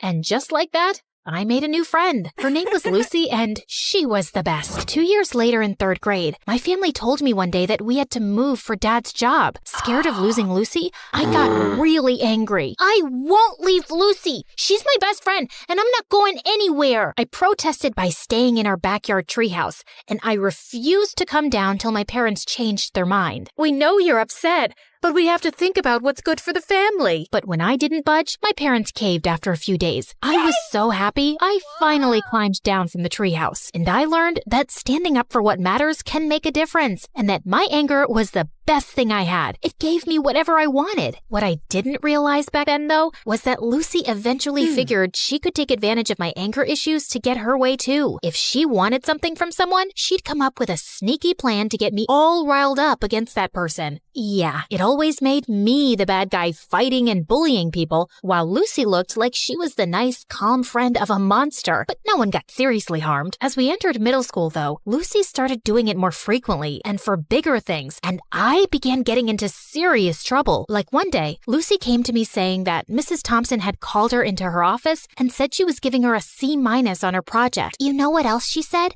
She told me that I should get myself a better friend because you're distracting me with all your fights and affecting my grades while you get good grades yourself. She even said that you hang out with me just so you can feel better than me. Can you imagine? What? That's not true. Of course I know that. Listen, in today's lesson, I'm gonna confront her about this psychological manipulation. And if she sneezes a lot, it means she's nervous that I've told you everything she said. You know all the teachers fear you, but Mrs. Thompson is always sneezing because of her allergies. Yes, but sneezing a lot means she's nervous and she's hiding something. She told us that once, but I guess you forgot. Lucky you have me to remind you. When it was Mrs. Thompson's class, Lucy gifted her a red nose, and seconds later, when she confronted her about the manipulation, Mrs. Thompson started sneezing like crazy, and I felt furious. How could you? I thought you were a nice teacher, but you're just like the rest. And with that, I pushed her hard. She fell down and screamed in pain. While everyone's attention was focused on me, Lucy sneaked into Mrs. Thompson's laptop and changed her own grade on the project. Mrs. Thompson broke her arm, and I got suspended for 3 weeks. My parents were furious with me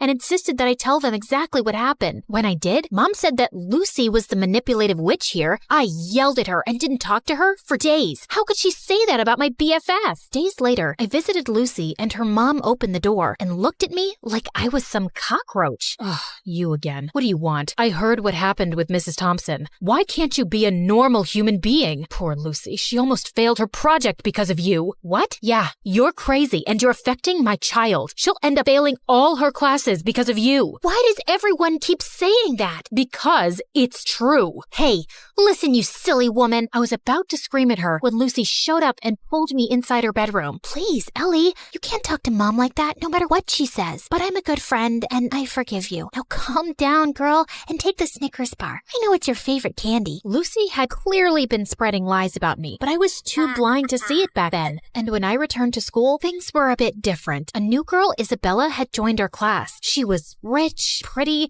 and quickly became popular. Lucy seemed annoyed by her existence, but she seems like a cool girl to me. Till one day, Lucy and I saw Isabella walking out of the bathroom, and I noticed a marker in her hand. Lucy went in to use the bathroom as I waited in the hallway, but moments later, she came out, dragging me back into the bathroom with her. OMG, you gotta see this. You won't believe what Isabella wrote about you on the door. It's totally her handwriting. I'm so done with this annoying psycho Ellie. She's always bullying everyone. I want a peaceful, calm school that I can brag about to my rich friends. I offer $1,000 to anyone who can get rid of her. DM me on this Instagram account if you're interested. What a stupid, ugly witch. Furious, I stormed over to Isabella. How dare you write that about me on the bathroom door? I saw you with that marker, so don't you dare lie to me. Ellie, seriously? I had a marker, but I was working on an art project. I didn't write anything about you. Oh, yeah? Well, Lucy seems to think it's in your handwriting, and Lucy said that? Okay, you should stop listening to that friend of yours. She's just using you like a puppet. Can't you see it? For some reason, Isabella's words struck a chord with me, like she just said something out loud that I kinda already knew. But I quickly brushed my thoughts away. You don't know anything. Just leave me alone. But Isabella didn't leave me alone. She'd always make an effort to talk to me and waved at me with a smile. I started warming up to her, and we got closer. But that drove Lucy crazy. One day during lunch, I was sitting with Isabella, laughing and chatting, when Lucy stomped over angrily. Ellie, how could you ditch me for Isabella? After all we've been through together? Just calm down, will you? I'm not ditching you, just spending time with Isabella. We can all be friends, you know. Are you for real? How dare you replace me? And with that, she pounced on me. I didn't want to fight her, so I just pushed her away, but she grabbed my hair again. Luckily, someone called a teacher, and Lucy got detention for 2 weeks. And I swear, those were the best 2 weeks of my life. Things were calm and peaceful, and I didn't have a single fight with anyone. Isabella even convinced me to start getting therapy for my anger issues, and I felt really good about it. Then one day, Isabella told me something. Hey, Ellie, yesterday when I got back from school, I was shocked to find Lucy in my house. I asked her what she was doing there, but before she could reply, her mom showed up. She's our maid. I swear I had no idea. She said she'd brought Lucy over to help her clean the kitchen before Christmas. Oh, yeah, I know that her mom works as a maid for you, but we never talk about it, because I don't want to embarrass her or anything. But I don't have a good feeling about her suddenly being in your house. She might be up to something fishy. So we decided to keep an eye on Lucy that afternoon, and we watched from a safe distance as Lucy's mom gave her instructions to clean. But just a few moments later, after her mom left, we heard a loud crash, followed by Lucy's scream. We rushed to find Lucy lying on the floor with a broken shelf and scattered kitchenware around her. We tried to help her up, but she screamed in pain and couldn't move. Just then, Lucy's mom and Isabella's parents came running too. Oh my God, what happened? Oh, Mom, I was just reaching for something on the shelf, but it was unstable. It just all came crashing down on me. Lucy's mom turned to Isabella's parents furiously. This is all your fault. You knew this shelf was broken and you never bothered to fix it.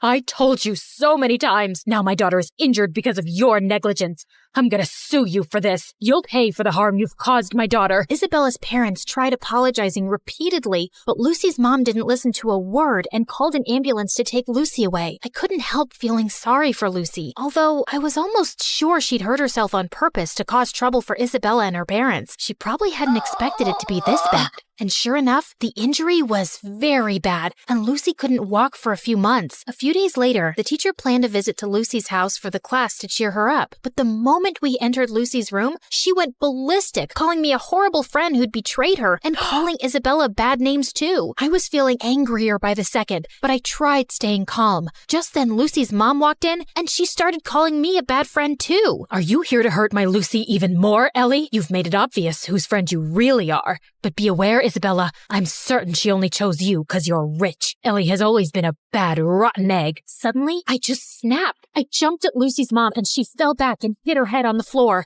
Everyone looked shocked, and I knew I'd messed up big time. I ran out crying. When Mom found out about it, she was so mad. Ellie, I can't believe you attacked Lucy's mom. She called me, threatening to contact Child Services and telling them that you need to be put in some rehab center because you're a danger for other people. I honestly felt terrified hearing that, and my first instinct was to lash out and scream in my defense. But instead, I took a deep breath and thought of my friendship with Isabella, and it helped calm me down. Mom, I know it was wrong, and I'm really sorry. I'm working on controlling my anger. I'll be better, I promise. Mom looked really surprised and then nodded, but she still took my phone away and grounded me for a month, and I didn't protest. I knew I deserved that. Back at school, Isabella told me Lucy's mom was going ahead with the lawsuit, and I really wished there was something I could do to help. Lucy or her mom wouldn't listen to a word I'd say. But then one day, I was in the school's bathroom when someone knocked on the stall door. It was Lucy's mom. Ellie, I need to talk to you. I've been reading Lucy's diary, and I've discovered the truth about her actions. She's been using your anger issues to her advantage. I sometimes had a feeling that something was off with Lucy's behavior, but I never knew for sure. Are you still gonna sue Isabella's parents or report me to Child Services? No, I just wanted to apologize to you, and I won't be causing you or Isabella's parents any more trouble. I'll also get Lucy the help she needs. We might even move to another town and live with my sister if it means Lucy can get better therapy. I'm so sorry for everything, Ellie, and I want to thank you for being a good friend to Lucy, despite everything. With that, she gave me a quick hug and left. I felt tears pricking my eyes. I was kind of sad I wouldn't get to see Lucy again, but I also felt lighter and free. Moments later, Isabella walked in. Ellie, everything's gonna be okay. Isabella hugged me tight, and for the first time in a long while, I felt like everything would be okay.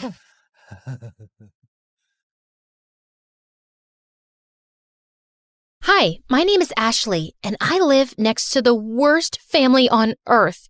They're the biggest snobs ever. They drive around in the fanciest cars and clothes and look down on everyone else.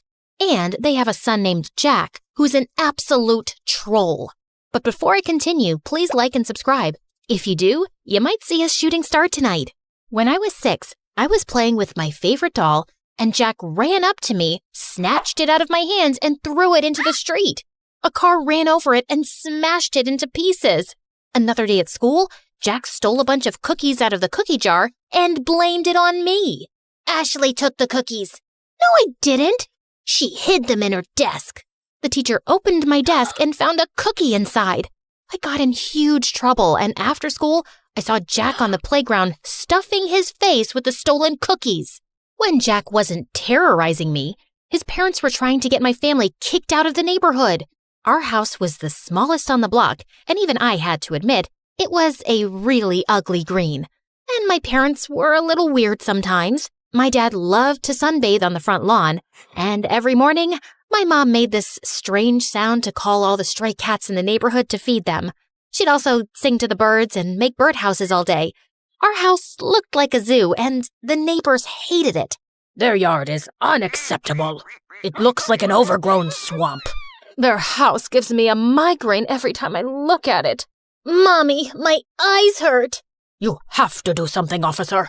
And can someone please tell that man to put a shirt on? Jack's parents threw fancy parties every week, but me and my family were never invited.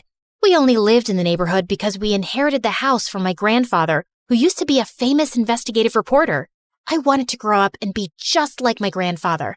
When I was 12, I joined the school newspaper, and when my teacher's cat, Mr. Whiskers, went missing, it took me less than 2 days to find him on the roof of the school auditorium.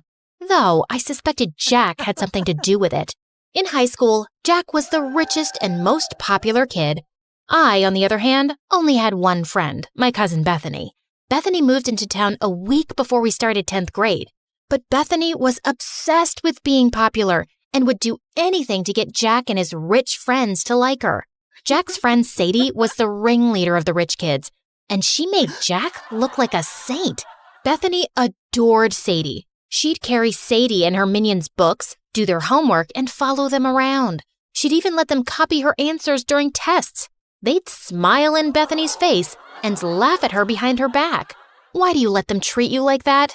They're just joking around. Those girls aren't your friends, Bethany. They're jerks. Bethany never listened. She wanted to be popular so bad she couldn't see the truth. One day, my mother dragged me out of bed at 5 a.m. on a Saturday morning to volunteer at a soup kitchen. It's important to give back to those less fortunate.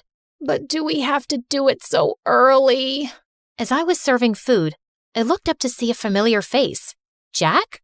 Ashley? What are you doing here?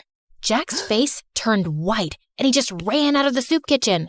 The next day, I saw Jack at school in science class. The teacher partnered us up for a big project, and we met in the library after school. Why were you getting soup at the soup kitchen? Did you fall on your head or something? Why would I ever go to a place like that? You don't have to lie to me. I'm not lying. I'm just trying to help. No one asked you for help. The next day, Bethany and I were walking to class, and we ran into Jack in the hallway, and Jack gave me the meanest, coldest stare ever. What's up with you and Jack? I saw you two whispering in the library. Are you guys dating? Is it a secret romance? Oh, Jack's so cute and so rich. I'm so mad you didn't tell me. Jack and I aren't dating. Then what's going on?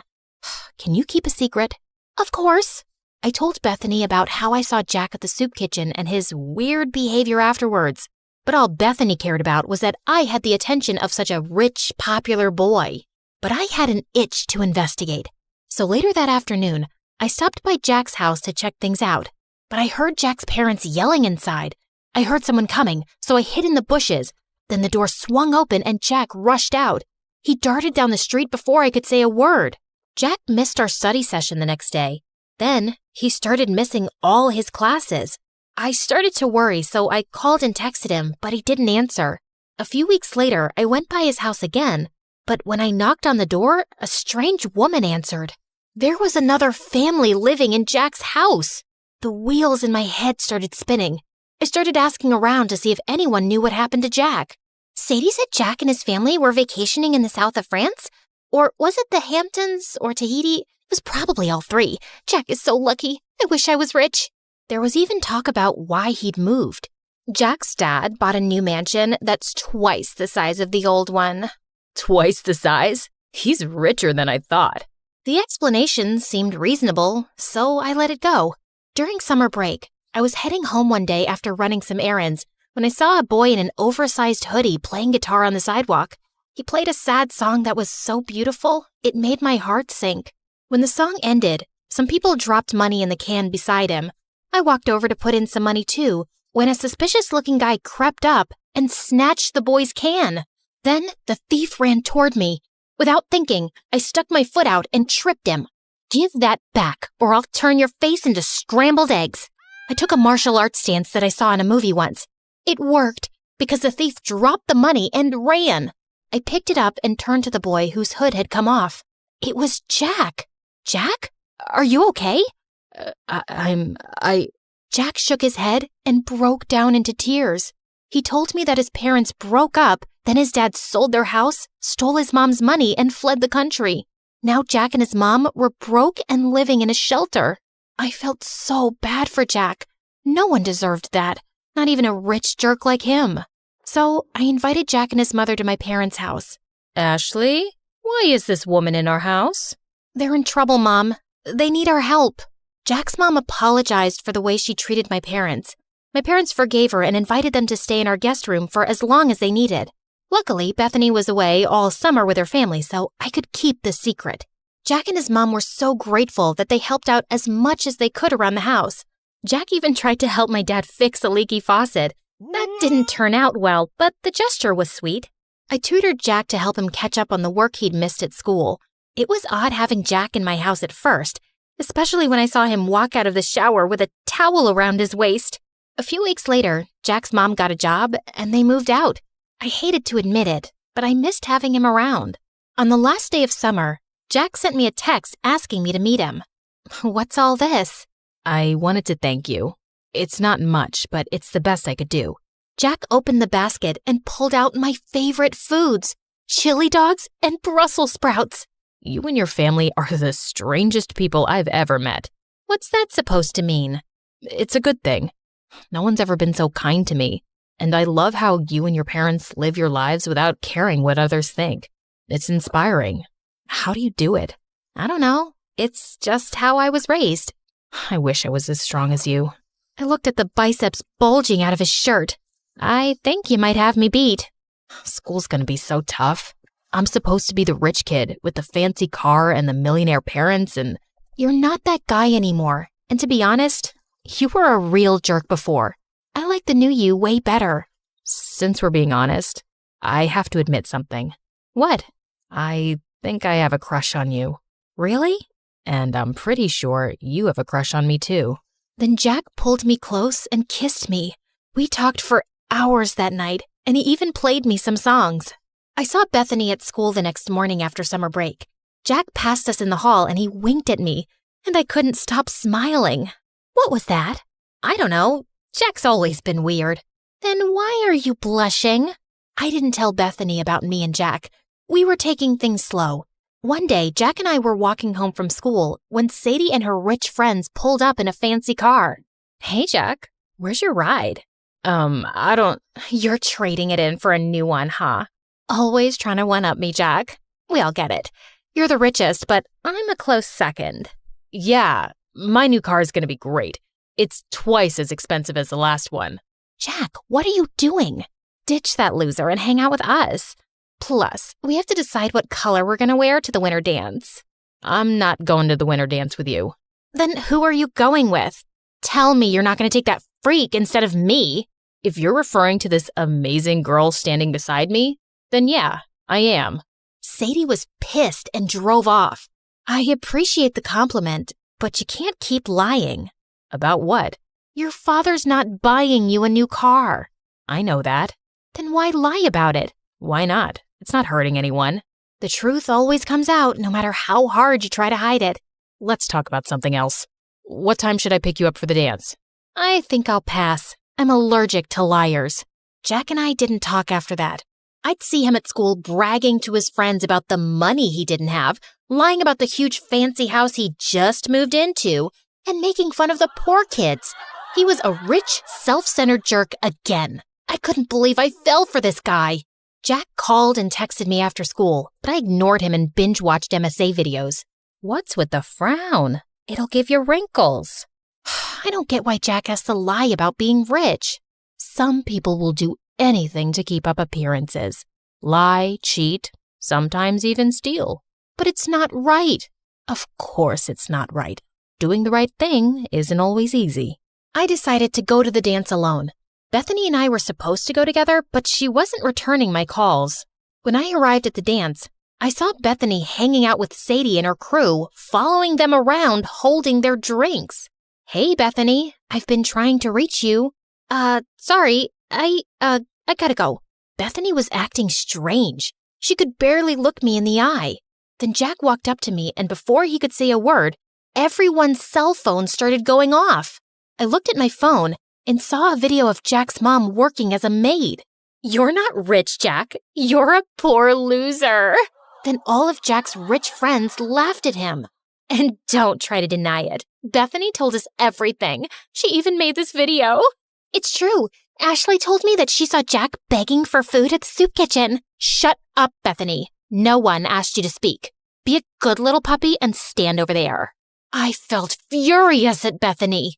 I'm so sorry, Jack. I never meant... It's okay. It's not your fault. I should have stopped pretending a long time ago. Sadie, you're right.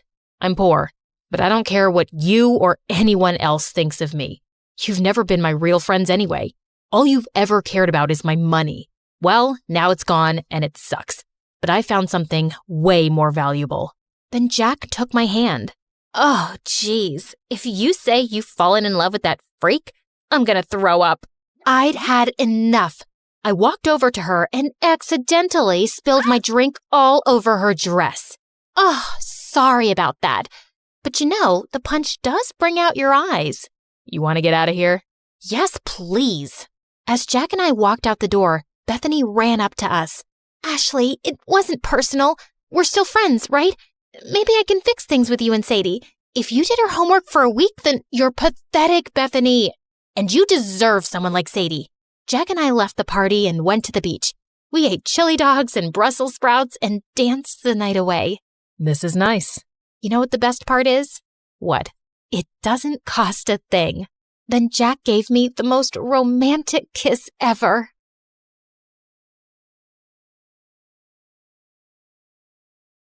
Hi, I'm Allison from a small village in France. Please like and subscribe. I lived in a small cottage with my single mother who worked as an artist. Life was tough since we had little money, so when I turned 5, Mom decided to move back to her home city, and it had a freaking palace. Whoa, is that a real palace, Mommy?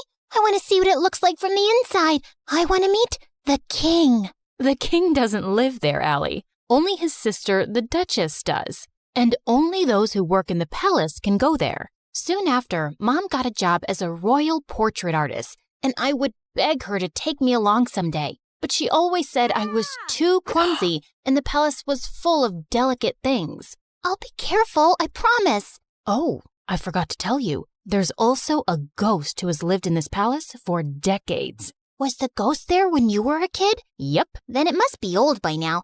I can easily outrun it. Of course, I didn't believe her. If anything, it made me more curious about the palace. When I was 9, Mom was called by the Duchess to make her portrait, and this time, I followed her. Somehow, I managed to sneak inside without getting noticed. And boy, was it pretty! As I wandered around, I slipped into a nearby room full of toys and blingy things. I'd never seen anything like that before, and it was so fascinating that I grabbed a few of them. But when I reached home, I felt guilty and scared. If anyone at the palace found out, Mom could lose her job, and this was stealing. I'll bring you guys back someday when I work at the palace. Till then, you can hide here. My passion for working in the palace grew stronger as time passed. I begged Mom to teach me how to paint so I could become a royal painter just like her. And by the time I was 17, I was better than her. One day while I was painting, Mom came home with some big news. The king is coming to town after 17 years, and they want paintings for the whole palace. We started working day and night, finishing all 20 paintings in under a week. But a day before the delivery, Mom slipped and sprained her ankle. I'll ask someone from the palace to pick them up. No, I can take them. I promise. I won't break a thing. Whoa! Are you sure? We can't lose the job. Yes, Mom. You can count on me. I managed to convince Mom and then left for the palace. I also took the stuff I'd taken all those years back. I could finally put that back. When I entered the palace, it was exactly as I'd remembered. Wow, how dull. This place could really use some color. I was so lost looking around that I tripped over a giant statue's foot, and the paintings flew in the air. Just then, I heard someone scream, and when I looked back and saw a girl, I almost passed out. It was like I was looking in a mirror. I touched her to make sure she was real, and she slapped my hand away. Don't you touch me, you peasant. Don't you know who I am? My doppelganger? We look exactly the same. No, we don't. I'm a princess, and you look like a street rat. If I look like a street rat, so do you, because we have the same face. Wait a minute. Is that gold? Oh my God, you're a thief. The girl started screaming again, and I was surrounded by palace security within seconds. Just as they held me, I bit one of the guards and ran till I reached home. When I told Mom what had happened, she looked at me in shock, and minutes later, the king arrived with the Duchess. Oh, my sweet daughter, it is you. You're what? Mom, what's happening? My mind went blank when the king told me how years ago the nanny had taken me out for a walk, but we both never returned. Your mother and I searched everywhere for you, but we failed. She was heartbroken and no longer wanted to be here, so we left the palace. But today, when the security guards told me of an intruder who looks just like the princess, I just had to come and see for myself. Mom, is that true? I'm not your daughter? It's true, Allie. I found you on my doorstep with a note and some money, but I had no idea you were a princess. Why didn't you ever tell me I'm not yours? Because I fell in love with you the moment I saw you. Now you were my daughter. I am so sorry, Allie. It was just all too much to process, and I ran off. I was a princess, and I had a twin sister. I was living a lie for 17 years? I was walking along the road trying to clear my head when a big sports car pulled up next to me, and a handsome guy got out. Cherry, what are you doing here? It's not safe. Cherry? Do I look like a stupid fruit? Leave me alone. I called you pumpkin before, but you hated that too. What the heck's your problem, dude? This is not a good time. I was saving this as a surprise. But here, will this make you come with me? Holy moly! That diamond was bigger than my fist! Calm down, Allie. Okay, you've got the wrong girl. Whoa! Sorry. I'll have to carry you back home if you don't listen. I punched him in the nose as the guy screamed like a little boy and then ran for my life. This was officially the worst day ever. The next day, the royal staff packed all my stuff and I was moved to the castle. My royal chambers were bigger than my whole house, and everything was beautiful, except it didn't feel like home. Mom wasn't there, and even though I was mad at her, I missed her. I was unpacking when my sister walked in. I know you think you're suddenly a princess now too, but don't let this get to your head. Remember, I rule. Charlotte, dear, don't be so rude to your sister. You should be happy she's back. Okay, Amber. Allison. Allison, darling, we're starting with your royal lessons from tomorrow. Be ready at 4 a.m. sharp. Good luck with that. It's not easy being a princess. She wasn't kidding. It was a mad schedule. Mornings were for horse riding, then music in the afternoon, and martial arts in the evening. My body was super sore and I was exhausted, but within a few weeks, I'd grown tougher and learned a lot. One evening during martial arts practice, someone walked up to me. It was the diamond guy. I thought they were just rumors, but you are prettier than Charlotte. We look exactly the same, like identical. Can't you see that, or did the punch make you blind? Feisty. I'm Prince Arnold, by the way, Charlotte's fiancé. Isn't she too young to get married? Are you jealous? What?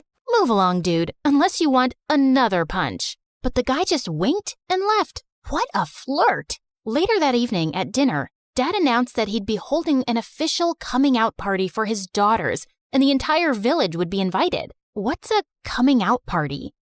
Lame question. It's your official introduction. So why are you having one? Don't people know you already? That's when Dad told me that Charlotte had always been sick all her life. She had a rare genetic heart condition that didn't allow her to roam around too much. It was only recently that she'd gotten better. But I'm still better than you. What's your problem? My problem is that you're here to take my crown away from me, and I won't let that happen. Enough. That's for me to decide. Now eat your dinner. I'd root for you. I kicked that butt face under the table, and he turned red. Much deserved. The coming out party had sent the whole town into a frenzy, and Mom was called to make our official portraits. Seeing her made me feel so much better. So, how do I look? Like a princess. Have you forgiven me? Maybe. I mean, you're still my mom. Of course I am. The party was a huge success, and I could see the king's pride in introducing his daughters.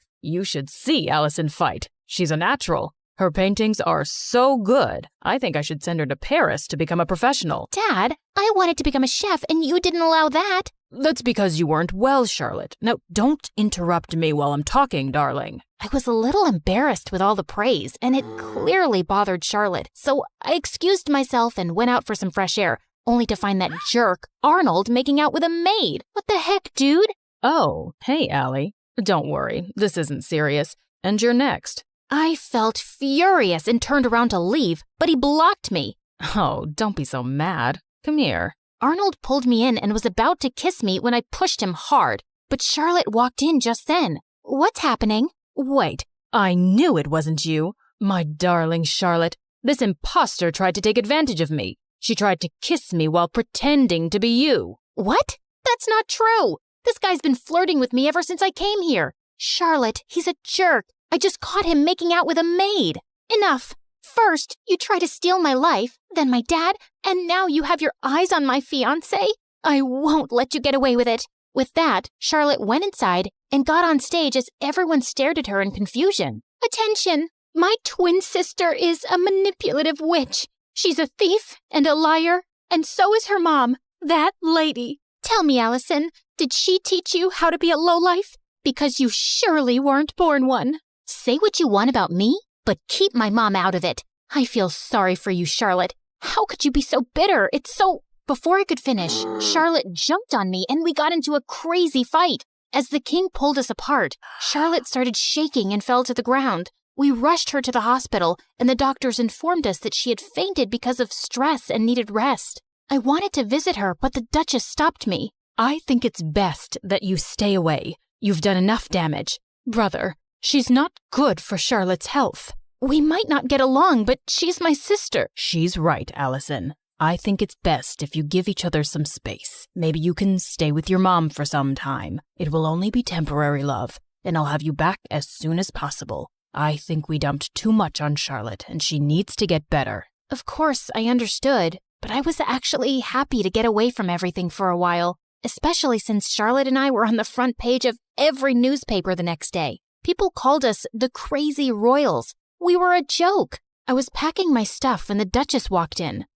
You're finally going back to where you belong. I knew you'd never fit in here, and it was a mistake to bring filth into the palace. I know I didn't grow up here, but I'm still a princess by birth. So please, mind your manners and never talk to me this way again. Don't forget your place. That's exactly what I'm doing. I pushed her aside and left for my old home. Mom was ecstatic to see me, and to be honest, I felt happier than I'd been in weeks. A few days later, once Charlotte was better, the king announced her engagement to Arnold to give people something else to talk about. Dad invited me, but I decided not to go to the ceremony. I just wanted to stay away and avoid any more drama. On the engagement day, Mom had gone out for something when Charlotte came over. What are you doing here? Don't you have an engagement to get to? I can't marry him, Allison. He's a snake. I should have trusted you. Good time to say I told you so. But what do you want from me? After our fight, we can't have another media blowout. Dad will never allow me to call off the engagement at the last minute. Please, come with me. Maybe we could convince him together. Please help me. Charlotte was crying like a baby now, and I didn't want her to have another fainting episode. So I agreed. But just as we entered the palace, Charlotte stopped. I need to fix my makeup. The entire town is in there. Wow, priorities. Thanks for doing this. I'll be right back. I started to walk around when I spotted Charlotte. She's here. I've done everything you asked me to do, including the fake fainting. Now do your part and make her leave forever before Dad decides to bring her back here again. Leave it to me now, princess. I have the perfect plan to make sure you get the crown. Oh my God, these people were crazy. I had no idea what her plan was, but it sounded dangerous. So I ran straight to Dad, and seconds later Charlotte followed. Allison, I thought you weren't coming, but I'm so glad you did. Of course she had to come. She had to ruin my engagement. She just can't see me happy. Oh my God, Arnold, hold me, please. Oh, shut up already. Don't you guys get tired of manipulating? King, Dad, whatever, you should see this. I played the video for the entire hall to see, and Charlotte turned pale. Charlotte? Dad, I'm sorry, but you seem to like her more because she's tougher than me. And when Auntie told me that she was after Arnold and my crown, I couldn't take it anymore. But this was all Aunt's idea. Sister, what were you planning to do and why? Suddenly, the Duchess turned into a mad person and started screaming. I'm tired of being your servant. I'm the older sister and the crown was mine, but these girls took that away from me, and I would have gotten away with everything if this one hadn't shown up. What do you mean? You knew she was alive? Whoopsie, you did a boo-boo. The Duchess confessed how she'd paid the nanny to take me away and drop me in the jungle, but the nanny had dropped me at Mom's doorstep instead. Charlotte was so sick as a kid, I didn't think she'd survive for so long. With both of you gone, I'd be a queen, but Karma's a witch. The king gave orders to take the Duchess away to the dungeons for treason, and Charlotte turned to me. I was horrible to you, and I probably don't deserve your forgiveness. But could you try? It might take some time, but I'll get there. What about me? You can chew your shoes and get lost. Yeah, I always knew you were a jerk. I was called back to the palace, and I took Mom along this time. Charlotte and I changed history by taking over the crown together. We were both queens in our own way, and I learned that those who love you will always stick by your side.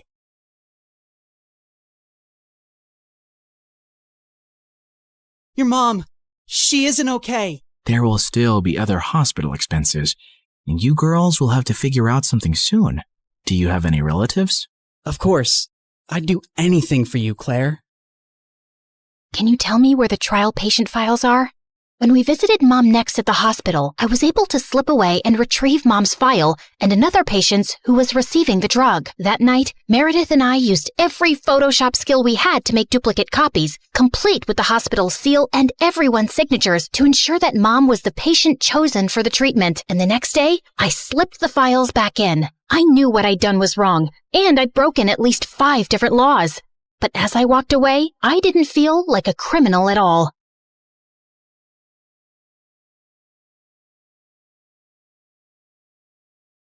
I was walking down the hospital corridor with Freddie when Meredith came running towards us. Where have you been? Mom's awake. She's finally awake. Oh my God, seriously? This better not be a joke, Meredith. I swear on my beautiful face, it's the truth. The doctors are just checking her vitals. Can you girls stop making so much noise? It's a hospital. Oh, shut it, nurse. We're in the coma ward. Who are we disturbing here? Don't you want these people to wake up? How dare you talk to me like that? This is preposterous. That's not even a real word. Remind me to buy you a dictionary. How did you become a nurse? Jeez. You ran down to Mom's room to find her fighting off the doctors. She jumped onto her bed like an animal and started screaming at them. Where am I? Are you doing a science experiment on me? You will not touch the daughter of Vladimir. I learned how to catch fish with my bare hands when I was 3 and tackled a bear when I was 5. You think you are any match for me? Ma'am, we mean no harm. We're your doctors. How are you old enough to be a doctor? You have a pimples like a teenager. I'm fully qualified. Shut up, little boy. Tell me where I am before I take your eyeballs out and play bubbles with them. Mom? Mom turned and stared at me with wild eyes. Let's get out of here before she attacks us. For once, I agree with Meredith. Who are you? And what did you just call me? Hey guys, the last time you saw me, I was walking down a hospital corridor after switching the clinical trial files. That was 2 years ago, so let me get you up to speed on everything that's happened since then. Mom entered the clinical trial, and her tests started showing signs of progress, but she didn't come out of her coma anytime soon. Freddie tried to help us, but Meredith and I had to learn to manage on our own. And it turns out, there's a lot you can steal from a hospital. We never had to buy toilet paper or cleaning supplies again. And we always had endless cups of pudding and Jell-O. Meredith, is that diaper cream you're putting on your face? A girl's gotta moisturize. It's very hydrating. My face is as soft as a baby's butt. What did you score today? More useful things like new bed sheets, pads, towels, and batteries for our TV remote. Time for our show and more Jell-O. Woohoo! But we still needed money, and after high school, we went back to our conning ways. I always pushed away the guilt and justified it to myself with things like, we needed the money, we had no other choice. But I have to admit, I also felt a thrill every time we outwitted someone and got away with it. It started out small, like hitting venues of concerts and games in different cities and selling fake tickets to desperate fans, hoping to get in at the last minute for twice the regular price. By the time they figured the tickets were bogus, we were gone. Or going to the American Idol audition venues and convincing hopeful contestants that we were part of the TV show crew, and we'd get them through to the next round if they paid us a little money. Then, we set up an Instagram matchmaking business account with tons of fake success stories. We were getting booked for our services by loads of women. We'd always meet at the client's house in disguise. What is this exquisite dessert? It's like a cloud melting in my mouth. It's a Japanese cheesecake, delivered fresh every day from Japan. You are just the kind of people I like. Ow! Let's get down to business, shall we? Wow, I mean, this cake. Yes, business. This is your daughter? Oof. We know she's a bit plain. And she's 6 feet tall? With that face? Is her case hopeless? Oh no, we've dealt with a lot of uggos before. Believe me. Ow! What my partner means is there's someone for everyone out there, and we're experts at making those two people meet. We'll need a small advance, and we'll bring you a portfolio of suitable bachelors in a week. You'll be the mother of the bride soon, watching your little giraffe walk down the aisle. Sounds good, right? Make that check to cash, please. Can you also pack the rest of this cake? We'd take the advance, keep in touch for a few weeks saying we were gathering options, and then disappear. Of course, people soon started commenting on our page, calling us frauds and reporting our account, but we made a good amount while it lasted. We tried out a wedding planner service next. That's a gorgeous cake, but it's so expensive. But it goes so perfectly with your pink and white theme. Also, we're planning to order 2,000 pink and white roses. And an ice sculpture for the reception area. How much will all this cost? You can't put a price tag on happiness. Daddy will have a heart attack. He's gonna have one anyway. I just saw him eating a block of cheese. Why should that stop you from having the wedding of your dreams? Really, you deserve the best on your big day. Okay, I'm sold. Let me write you a check. When that went bust, we became travel bloggers and influencers. With our huge number of fake followers, we managed to get into the best hotels for free as long as we wrote a review. When I'm rich, I will buy a hotel and live there. They have the best beds. Room service? Yes, we'll have 2 lobsters, 4 sushi platters, 2 beef burgers with fries, the prawn tempura, the fish tempura. Okay, anything with the word tempura. And why don't you bring up the entire dessert menu? Thanks. Of course, none of these businesses lasted too long, and we were always on our toes, traveling from place to place, changing disguises, trying not to get caught. The only person who had any idea of our activities was Freddie. But whenever we went back home, he was always happy to see us and never asked questions. 2 years had gone by like this, and Mom was finally awake, except she didn't remember being our mom. Now, we had no chance to ask her about the fake IDs and laptop we'd found, because all she seemed to remember was her childhood in frickin' Russia. We showed her pictures of us together, and the doctors explained that she'd lost most of her memory, and they were unsure if she'd regain it. Oh, my girls. I am so sorry I don't remember anything about you, but I feel a connection to you, as strong as the frost on my toes, walking barefoot in snow, and as sweet as the smell of my grandmother's honey cakes, and as deep as the violet skies of Siberia, and— Yeah, we get it, Mom. We love you too. As the 3 of us sat in a cafe later, I was still trying to process everything when I saw Meredith had a faraway look on her face. I know that face, Em. What are you planning? Oh, nothing. Just thinking how excited Arthur will be when he finds out Mom is awake.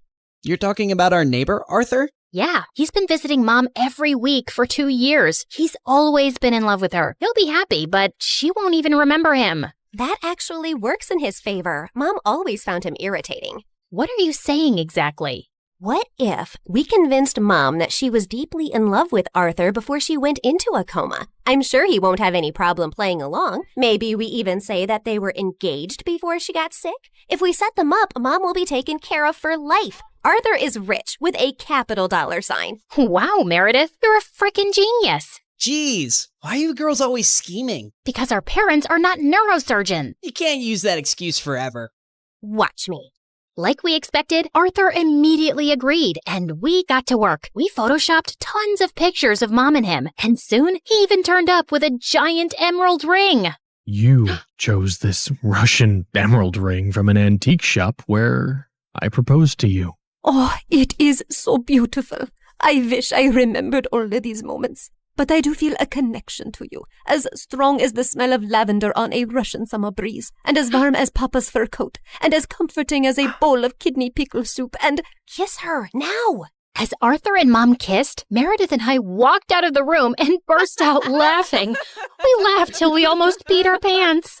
Oh God, my tummy hurts. Are we doing the right thing? Fooling Mom?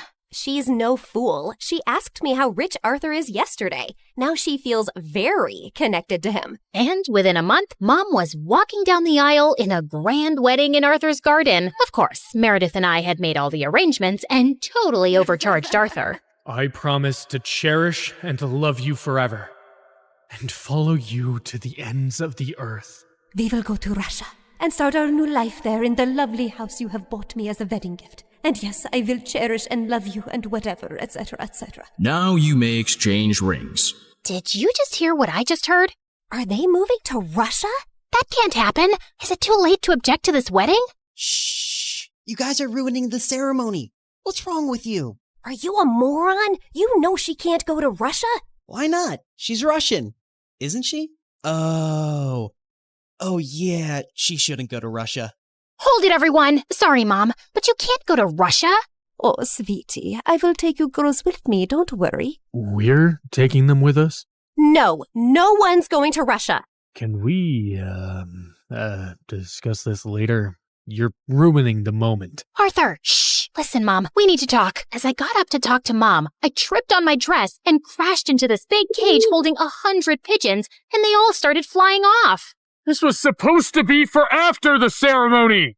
But suddenly, those pigeons turned vicious and came back to attack everyone. They clawed at people's hair, poked them with their beaks, and pooped everywhere. As the guests ran around in chaos, someone slammed straight into the wedding cake. Meredith and I grabbed Mom's arms and dragged her home. What is wrong with you two? There's something you need to know, Mom. Meredith and I ended up showing her all her fake passports, IDs, and the laptop, and she was stunned. My name is Alexei, and none of these IDs have that name. Mom, we don't know who you really are or why you left Russia. What if you were a spy or some sort of criminal? What if you're wanted in Russia? If you go back there, you might get arrested or worse. Apparently, many years ago, some bad people were looking for you, and we don't know why. You have to stay here and keep a low profile. But I want to find my parents and see my home. It's all I remember. You can't risk it. Not till you get your memory back. Or we get someone to tell us what's on that laptop and figure out who you are. We're sorry. We hugged Mom as she cried, then fixed her makeup and returned to the wedding. The pigeons had left, and the guests were leaving too. Stop, everyone. The wedding isn't over yet. And Arthur, Mom wants to move to Hawaii instead. From the top, people! Arthur was very confused, but they finally got married. Later, as everyone moved towards the dance floor, Freddie asked me to join him. So, now your mom is well and you have a rich stepfather. What are your plans? I like traveling around with Meredith. Maybe I'll do that for some time. There isn't any reason to stay here anyway. Ouch. Why don't you just hit me with an axe? Of course, there's you. I can always come visit. That's not good enough, Claire. Look, I have to say this now. I've been in love with you since forever, and let's not pretend you don't know that. Don't you think you can give us a chance? We're best friends, and I'd do anything for you. I know, Freddie, but I just can't. I love you, but not like you want me to. You can try dating me. Maybe you'll feel differently. I don't think I will. And I can give you a good life. You don't need to live like a freaking criminal anymore. Some people might call me an artist. Con artist, yeah. Still a criminal. Maybe I enjoy being one. It's kind of thrilling.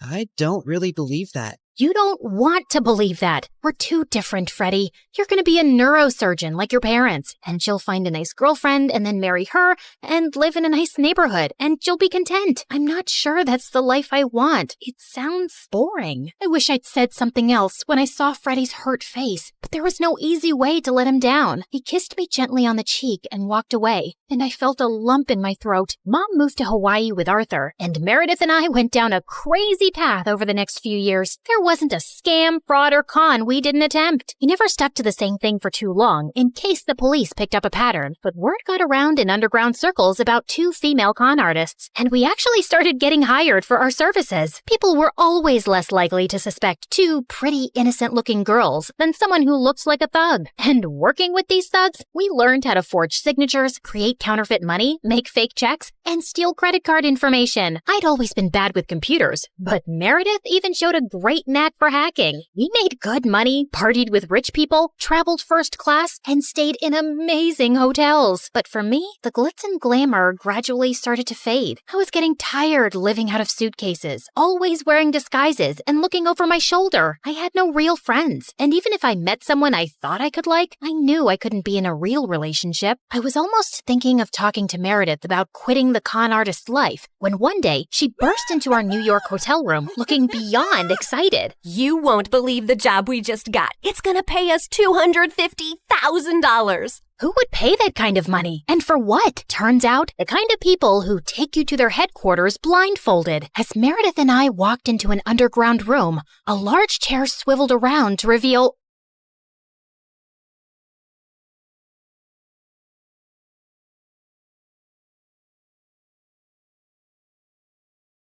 Hi, I'm Alicia, and I'm about to tell you how I met the love of my life. But before we get into that, please like and subscribe to MSA. If there's one thing you have to know about me, it's that I wasn't an ordinary little girl. Being raised by a single father who was an ex-army officer does that to you. I had rules, discipline, and responsibility drilled into me since I was very young. And growing up, I found other kids my age really immature. I don't know why he'd break up with me. I wore the clothes he liked, woke up at 5 every morning to do my hair because he liked them curly, and pretended to love watching wrestling. Excuse me, but I need to get that muffin. Can't you see that I'm crying? My boyfriend just broke up with me. Aw, I'm so sorry. You know, it reminds me of the time my dad took me for this obstacle course and I twisted my ankle so badly, the doctors told me I'd never be able to walk again. But I didn't lose hope, and here I am. How is that the same thing? It's not, because that was an actual problem. But yours is just a bunch of high school nonsense. Now move your butt, please. Needless to say, I didn't have a lot of friends, and I didn't care either. My life was all sorted out. Graduate school, get into a good college, work, and retire. But then I turned 18 and met Arthur. He was a transfer student from Greece, and boy, was he dreamy. The first time I met him was in gym class. We were playing catch, and I was so lost in looking at him. I totally missed the ball, and it hit me right in the face. I fell on my butt, and Arthur came running. Are you okay? You're bleeding. It's nothing. I'm used to much worse. On second thoughts, I might need a doctor. Arthur smiled and carried me to the nurse's office. The entire time I was there, he sat next to me, and later he dropped me home. We became friends after that, and slowly I fell for him. He was smart, mature, and sweet. If there was one guy I wanted to date, it was him. So I decided to ask him out, except I didn't know how. So I turned to MSA for help, and it did not disappoint. Rule number 1, never let your crush know you're interested in him. Avoid eye contact and do not speak at all. The next day, when Arthur waved at me in the hallway, I wrinkled my nose and turned away. He sat next to me in class, but I didn't pay any attention. But then in the cafeteria, he caught up with me. Are you avoiding me? Me? Avoiding you? Oh, don't be silly. I was just really busy thinking about global warming and how it's impacting the fish population. Oh, that reminds me. I have to water my fish. My plants. I'll see you around. And I just ran before I embarrassed myself further. After that epic failure, I turned to step number 2. Dress up nice and behave like a total diva. I went shopping, picked up a bunch of dresses, and the next morning it took me 2 hours to get ready. I thought I looked great, except the moment I entered, everyone started pointing at me and laughing. Oh my god, why is she dressed like a peacock? What is that on her face? Did someone finally punch her for being a know-it-all? I was so embarrassed. I immediately turned around and ran for the bleachers. I was still sulking when Arthur walked up to me. If you rub your lips anymore, they're gonna fall off. This lipstick won't come off. Ugh, it's so annoying. Let me help you. Also, I'm not saying you don't look good with makeup, but you actually look way prettier without it. Really? Does that mean you'll go out with me? Are you serious? I wanted to ask you out for the longest time, but everyone in school told me you're a cold-hearted cold-hearted girl who hates people. That's not true. I hate dumb people. There's a difference. So, you and I, dinner tomorrow? I'd love to. My first date with Arthur was perfect, and he told me that his parents were divorced like mine, and he lived with his mom and 9-year-old brother Charlie. We started dating soon after, and spent all our time together. People in school were also nicer to me, since I was Arthur's girlfriend, and even Dad liked him a lot. Life was just better with him in it, until things started getting weird. Some days he would come to school looking like a half-dead zombie, and other days he would skip school altogether. His grades were slipping, we were barely seeing each other, and I knew something was wrong. So one day when he canceled our date, I went to his place with his favorite ice cream. But when I knocked on the door, some kid opened up. Hi, you must be Charlie. Is your brother around? Is that ice cream? Give me it. Hey, that's not very nice. Say, ma'am, could I please have that tub of ice cream? Repeat after me. Sure. Ma'am, give me the ice cream or I'll kick you. And Charlie kicked me on my shin, snatched the tub, and ran away. As I yelled out in pain, Arthur came running downstairs. Alicia, why didn't you tell me you were coming? When would I tell you? You hardly talk to me these days. I know. I'm sorry.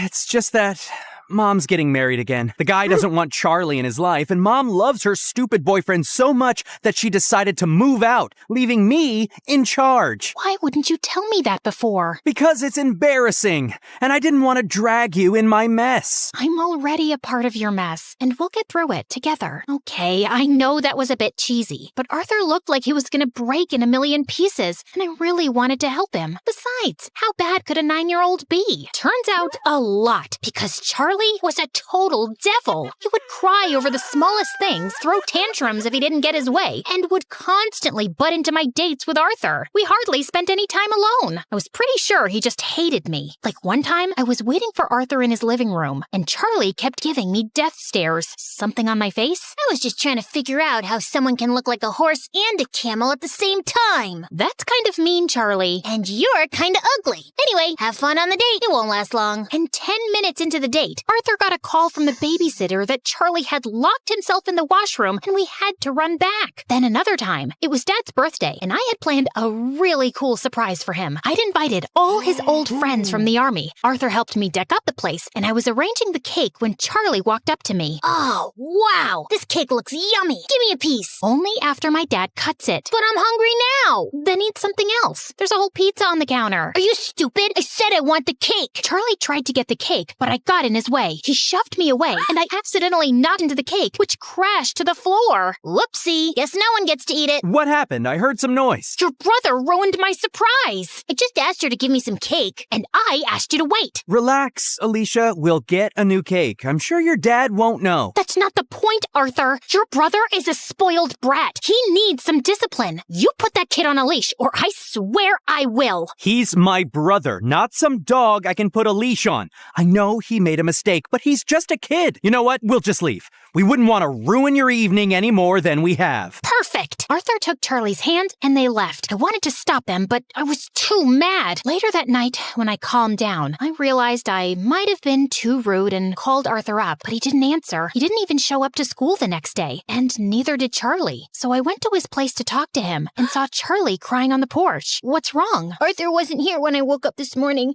and I don't know where he went. Did you call him? He left his phone behind. Then why didn't you answer when I called? Anyway, don't worry. We'll find him. But till then, you're coming home with me. No, I don't like you. You don't have to like me, but I'm not leaving you alone till Arthur gets back. So annoying. We waited the whole day for Arthur to show up or get in touch, but he didn't. By nightfall, I decided to sleep in the lounge and offered Charlie my room. If you need anything. The next morning, Arthur was still a no-show. I couldn't reach his mom either. And then remembered he'd told me she was out of the country on her honeymoon. Next, I asked his friends and colleagues, but none of them knew where he was. Eventually, I contacted the police. But even a week later, they had no news of him, and I was worried sick. What could have possibly happened to him? Meanwhile, Charlie refused to go to school or shower. He mostly kept himself locked in my room and reacted rudely to any nice gesture I made. I was losing my mind. So I turned to Dad for help, and he promised he'd get a word out to his colleagues in the army to track Arthur down. I still don't know what to do with Charlie. He shuts me down every time I try to talk to him. He's been through a lot, Alicia. What he needs is some distraction to keep his mind off things. After your mom left, you were all over the place. That's why I built such a strict routine for you, so you wouldn't have time to think about her. Maybe you should do something similar. I decided to give Dad's advice a shot, and the next morning, I walked to Charlie's room and woke him up. Get up. We're going out. Is Arthur back? No. Then let me sleep and go away. Nope. You're getting up right now. Charlie resisted, but I dragged him out of bed, and somehow we made it to the bus stop. He kept cursing me the whole way, but I didn't care. And minutes later, we were at our destination, the paintball arena. I'm not going in there. Why? Too chicken to lose? As if you're on. Charlie and I had a great time at the paintball game, and it was the first time I actually heard him laugh. Afterwards, we went to a trampoline park and jumped our hearts out. By the end, he was so tired he could barely walk, so I called a cab and took him to my favorite burger joint, but he just stood at the entrance and stared. What, you don't like burgers? No, it's just that this was my favorite place to come with my mom. Every weekend, we'd come here and play our favorite songs on the jukebox machine. And now, she doesn't even call me, and Arthur's left me too. Arthur will be back in no time, I promise you. He loves you a lot, Charlie, and no matter what, we'll always be here for you. You too? Yes, me too. Charlie cried and hugged me tight. For the first time, I saw him as a heartbroken young kid who just wanted his family back. Since then, Charlie warmed up to me. We'd have breakfast together, and he would always make my bed when I got home from school. He was a lot calmer and hardly threw a tantrum. I couldn't wait for Arthur to come back and see how much progress Charlie had made, but we still had no leads on him. I wanted to be strong, but with each passing day, my hopes of ever seeing him again were getting dimmer, and it broke my heart. Finally, one night, I broke down in front of Dad. I don't think Arthur's coming back, Dad. It's been weeks, and no one knows where he is. If he was in town, we would have found him by now. And Charlie, he's lost his mom and might lose his brother too. What can I even say to him? What? I turned around and saw Charlie standing at the door. You've been telling me all along the police will find him. You said you were sure. No, I'm sure he's fine, Charlie. I was just... Stop lying! Why do all grown-ups lie so much? I hate you! All of you! And Charlie just ran out of the house. Dad said he'd go after him, and as I was sitting in the kitchen in despair, the phone suddenly rang. It was the police, saying they'd found Arthur in a hospital close to town. I rushed to the location and texted Dad on the way. The doctors at the hospital told me that Arthur was brought in a few days back by the forest rangers. Apparently, he went on a hike and got injured, and since then, he'd been in a coma. I was sitting next to him when Charlie walked in with Dad. How is he? He hit his head, but he's out of danger. Doctors say there's a very good chance he'll be just fine. Charlie, promise me, no matter what happens, you and I will never fight again. I promise. I will never scream again, and I will always be a good brother. He will wake up, right? What do you think?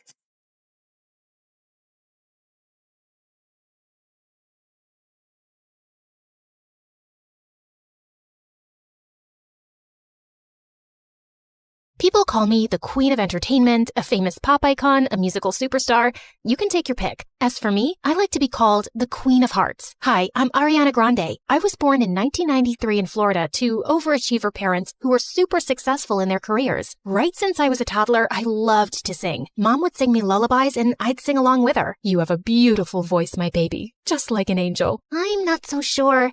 I didn't get selected for the school choir. Don't let that dishearten you, sweetheart, and have confidence in your talent. I'm sure you're meant for greater things. Although I loved singing, I was also fascinated by theater and acting. I performed on stage for the first time when I was 8 in a musical named Annie. Are you nervous, Ari? No, not at all. In fact, I can't wait to set the stage on fire. And I did just that. That musical was a great success, and it marked the beginning of my musical theater journey. After that, I performed in so many other local productions like Beauty and the Beast and The Wizard of Oz. Life was going smoothly, but then my parents got separated. I felt devastated for a while. But thank God I had my pet dogs to keep me going through that tough phase. Just so you know, I have 10 rescue pups. One of them is named Sirius Black. Yeah, I'm quite obsessed with Harry Potter. But then, aren't we all?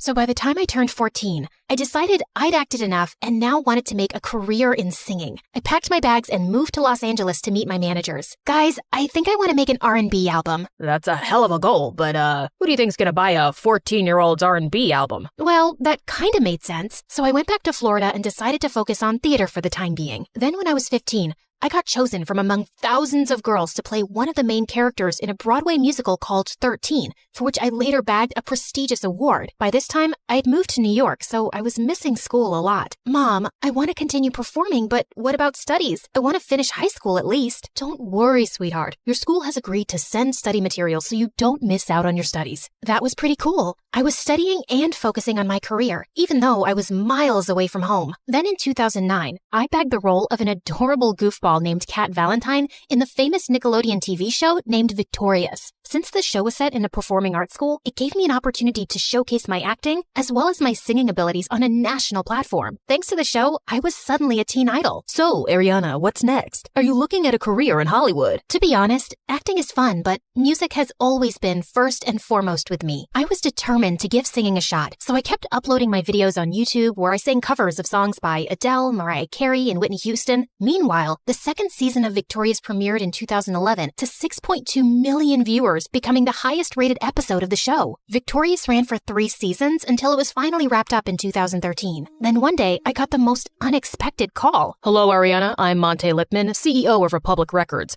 I saw your YouTube videos, and I want to sign you up for the label. Are you interested? Yeah, of course. I'd love that. I put down my phone and did a little happy dance. My music career was finally taking off. The next 3 years, I focused completely on my vocals and singing and collaborated with many contemporary artists. The result was my first album, Yours Truly, that debuted at #1 on the US Billboard 200 albums chart, and it sold 138,000 copies in its first week. After that, there was no looking back for me. Today, I've sold over 85 million records worldwide, broke 27 Guinness World Records as a singer, bagged 2 Grammys, and was listed among the 100 most influential persons in the world by Time magazine. So friends, I hope my story inspires you to never give up on your dreams, since miracles do happen. Just believe in yourself, because if you don't, who else will?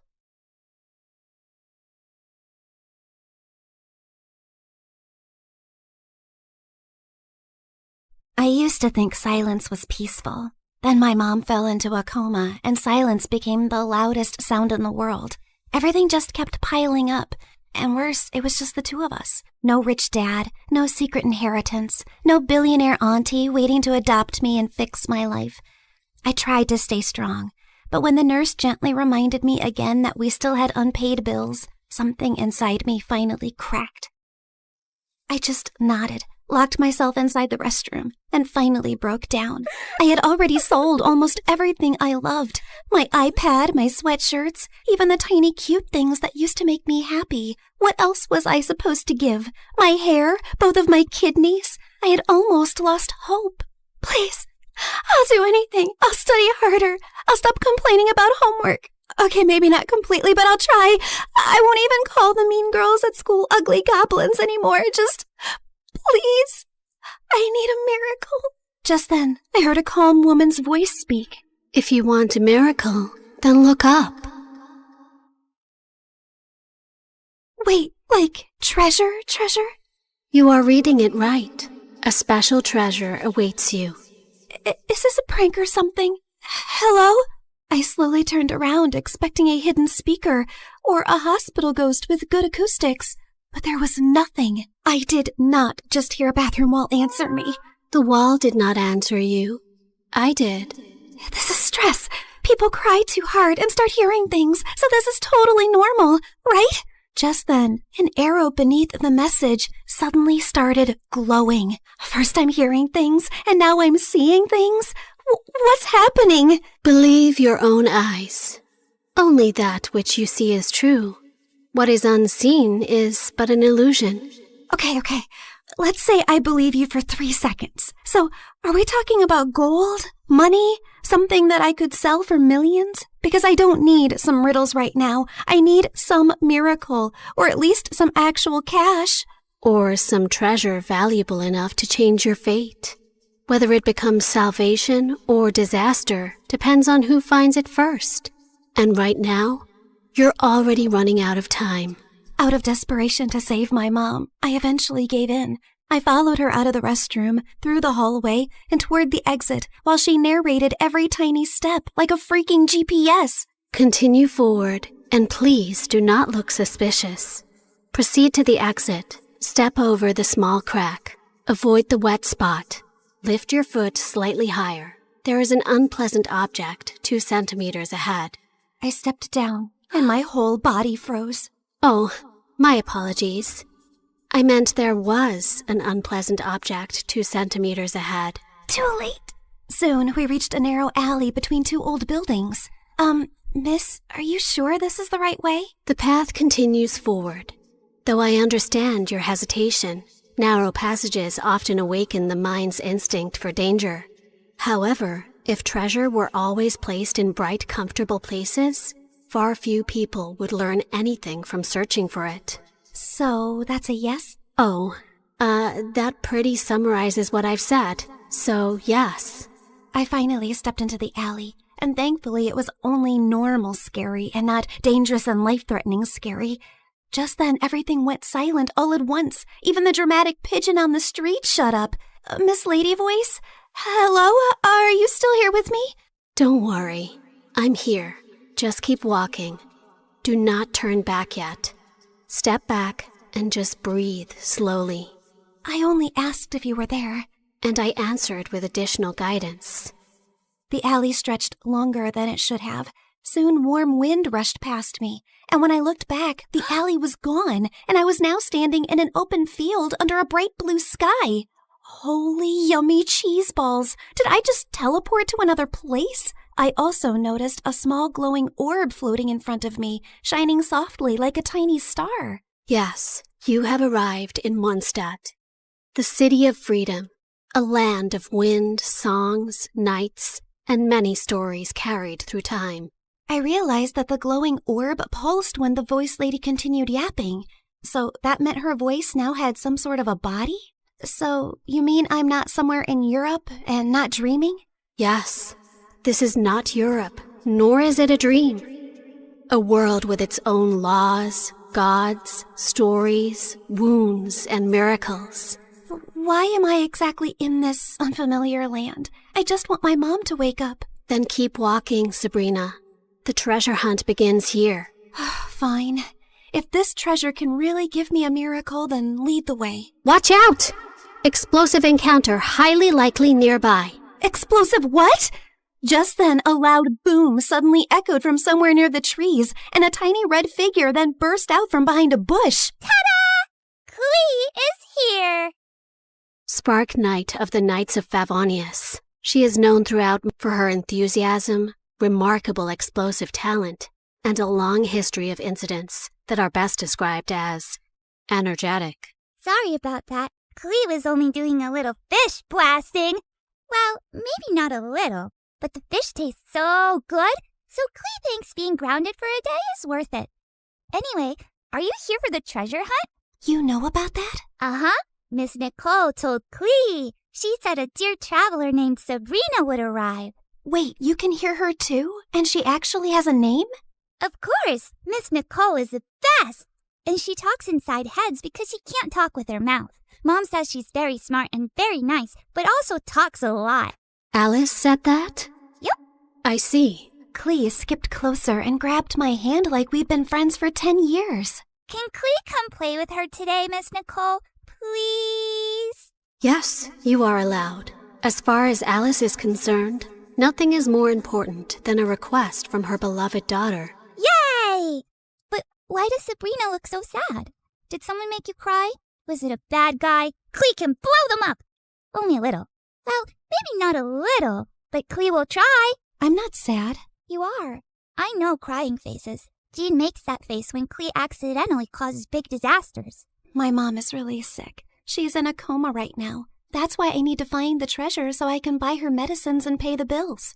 Klee gave me a soft smile and squeezed my hand. Mom always says love can travel very far, even farther than my best bombs. So your mom's love must still be with you too, even if she's sleeping. Thanks, Klee. You're welcome. And don't worry, we're going to find that treasure, help your mom, and only blow up the bad guys. Maybe we can do the first two without the third one? Klee will try very hard. Just then, Nicole's panicked voice suddenly filled my head. Watch out! Hilly Charles incoming! Hilly what? Literally 6 seconds later, masked monsters burst out of the bushes, and Klee pulled out her bombs like this was a normal Tuesday. Jumpy, jumpy, go! Boing, boing, boom! Yeah! Oh my god, am I gonna die? Stay calm. Step back. Duck! Now! Before I could fully lose it, golden light bloomed beneath us. Moment of birth. A glowing flower platform rose from the ground, blocking the monsters just in time. Then a calm boy appeared above us and landed lightly. Mr. Albedo, you came! Klee knew you would. I heard explosions nearby and thought it would be wise to investigate. Finding Klee here confirms my hypothesis. Sabrina, this is Mr. Albedo. He's like my big brother, and he's super smart. Nicole quickly explained that Albedo was the chief alchemist of the Knights of Favonius, and that his knowledge of ancient mechanisms would be very useful for our treasure hunt. Klee is my little spark knight. I need to keep her safe and sound. Besides, investigating the unknown is certainly my thing, so count me in. Well, I guess the more the merrier. After that, Nicole led us to Thousand Winds Temple, an ancient ruin full of broken pillars, weird symbols, traps, slimes, and things that clearly wanted me flattened. But somehow, because of Nicole's directions, Albedo's magic, and Klee's little bombs, we made it through. I thought you were just going to lead me to the treasure. You did not warn me about all this. Seriously, did I get transported into a video game world or what? A world is only called a game by those watching safely from the outside. To those inside it, every path, every danger, every choice is real. Wow, that was beautiful, but also very unhelpful. Then allow me to be more direct. Keep moving. Something larger is approaching. Larger? Just then the ground shook. From the dark corners of the ruin, 2 giant metal monsters slowly woke up. Please tell me those are statues. Please? Unfortunately, no.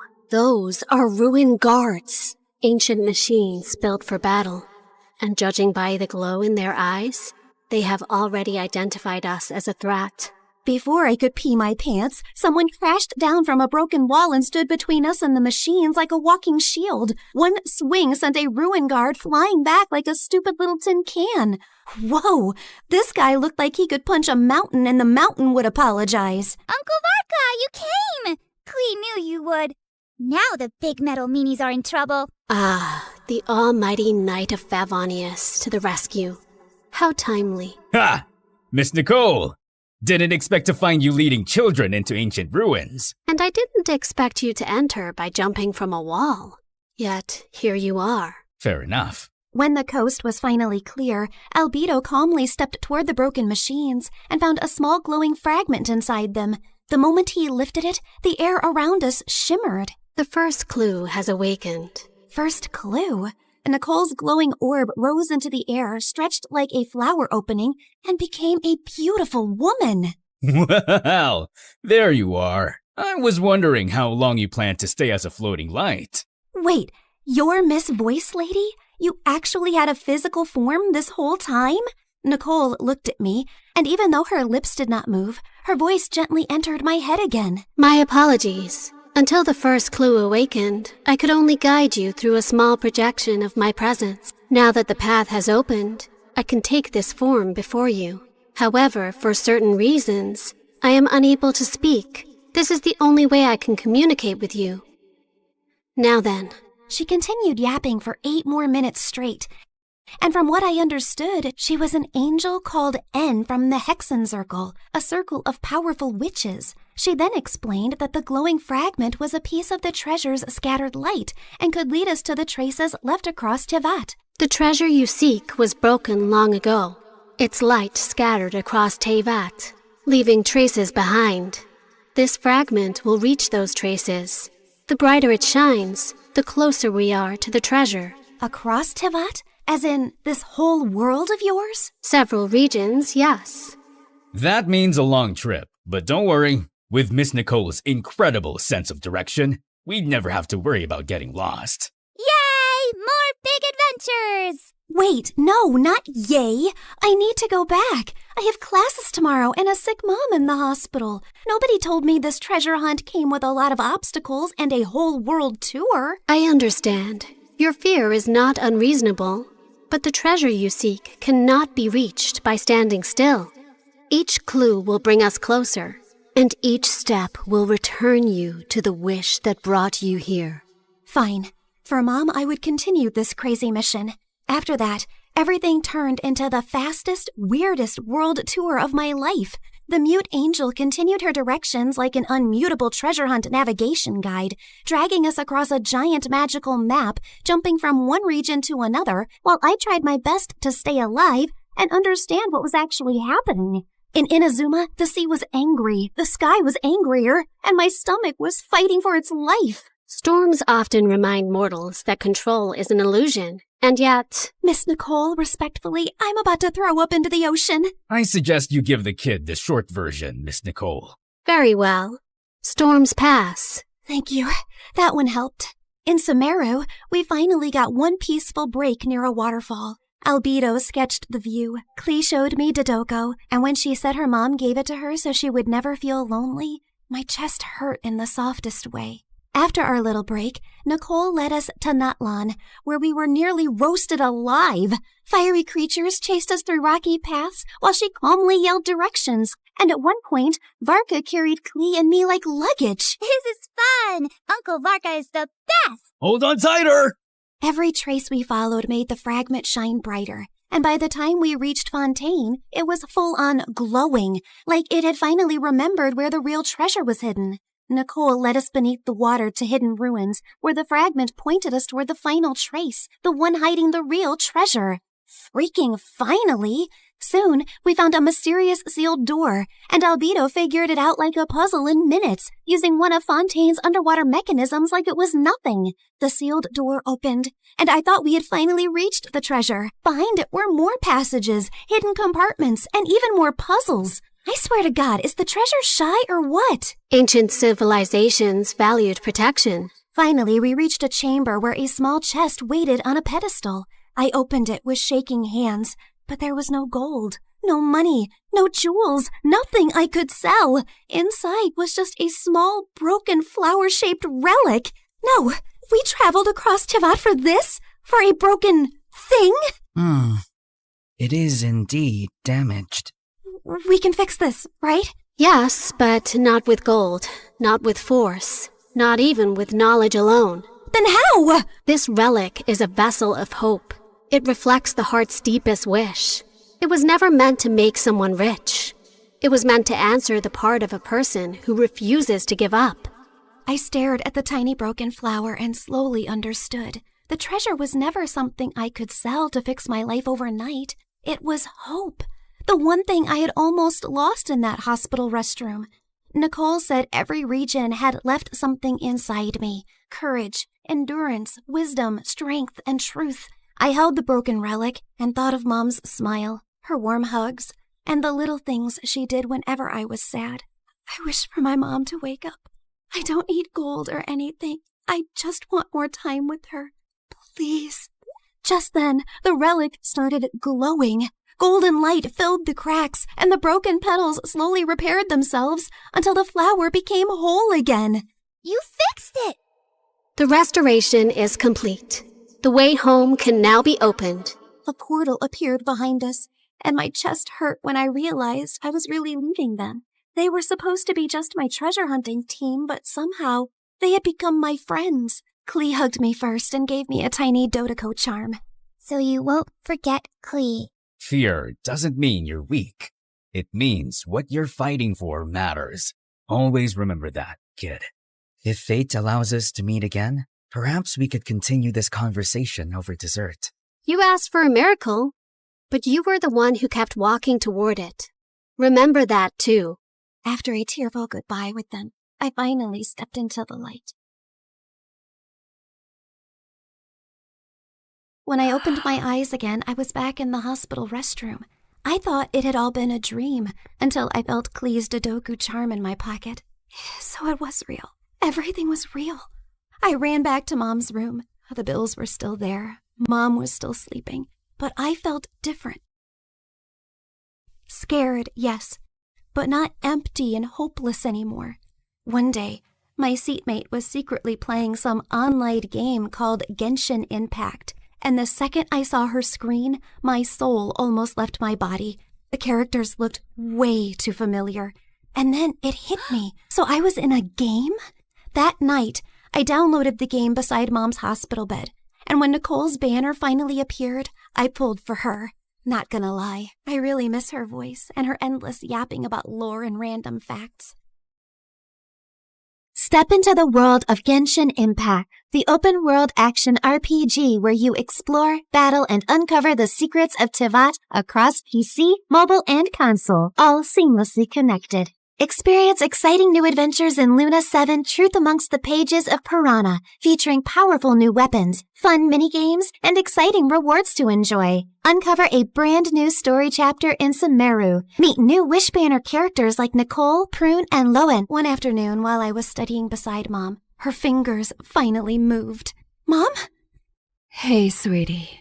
Mommy, you're awake. You're really awake. I missed you so much. And for the first time in a long time, the silence in the room did not feel scary. It felt peaceful at last.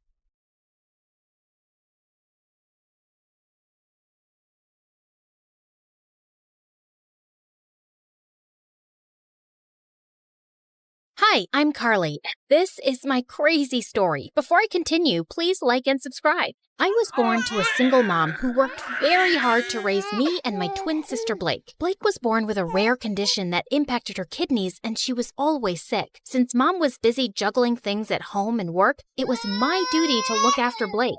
You can't eat milk with your hands. Drink it. Blake, don't chew on your gross shoes. Even Mom was extra paranoid about Blake, and she hardly paid attention to me. Like this one time when I was 6, Mom had to leave for some urgent overnight office trip, and she dropped us off at the neighbor's place. These are Blake's medicines. You know she drinks chocolate milk before sleeping, and I've also packed her favorite pink night clothes. Wait, where's my stuff? The bag's too small to carry both your things, but hey, I packed your toothbrush. You'll be okay, right? I wanted to say no, but Mom already looked tense, so I nodded and she left. Everything was going great, but right before bedtime, I went to get milk for Blake, and I heard a huge thud. I rushed to see Blake crying on the floor with a bleeding nose. Apparently, Blake was jumping on the bed with the neighbor's son, and he thought it would be fun to push her off of it. Thankfully, the injury wasn't big, but when Mom found out, she went ballistic on me. Carly, I trusted you to look after her. And I did. I was just getting her milk, like you asked me to. And she's okay, Mom. Everyone falls sometimes. Your sister isn't like everyone else. After that day, Mom banned both me and Blake from participating in any extracurriculars at school or playing in the park afterwards like other kids. I was always stuck at home with Blake, so I never really got a chance to make new friends. And those at school joined clubs and got busier. I missed having a normal life, but Blake needed me more. Mom got more paranoid with time and took special care preparing food for Blake. I knew how tired she was, so I'd get by with frozen meals. And over time, I started taking comfort in junk food, eating candy bars from the hospital vending machines while I sat in waiting rooms for hours. By 13, I was much bigger than most girls my age. One time, our aunt was visiting us, and she hadn't seen me and Blake in a while. Look, I bought you girls matching outfits. Go on, try it. I'll just wear it later.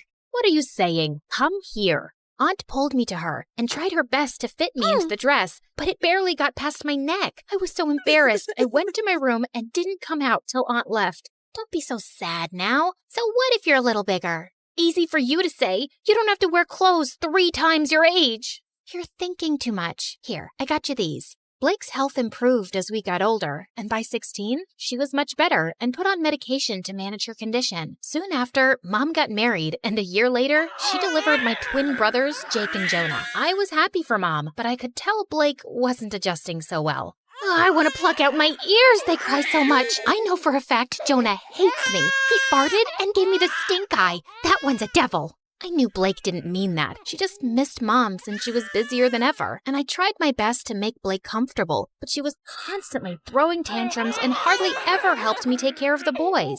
Oh, Jonah pooped his pants again. Quick, hand me a nappy. Right. What's that? Forget it. Can you just warm up the milk? Actually, I don't feel so well. I'm getting a headache in my stomach. A stomach in my headache. You get the point, right?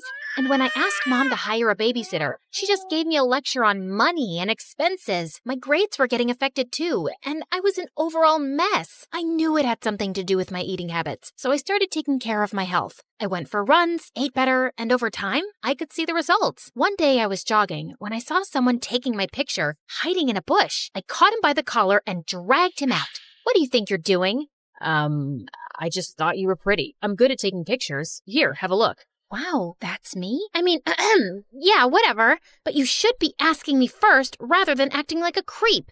I get it. I'm sorry. Can I make it up to you with some coffee? Fine, but I want a copy. Deal. Eli and I went to a coffee place close by and hit it off instantly, and soon we became good friends. He was into filmmaking and would always have his camera around his neck. Watching him, I got interested and tried my hand at handling a camera too, and it was love at first sight. Okay, so that's how you focus. Now look at that sunset. Beautiful, isn't it? Yeah, you know so much about the camera. It's really fascinating. I've always wanted to make movies, you know? And I love the ocean too. I'll tell you a secret. I'm part mermaid. Oh yeah? Prove it. Eli got up from the rock he was sitting on and started doing an awkward dance, flapping his arms like fins. Okay, I believe you. Well, good, because I was afraid I'd have to splash you with my tail. Really? That was on your mind? Well, that and something else. With that, Eli jumped down and pulled me in for the most magical kiss. Eli and I started dating soon after, and I decided to make him finally meet Blake. So the next time he invited me out, Blake tagged along, but the moment she saw him, she burst out laughing. Oh my God! Where did you get that shirt from? Your grandpa's closet? Actually, yeah. He has a really good shirt collection. Do you like it? I can get you one. Ew, no thank you. I'd rather wear a tent than slip into something so cringe. Come on, Blake, that's not very nice. What? I'm kidding. I'm sure Ebola can handle a few harmless jokes. Eli. Blake made it painfully obvious that she didn't want Eli around, and even though Eli kept his cool, I knew she made him uncomfortable. Then one time, Eli invited me and Blake to the launch of his dad's new restaurant. I appreciated the effort he was making with her, and I hoped she would too. But I was so wrong, because minutes into the event, Blake threw a massive tantrum over pickles. What do you mean you're out of pickles? Pluck them from a tree or something. Could you please keep it down, Blake? Everyone is staring. So, you care about all these fancy people, but not your sister? No one understands me. I just had a very big lobster, and I feel like throwing up. You know pickles calm me down. This is such bad customer service. Hey, you have pickles, and you, and you. And then she started taking pickles off of everyone's plate till Eli intervened and dragged us outside. What's the matter with you, Blake? What? It's not my fault your party sucks. At least I brought some entertainment to it. Blake, let me handle this. Eli, I'm really sorry for the mess, but what? Your sister's not normal. And you are? You're so boring, if someone stole your identity, they'd give it up because it sucks. You really need to watch your tongue. And you need to watch your hands around my sister. Guys, please. Before I could say another word, Blake started hyperventilating and fainted. We immediately took her to the hospital, where the doctors told me that she passed out from anxiety and high blood pressure. Thankfully, she was out of danger. I'm really sorry about Blake, but that girl's out of control. You've got to draw a line somewhere. You saw what happened, Eli. You can't just scream at her like that. She's my sister. I can't be around her, Carly. This is going to be a problem. I wanted to stop Eli, but there was nothing more I could say. Blake was my sister, and she came first. I didn't meet Eli for a few days, and a week later, he told me that one of his movies that I'd helped him with had gotten selected for a local film festival. He wanted me to come, but Blake was still recovering, and I couldn't leave her alone. But when he came back, he told me something shocking. Everyone loved the movie, Carly. One of the biggest film schools in New York wants to take us both in on full scholarship. How amazing is that? I don't know what to say, but I don't think Mom would let me go to New York, Eli. You're a great filmmaker, Carly, and you should give it a fair shot. And think about it. You could finally live your life on your terms. God knows you need it. I was numb for a second, and then I felt like someone gave me new wings. It did sound like an amazing opportunity. All I had to do was convince Mom, but when I told her, she looked at me like I'd asked her for her kidneys. Have you gone crazy? You can't move to New York. Your life is here with me and Blake. I applied to this marine biology course on behalf of both of you, and you guys got in on scholarship. This was always the plan, and it's the right one. But that's not what I want to do. I want to make movies. I'm really good at this. Everyone says that. Everyone or Eli? Who's Eli? Just this dumb boy she's dating. I'm sure he's the one who's filled your head with this sawdust. How can you even think about leaving me? I just want to do what I want for once. Can't you give me a few years for my own life? Oh, stop being so dramatic. And not another word about this movie business, Carly. You'll stay here with us. Is that clear? Mom left, and I turned to Blake angrily. You couldn't take my side for once? What did I do? Oh, you mean telling Mom about Eli? I don't think she even noticed. I left the room angrily and didn't speak to Mom or Blake for the next few days. I thought I could confide in Eli, but suddenly he was acting really cold. Every time I tried to talk to him, he would turn the other way, till one day I finally cornered him after class. Am I imagining things, or are you ignoring me? Neither. I'm just busy. So, I told my mom I want to make movies, and she went bonkers, but look, Carly, you and your family have issues, and I don't want to get in the middle of it. Do whatever they say.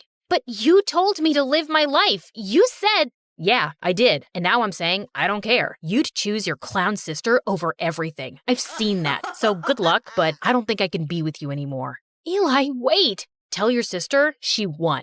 I felt frozen in my place as Eli walked away, and a week later, he left for New York. I couldn't believe he'd just dumped me like that. I felt so bummed out that I didn't come out of my room for days, and Blake was the biggest pain in the butt. Come on, we need to go shopping. It's painful to watch you in those pajamas. I'm not in the mood, but I am. Also, we'll have a nice lunch, watch a movie, just like old times. I said I'm not in the mood. Back off. Jeez, why are you so snappy? Because of that stupid boy?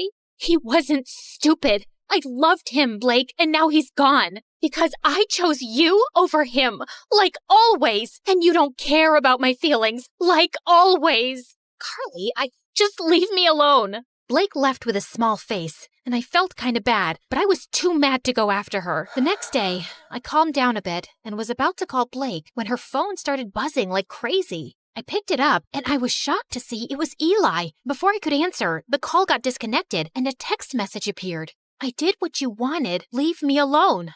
My mind went blank, and I opened the call logs on Blake's phone to see multiple calls to Eli. Suddenly, it all started making sense. Of course Blake must have driven Eli away. No one hated him more than her. What's this? You don't understand. Oh, I understand everything perfectly. You asked Eli to dump me so you and Mom could use me as your servant all my life, right? Before Blake could even say more, I pushed her out and slammed the door in her face. I started packing my bags and stormed downstairs, only to run into Mom. What's wrong? Is Blake okay? Yes, she's fine, but I'm not, and I haven't been fine for a while now. But you don't care, do you? Of course I do, sweetie. Why would you say that? Because you never have. Not since we were kids. Carly, I knew you could take care of yourself, and you were the healthy one, and Blake... No, Mom, I was eating my feelings, and you didn't even see that. I got back to being healthy on my own, and you've stunted both my growth and Blake's. Hers by over-coddling her, and mine by always holding me back to be her guardian. And now I'm done. I will go to New York because I want to get away from you and Blake, and you can't stop me. I left home and booked a flight to New York. On my way, I called Eli and explained everything to him. He told me that he was proud of me for taking a stand for myself and welcomed me with open arms. We moved in together, and I was doing really well in my classes. Mom and Blake tried getting in touch with me multiple times, and even though I missed them, I needed my space. Eventually, they stopped calling. After graduation, Eli proposed to me, and I said yes. Life was going great, till one day I heard a knock on the door and opened it to see Blake and Mom. What are you guys doing here? Eli called us and told us about the engagement. Carly, I have a confession. It was me who convinced Eli to break up with you, not Blake. Wait, what? Eli never told me that it was Mom behind everything. I didn't want to stress you out more. I could see you missed your family, and this would have made you sad. But I saw the call logs and the messages on Blake's phone. I'd actually been calling him to apologize, but I guess he thought both me and Mom wanted him to dump you. And I don't blame him. I was always awful to Eli. I guess I was just terrified of being on my own without you, but I drove you further away. I'm sorry too, my baby. I'd just become used to having you around, always taking care of everything. And the thought of you going away for college crushed me. I was selfish and always burdened you with too much. I hope you can find a way to forgive me. Thank you for finally acknowledging that. It might take me a while to really forgive you, but I'll get there. I won't lie. I have missed you guys. Then let's start with a hug.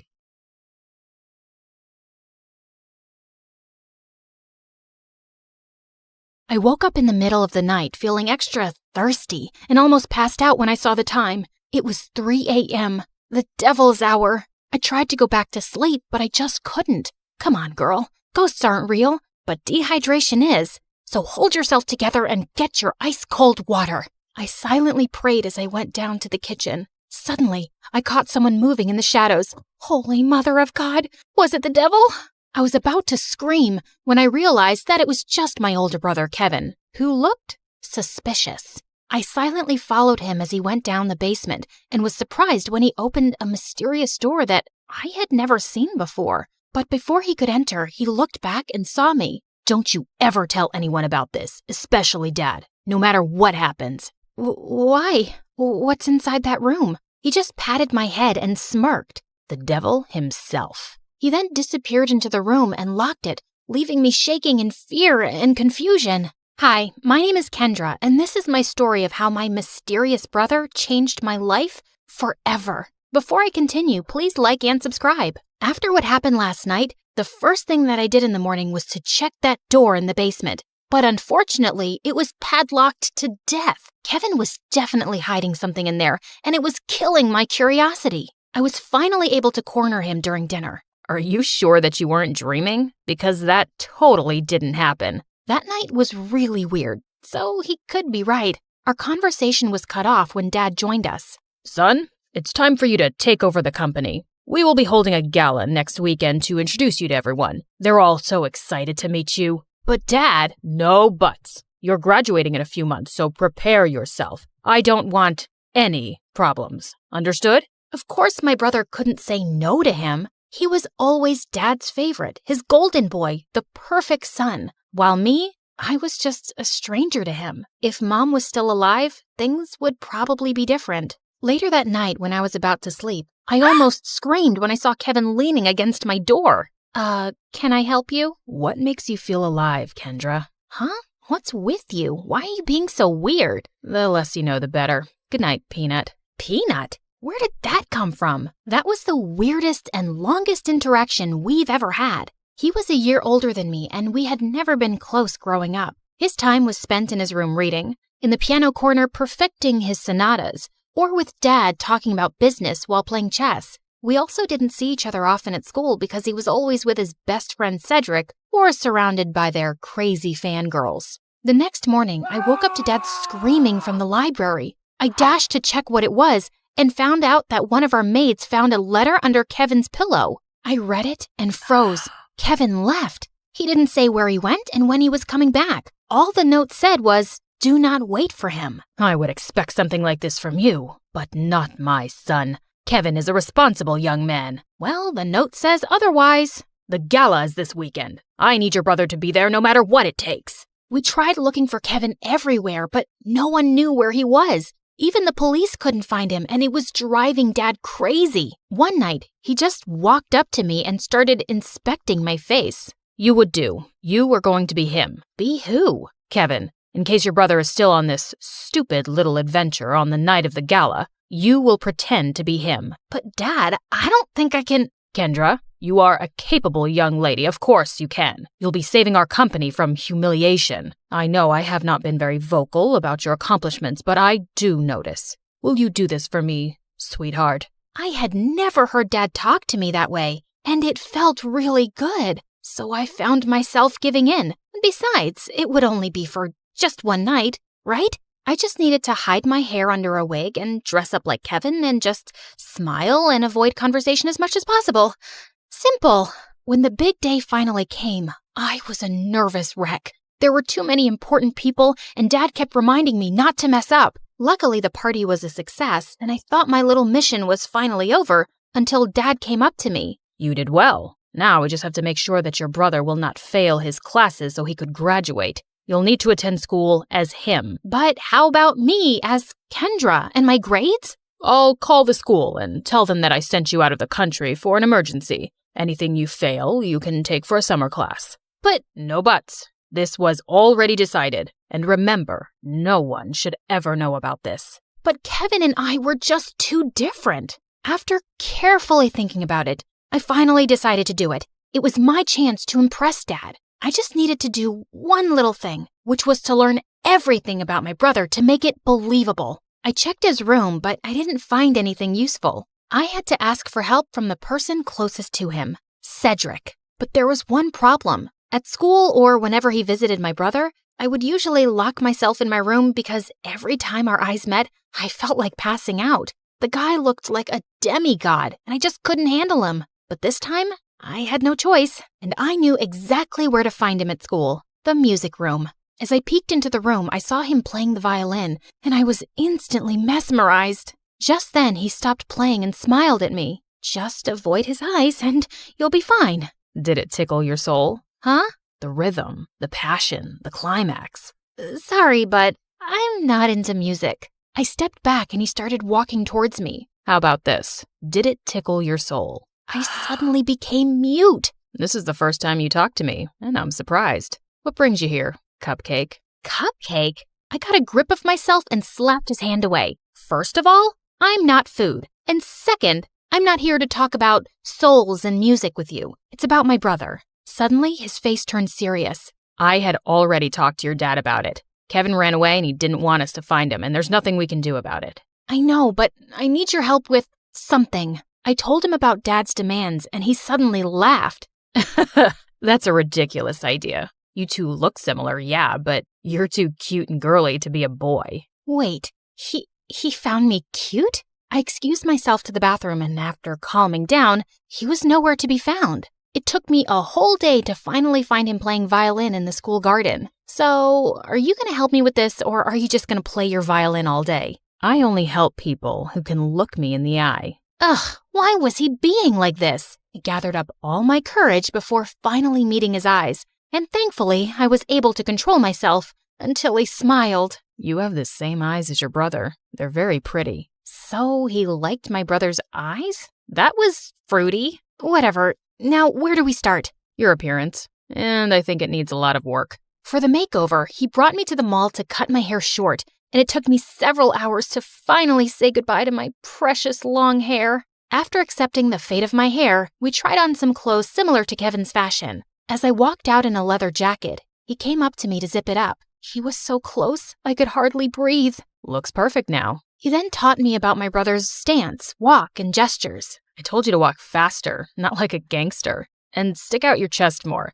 Think of yourself as the hunkiest man alive. Like this? He held my hips to guide me, and I felt like exploding from the sparks. Just then, I noticed some girls around drooling over us. Both guys are so cute. I'll take either of them. They look so in love. OMG. Love wins. Great. And now we were a gay couple. Cedric coached me about Kevin's interests, and I was surprised. I didn't know my brother was such a dork. He loves SpongeBob so much, he even thought of diving into the ocean just to look for its real-life version. But one revelation made me tear up a bit, and he adores you so much. But he thought you didn't like him, so he always chose to give you space. What? That's not true. He's too protective of you. He even told me not to talk to you because he thought I'm trouble. Oh, yes, you're definitely gonna be trouble. To my heart. That weekend, we continued practicing until I looked convincing enough, and when we finally got to school, I just stayed close to him and smiled at people from time to time. I was doing an excellent job at being my brother until it was lunchtime. We sat at their usual table for lunch when suddenly someone sat on my lap and kissed my cheek. It was Lauren, the prettiest and coolest chick at school.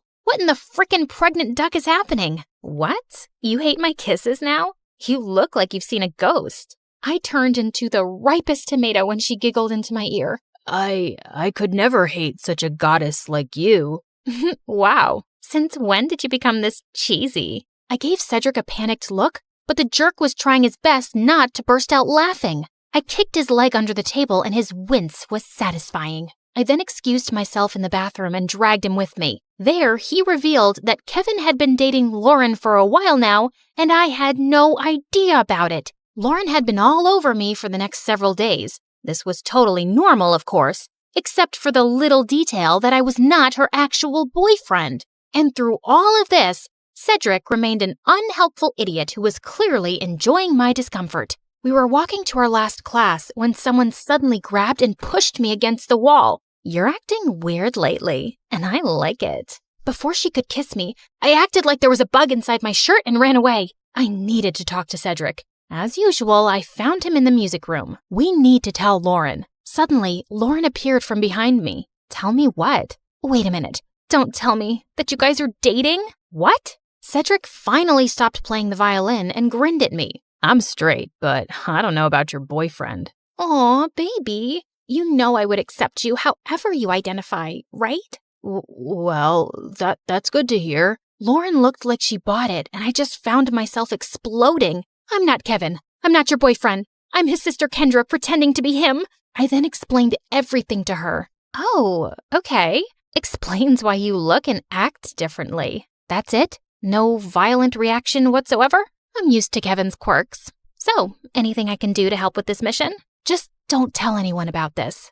Got it, baby. Despite knowing the truth, she still kissed me on the cheek and it made Cedric laugh. I started hanging out with both of them since then. They would talk fondly about my brother and share things about him that I didn't know. It made me realize that he wasn't as boring as I thought he was. One day, Cedric dragged me to the music room and asked me to listen to his new composition. It was a wrong move to come with him, because the way his fingers moved and his handsome face played with the painfully sweet tune screamed danger to my heart. I calmed myself down and hyped him up when he was done. You really like playing the violin, don't you? I like to touch people's hearts with classical music. How about you? What makes you happy, Kendra? I'm curious. I ended up telling him about my passion, which was fashion designing. I used to draw my designs every day, but when Dad saw it, he burned all of them. He found it lame and useless to his company. I'm sorry to say this, but your dad is the biggest jerk in the world. He treats you and Kevin as assets to his company,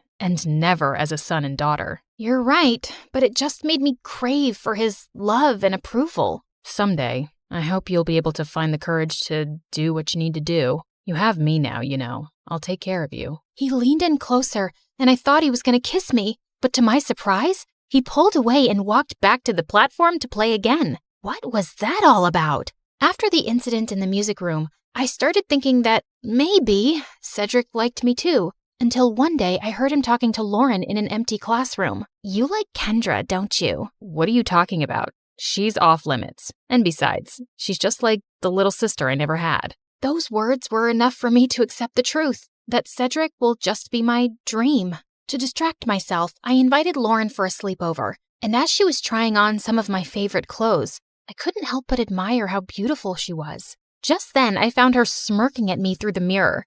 Are you falling in love with me now? What? No, I wish I was as pretty as you. Oh, honey, you are prettier than me. And not to mention cute. She ended up knocking on my drawers, spilling some things. There was one thing that suddenly caught my attention. A peanut. What was it doing there? Suddenly, I remembered Kevin calling me a peanut before he ran away. Why don't we crack it open? Maybe he left a secret message or something. And he actually did. I'm finally alive. Wait a minute. That night before he left, he asked me what makes me feel alive. Lauren and I then came up with a mission to find the answer to that question. Your brother is too mysterious sometimes. Maybe Cedric knows something. But unfortunately, he was useless. One day, Dad suddenly called me and started asking about Lauren. I learned that she's dating your brother. Her parents and I are talking about a very important business deal. We will have dinner with them tomorrow night. Make sure to be extra attentive to her.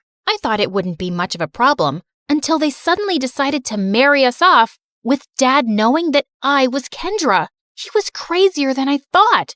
Do you think Kevin will be home by then? I don't know if he's ever coming back. I can't believe you dated an idiot. Watch your words, honey. That's my idiot. Well, we need to find your idiot ASAP. The next day, we met up with Cedric in a cafe to talk about finding my brother. We don't even know what makes him feel alive. Shouldn't we just wait for him to come back? Our parents are talking about marriage, for Pete's sake. We're running out of time. Do you know what my parents would do if they found out they were being played? Out of panic, I remembered something again. The mysterious door in the basement. I told them about it, and we waited for Dad to be out before destroying the padlocked door, only to find out that it was actually a dark room where Kevin developed all his photographs, and it was connected to his room.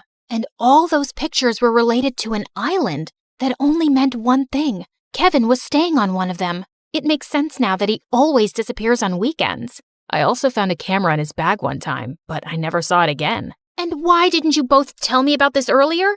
You're both idiots. And with that, the three of us were off to an adventure to get my brother back. As we traveled, I kept on flirting with Lauren to avoid Cedric. And for a moment, I thought I saw his deadly glare through the rearview mirror. Was he jealous? I wished. In a span of 2 days, we had already visited 7 islands, but there was no luck. Just when we were about to give up, we suddenly spotted someone resting on a hammock. It was Kevin. He looked shocked to see us. Suddenly, he glared at Cedric. Dude, you told them? Wait, you knew? Let me explain. No, you knew. And you kept silent while I was going crazy trying to find a way to bring back my brother so I could get me back. Kendra was equally furious. Babe, I can explain. Shut it, Kevin. You're not my favorite person right now. Kendra. Later. I need to speak to my brother. I walked away and Kevin followed me. Now start explaining the reason I'm sacrificing my identity. I'm sorry, Peanut. I didn't mean for you to be tangled up in my mess. I felt stuck and suffocated because of Dad's expectations. I always knew I would have to take over the company someday, but I didn't know it would be this soon. I thought I would have enough time to still do what I love, to enjoy every island and see its beauty through my lens. But suddenly, I didn't even have a year, so I panicked and I ran away. I'm such a coward. It didn't take a second for me to melt. No, that's the bravest thing I've seen you do. All our lives, I've only ever seen you nod to Dad's every demand. I'm proud of this version of you. I convinced him to come back, but he ended up convincing me to ditch Dad and come with him. After everything that happened, I just realized one thing. Dad wasn't worth it. So I agreed. Lauren is amazing, you know. She didn't deserve to be left without a word. I know, Peanut. I guess I have a lot of making up to do. Good luck, Walnut. Later that day, he spent his time making it up to Lauren and talking to Cedric, while I was left alone doodling some cute dresses on the sand. My brother then came up to me and asked me something. Are you mad at Cedric? I asked him not to tell anyone. Keeping this from you must have been very hard for him. I understand, but you like him, don't you? What?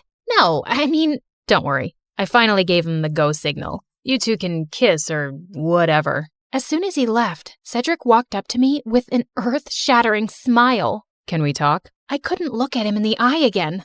About us. I've always fancied you, you know, more than violins. I felt like melting at his confession. I told him about the reason why I'd been avoiding him all these years, and he responded to it by finally kissing me on the lips. Thank God I didn't pass out. So, did it tickle your soul this time? Yes. Finally.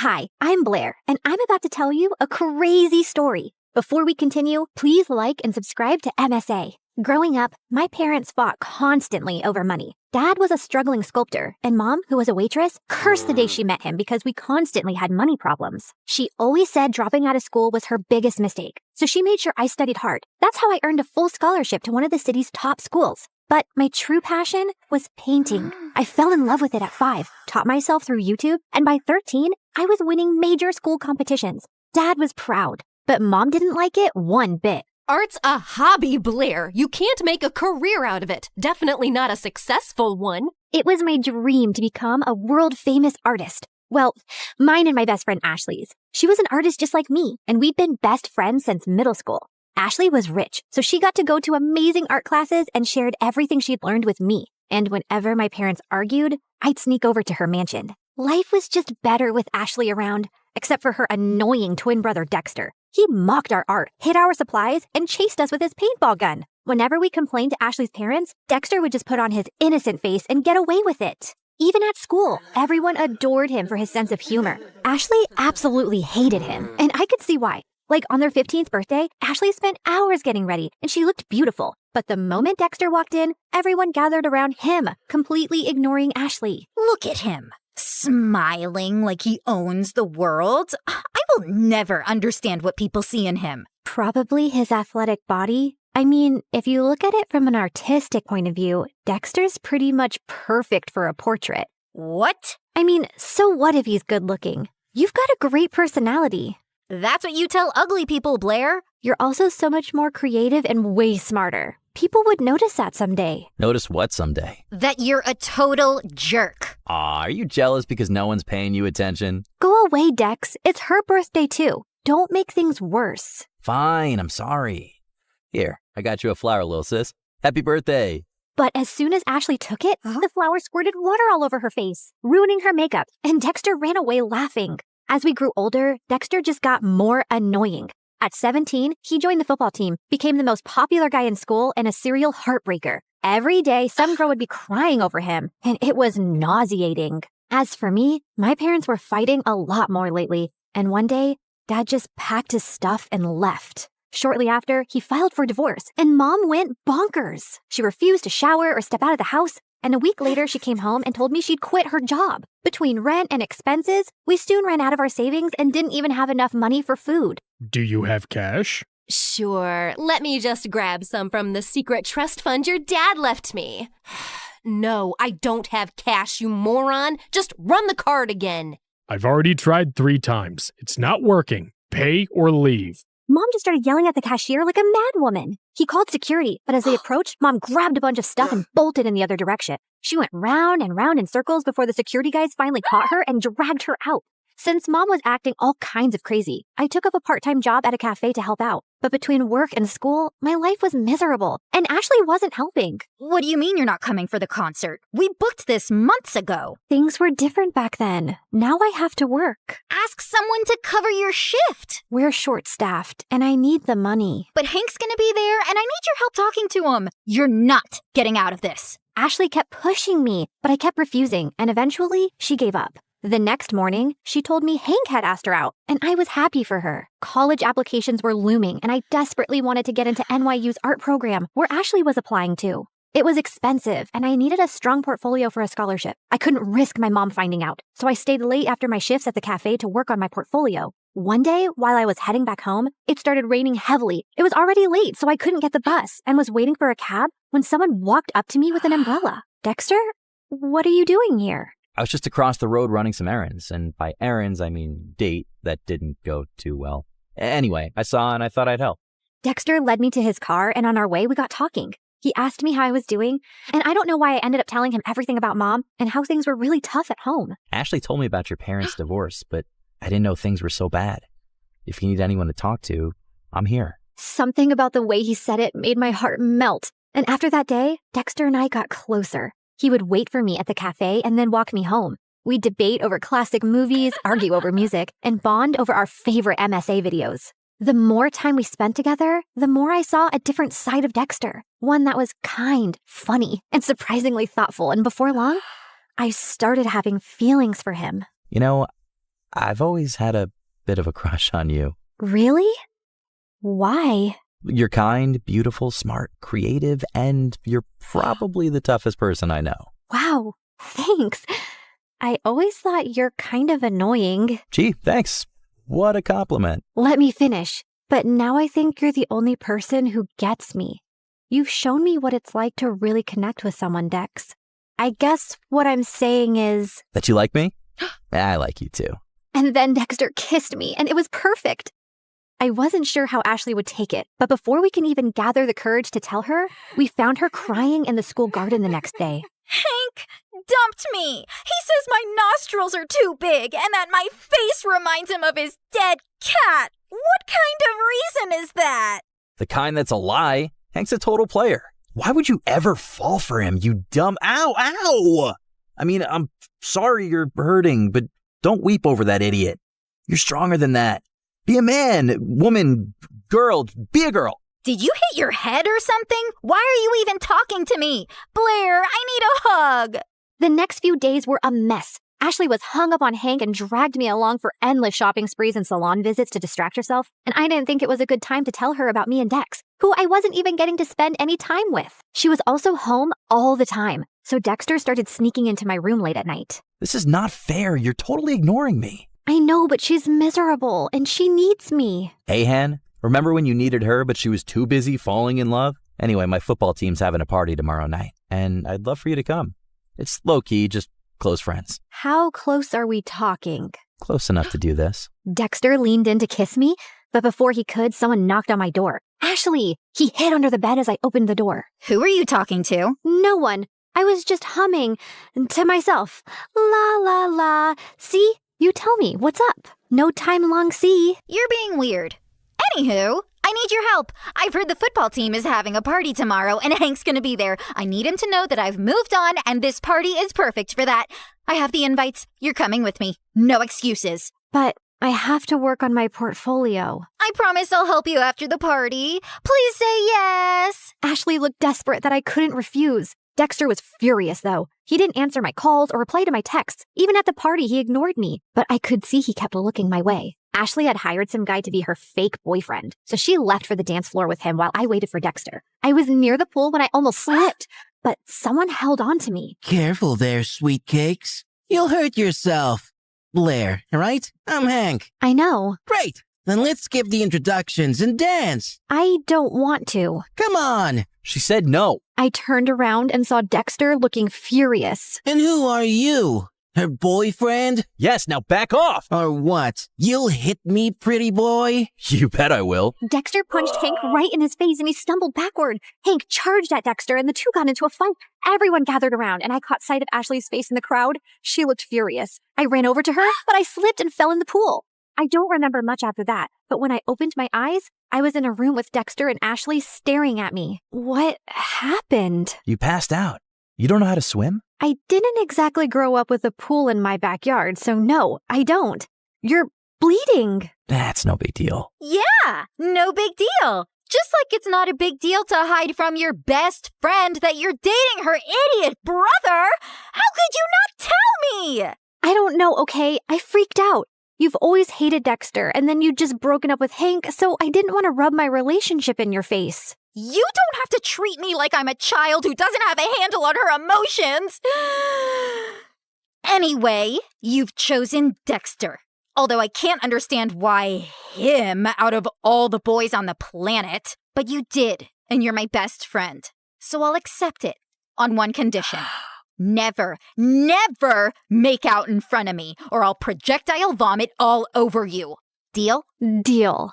After that, things went smoothly. Dexter and I could now date openly, which made me really popular. One of his friends asked me to create a portrait for her dad. He loved it so much that he gave me a lot of commissioned work. Soon, I was making enough to quit my job at the cafe, and life became a lot easier. I even finished my art portfolio and was working on some last-minute changes one night when Mom barged in. You're applying to an art college? Why didn't you tell me? Who told you? Doesn't matter. Have you forgotten how much we've struggled because of Dad? And who will even pay for this college? I don't have that kind of money. I'll get a scholarship, Mom. I made a portfolio. Look. No, art school is too expensive and not worth it. You'll join a community college and stay close to me. Now give me that. Mom snatched the portfolio from me and left. I followed her, but she locked herself in her room. No matter how much I begged, she wouldn't open the door. Mom didn't get out of her room the whole day, and since submission was only 2 days away, I had no choice but to give up on my dream. I was talking to Ashley and Dexter about it when he came up with a brilliant idea. Dad knows the dean personally. How about I talk to him and get you a personal interview? And we can ask my friend whose dad bought paintings from you to let us borrow those. It could be your portfolio. That'll work. It should. I'm not letting you give up on your dreams, Blair. What about Mom? She just has to make peace with it. I know you love her, but what she's asking of you is not fair. She's acting like the kid in this relationship.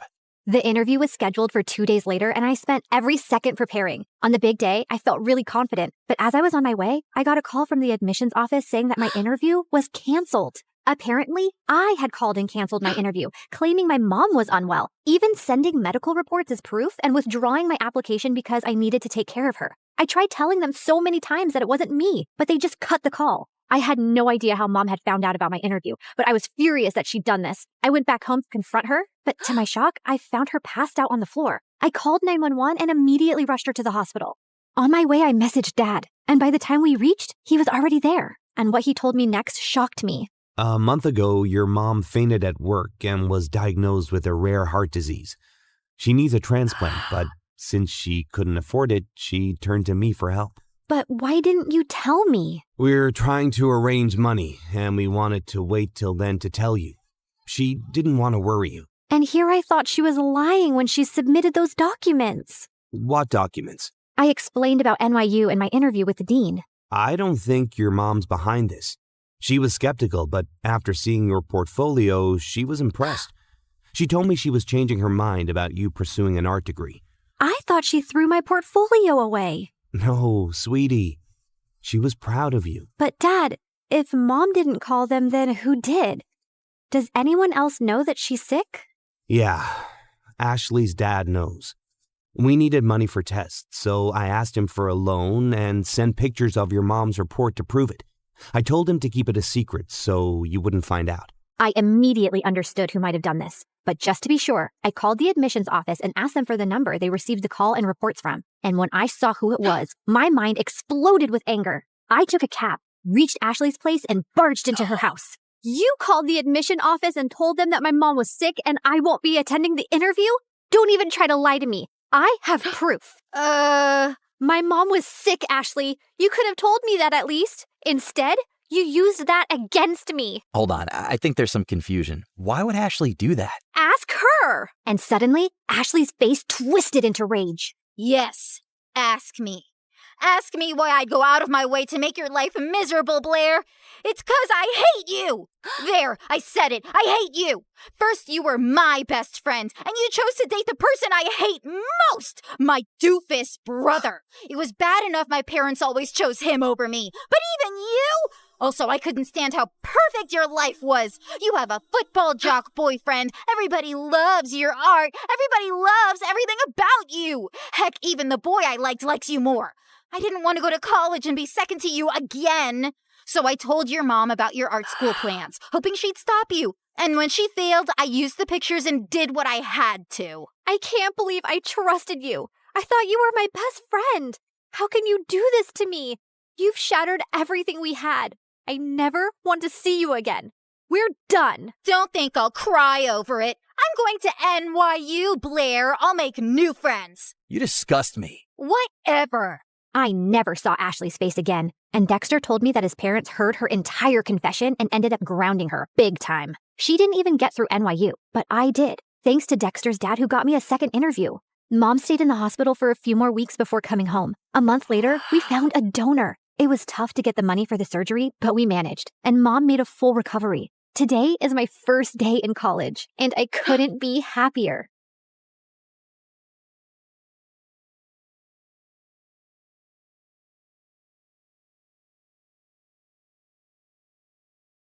When the music kicked off and everyone started dancing, I escaped to the garden for some fresh air. As I sat down by the fountain and sighed, a soft object hit me squarely in the face. Then someone in black jumped down from the tree above me. Brought your favorite cheeseburger.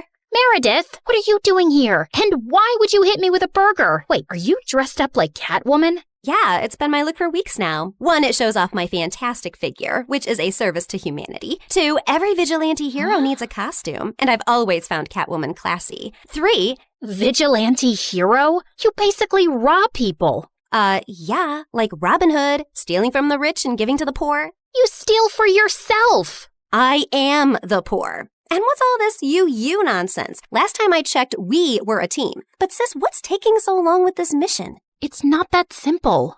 It's pretty simple. You make this rich dude fall for you, get access to his vault, steal the painting, and we run off to Bora Bora. Are you having trouble making him fall for you? Maybe he hates your eyebrows. I don't know, but I feel like punching you in the face every time I see your eyebrows, which is basically every time I see your face. Shut up, Em. Everything's going fine. Okay, but hurry up. This catsuit is giving me a butt rash, even though I use baby powder under it. I want to put it away soon and retire on a beach in a bikini. Aren't you looking forward to it? Just take the stupid suit off. You're a con artist, not a cat burglar. And of course I'm looking forward to it. You should go before you blow my cover. And thanks for the burger. It's not a gift. Duh. You're gonna pay me back. I've noted it in my diary. See ya. I couldn't help laughing as I saw her clumsily climb the wall, then fall over to the other side. But as I turned away, I felt troubled. The problem wasn't about making this rich guy I had to rob fall for me. He already had. The problem was, I'd fallen for him too. Let's start from the start, okay? Hi, I'm Claire, originally from Connecticut. And yes, you might have heard some fun words being used for me. Deceitful witch, manipulative liar, and con artist might come up, none of which is an exaggeration. But people change, okay? Before I tell you my crazy story, please like and subscribe. My mother was born into what she always called old money, which basically means her family had been rich for a long time and their wealth was passed down generations. Unfortunately, it skipped our generation. Apparently, my dad was extremely charming and swept Mom off her feet when she was just 20. She married him against her parents' wishes and they cut her off from their wealth. Then, 2 years later, Mom gave birth to twins, Dad met another woman, and he abandoned us. At least he left us the house in a nice neighborhood, but my grandparents refused to help Mom out and said she had to live with her decisions. Mom, how are you feeling now? Like my organs are shutting down one by one. So, same as this morning then. Here's some chicken soup. There's no chicken in it. Well, you asked for chicken soup when there was no chickens in the fridge, so I guess we all have to use our imaginations, don't we? Oh, the soup at my parents' house always had chunks of chicken and big fat prawns. What has life come to now? I was raised as a creature of luxury. I'm like that fairy tale princess who couldn't sleep because of a single pea under her mattress. So you say, but there's a bunch of sharp pebbles under your mattress and you sleep like a log and snore like a bear. What? How could you put pebbles? I do not snore. Leave me to decompose, please.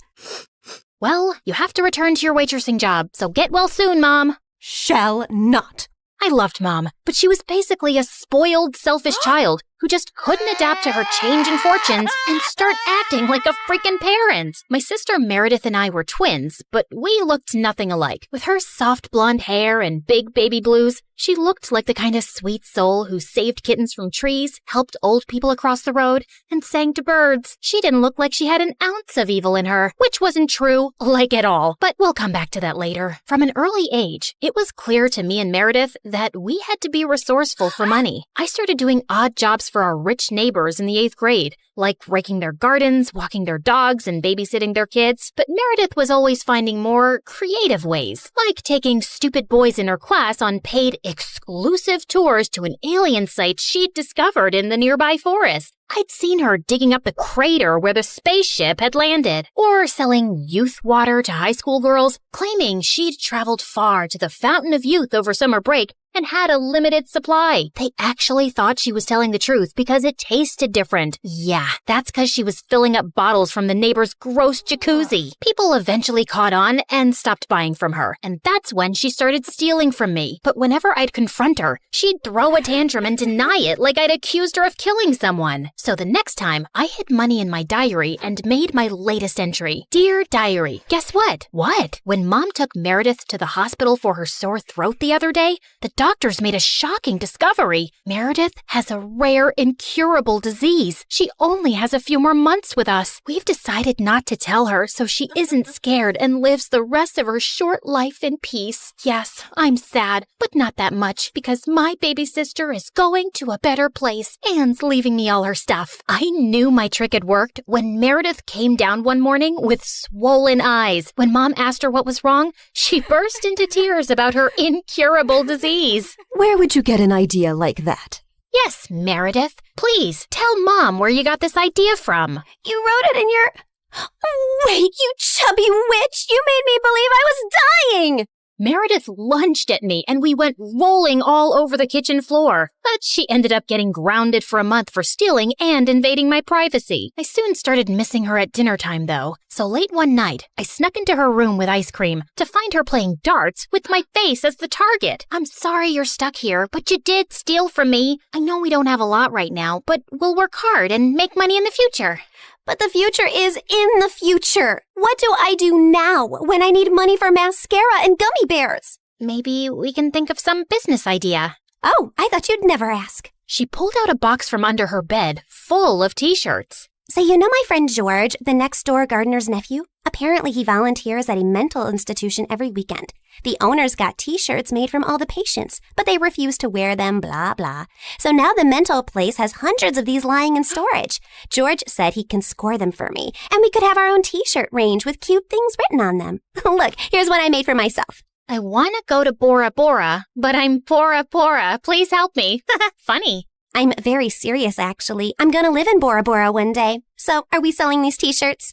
I'm in. I also made one for you. That'll be $10, thanks. Money can't buy happiness, but poverty can't buy anything. Please help me. You should pay me for wearing this. Meredith didn't have the best reputation in our neighborhood or school to sell things, so we decided to hit the other end of town and set up a t-shirt stall outside a private school. With my salesmanship and Meredith's flirting, we managed to sell quite a few on the first day. We started setting up shop at different locations, and one day as we were heading home, Meredith suddenly said she had to pee really badly. So we walked up to the closest house to ask if they'd let us use the bathroom. We rang the bell, but no one seemed to be home. I was peeking in through the window when suddenly I turned around to see Meredith already crawling halfway through one. Are you crazy? That's breaking and entering! I'll kick in your face so hard that you'll need plastic surgery, which we don't have money for. If you don't want to be ugly for the rest of your life, let me pee.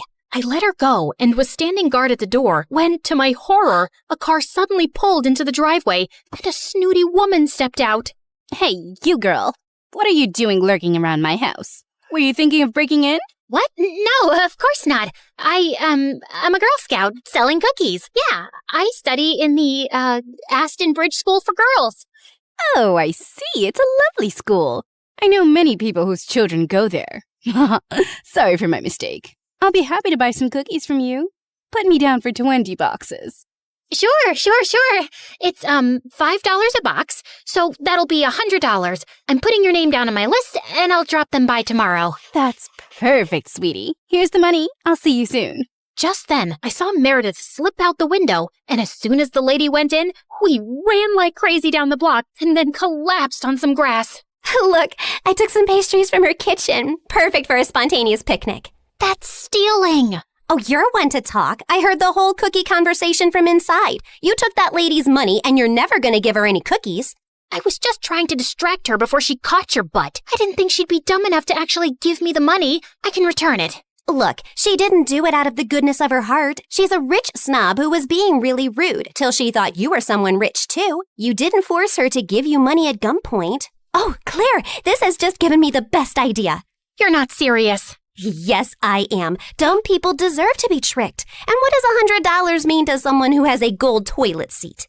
I knew it was wrong, but it was also so easy. And before I knew it, Meredith and I were wearing private school uniforms and hitting different neighborhoods collecting money for Girl Scout cookies that we had no intention to deliver. We made $2,000 in a month. But one day, when we went up to a rich old lady's house, she invited us in and even offered us cake as we signed her up. How many boxes will that be, ma'am? Oh, none, thank you.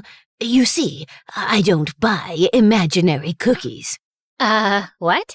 I'd heard that there were 2 conning Girl Scouts in town, and I was ready for you. I've called the police, and you 2 will end up in a detention center. Just then, there was a loud bang, and the power went out. In the confusion, Meredith kicked the old lady and yelled, "Run!" As we were sprinting down the street, I suddenly noticed a nerdy-looking boy my age running beside us too, grinning and waving at us. Hey, hold on. Who are you? I'm your new neighbor, Freddie. I'm the one who saved you from that old crow. What? I'm so confused right now. New neighbor? You moved into the house next to ours? Why are you here? I was bored and saw you girls leaving your house, so I followed you for fun. Don't worry, I won't tell anyone about your little cookie secret. When I heard that old lady threatening you, I went to the main circuit board and pulled out a wire with my tweezer, which I always keep handy. You could have been electrocuted. You're either incredibly smart or exceptionally dumb. My mom says the exact same thing, except for the incredibly smart part. Listen, you geek, what do you want? If you think you're going to get a cut of our profits. No, my parents are well off. They're neurosurgeons. I just want to be friends. I swear, I don't have any siblings and I don't know anyone here. What if we say no? I'll keep following you around until you say yes. Okay, fine. Congratulations. You got yourself 2 friends. Oh, I'm so happy. Merry Christmas and a Happy New Year. And from that day on, that goof really did become our best friend, especially mine. He was like the sibling I never had. I mean, the nice sibling who did my nails and watched the channel I wanted to watch on TV without arguing. He was also really generous. I didn't want to take advantage of it, but Meredith and Mom had no problem keeping all the gifts he was always getting us. We decided to lay low with our conning activities in case the old lady had actually told the police about us. But soon after we joined the 11th grade, a new drama unfolded in our lives. A family moved into the huge white house across the street. Apparently, the couple who'd bought the place was loaded, and they had 5 teenage boys. Finally, some eligible bachelors on our street. Thanks. My feelings aren't hurt at all. Oh, I'm sorry I left you out, sweetie. Maybe you'll find someone too. I mean, they have 5 boys. There's a good chance one of them is gay. What? Why would you think? Okay, girls, here's a basket of goodies for you to take over as a welcome present. Now go, throw yourselves at those boys.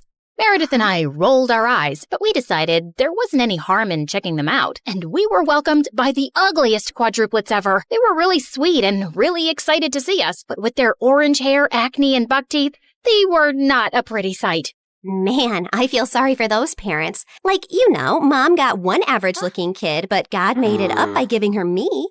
But those parents, God decided to use copy-paste on that ugly model. They must have done something terrible to deserve this. Huh? You are so rude. Oh, shut up. I know you're thinking the same. I just have the guts to say it out loud. But then a day later, I'd just woken up when the bell rang, and I opened the door to find the most gorgeous boy ever standing outside.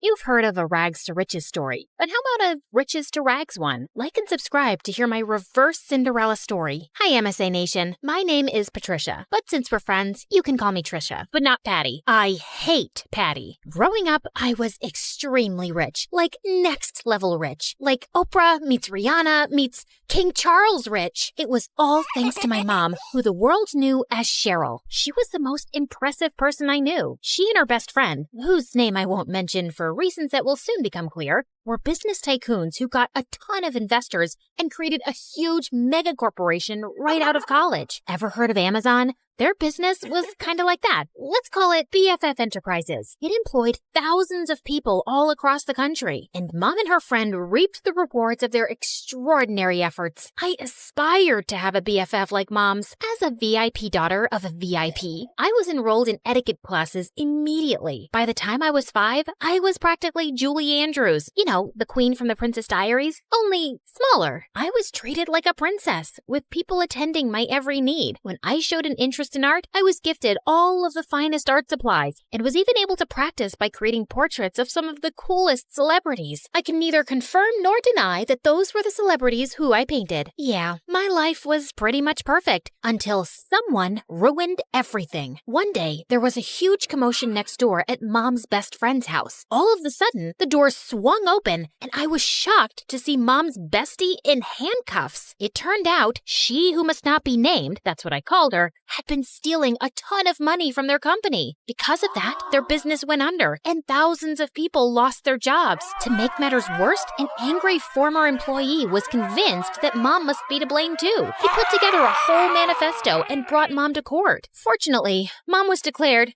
innocent. I knew she always would be, of course. She who must not be named was proven guilty and sent to jail. The employee who had lodged a case against Mom ended up behind bars for defamation too. Mom's name was cleared and she and I lived happily ever after. That's the end of my story. Thanks for tuning in. Just kidding. It got a whole lot worse from there. Even though she was innocent, the public knew Mom as the face of the company, and they were mad. Mom and I weren't exactly well-equipped to fight off an angry mob, so the government intervened for our safety, and we were forced to join the Witness Protection Program and completely change our identities. We were given cover stories and everything. So, remember before when I said my name was Patricia? Well, that was sort of the half-truth. I had a different name before all of this mess. A gorgeous name. But that and everything else were taken from me when she who must not be named ruined my life. I was pulled from my life of glamour and ease and relocated to here. Yeah, the house was a serious downgrade from what I was used to. See what I mean about an opposite Cinderella story?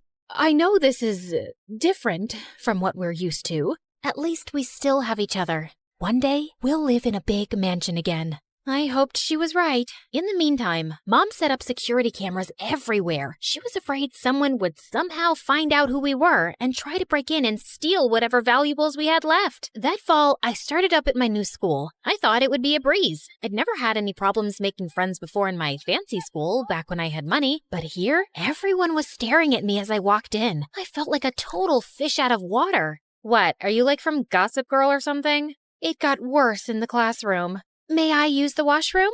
Mayhaps the princess would like a peasant to escort her. And even worse than that in the cafeteria. Look, Gossip Girl thinks she's at a royal banquet. Here, have some slop like the rest of us, princess. I was about ready to blow my cover and demand Mom let us move back to her old life when... Hey, leave her alone. Your mama sure would be mad if I told her that this is how you minded your manners. Wow, thank you for that. Don't mention it. Someone has to show you some proper small-town hospitality. I'm Sally.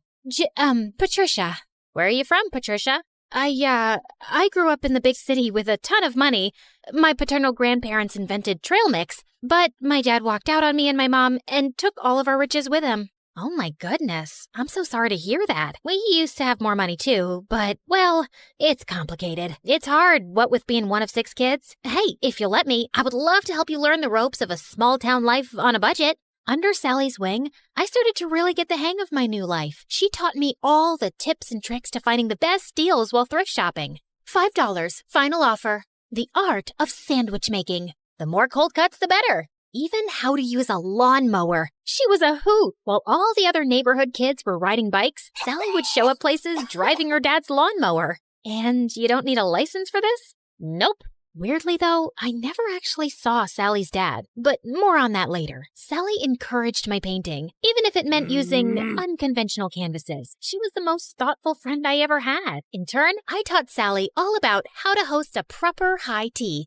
and even how to ballroom dance. Sally was a total girly girl at heart, and I could tell she appreciated feeling like a princess for once. Over time, Sally and I became inseparable, and we especially loved taking her lawnmower out for joy rides. Hey, instead of zooming around town, why don't you put that machine to good use and mow my lawn? I'll throw you $20. $30. Final offer. The haggling skills Sally taught me were really coming in handy, and that's how Sally and I started earning some extra cash. In the beginning, we had a handful of customers, mostly our friends' parents, who paid us to mow their lawns and rake their leaves. But then, Sally had a fabulous idea. Trisha, you're such an excellent artist. We should offer painting services too. You can even do customized designs. Oh my gosh, Sally, you're a genius. We showed up to the hardware store, excited to get all the materials we'd need to expand our business, but were shocked when we saw the prices. We were in over our heads. I went home, defeated, but then I thought of someone who just might have some good advice. Janessa, the apple certainly doesn't fall far from the tree. I'd be happy to jumpstart this business for you too. We'll finally have a new way to make money. But first, I want to see your business plan. With Mom's guidance and funding, S&T's Landscaping was born, and with her savvy advertising, our client base expanded quickly. Plus, I was having a blast customizing people's houses with my art. With Sally by my side, I was starting to finally feel at home in this small town. There was just one weird thing. Sally never invited me to her house. She always made excuses why we should meet at my place instead. Oh shoot, I totally forgot. My crazy Uncle Louie's at my house this week. He always brings all 17 of his pet chickens. We should probably just hang out at your house. I fell for it when she told me about Aunt Linda and her 6 boa constrictors, but 17 pet chickens? Yeah, right. One day, curiosity got the better of me. When Sally told me she was heading home after school, I pretended I was going to my place, but I followed her instead. What could she possibly be hiding? I followed Sally to the outskirts of town, the bad neighborhood. Whoa, Sally lives here? The trailer barely looked big enough to hold a twin bed. How could Sally and her 5 siblings and her parents even fit in there? Just then, I lost my balance and fell to the ground with a huge thud. Trisha? Sally, I can explain. I thought Sally was gonna start screaming at me, but instead, she started crying. I'm sorry I never showed you my home. It's just, well, I was embarrassed of this ugly trailer. My dad used to have an excellent job, and we had a big house and a big yard, but Dad lost his job a few years ago and ended up in jail. Ugh!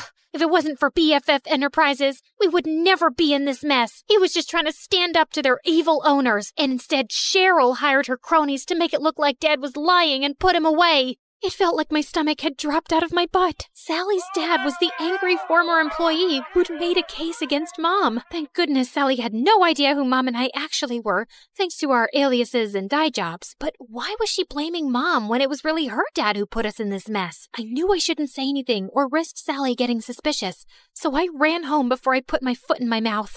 Trisha, wait! Was it something I said?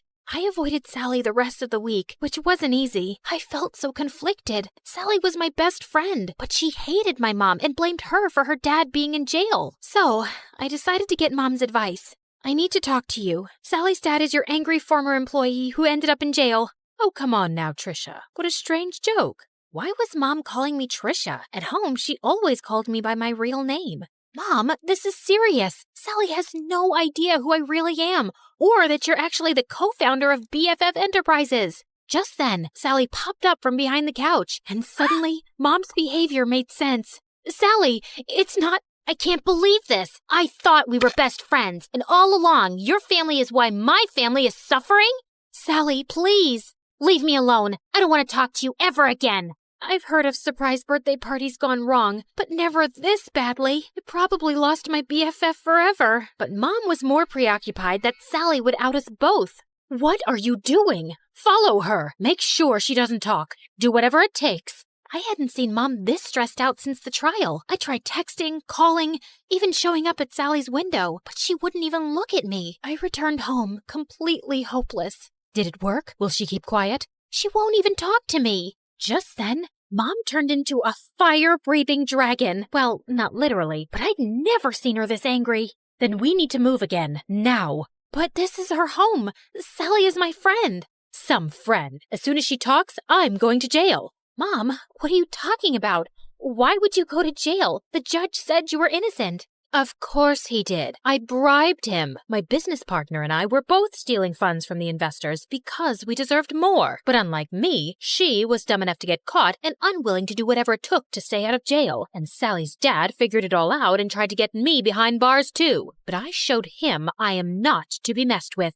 I couldn't believe it. I was so blinded by all of her generosity over the years. I'd never even once suspected that she could have done anything criminal. And I felt so awful for Sally and her family.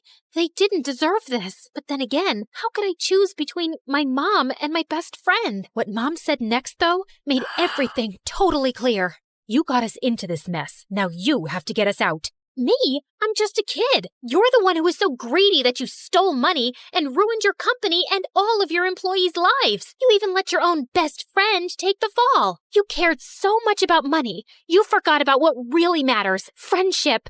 Trisha, come back here. My name isn't Trisha, Mom. It's Janissa. So, let me reintroduce myself. Hi, MSA Nation. My name is actually Janissa. Pretty, right? Okay, back to the action. I grabbed the security cameras on my way out and headed straight to the police station. It had our conversation and Mom's confession recorded. The police took my mom away, and because I had just turned 18 recently, they let me take care of myself. And that night, the story was all over the news. I knew I'd done the right thing, but I'd never felt lonelier. The next morning, I woke up to a knock at the door. Sally, you have to believe me. I didn't know about my mom. She told me everything for the first time yesterday. I can't believe you did that for me, Patricia. Well, I had to. It was the right thing. I mean, sure, I probably could have bounced from town to town with Mom for years, pretending to be someone I'm not, but I don't want to be like Mom, throwing my friends under the bus and not caring about hurting other people. I would choose friendship over luxury 1,000,000 times. And, by the way, my real name is Janissa. It took months, but after campaigning tirelessly, we finally got Sally's dad out of jail and back home where he belonged. With Mom behind bars, I was finally free to come out of hiding. Even though I was totally free to move back to the city, I decided to stay put in this small town. After all, this had become my home. I even asked Sally's family to move in with me. Plus, Sally's dad was able to take over the landscaping business. With him in charge, business is booming. Everyone is just so thrilled that he's back home where he belongs. We did have a company name change, though. I'm just so happy to have my best friend by my side.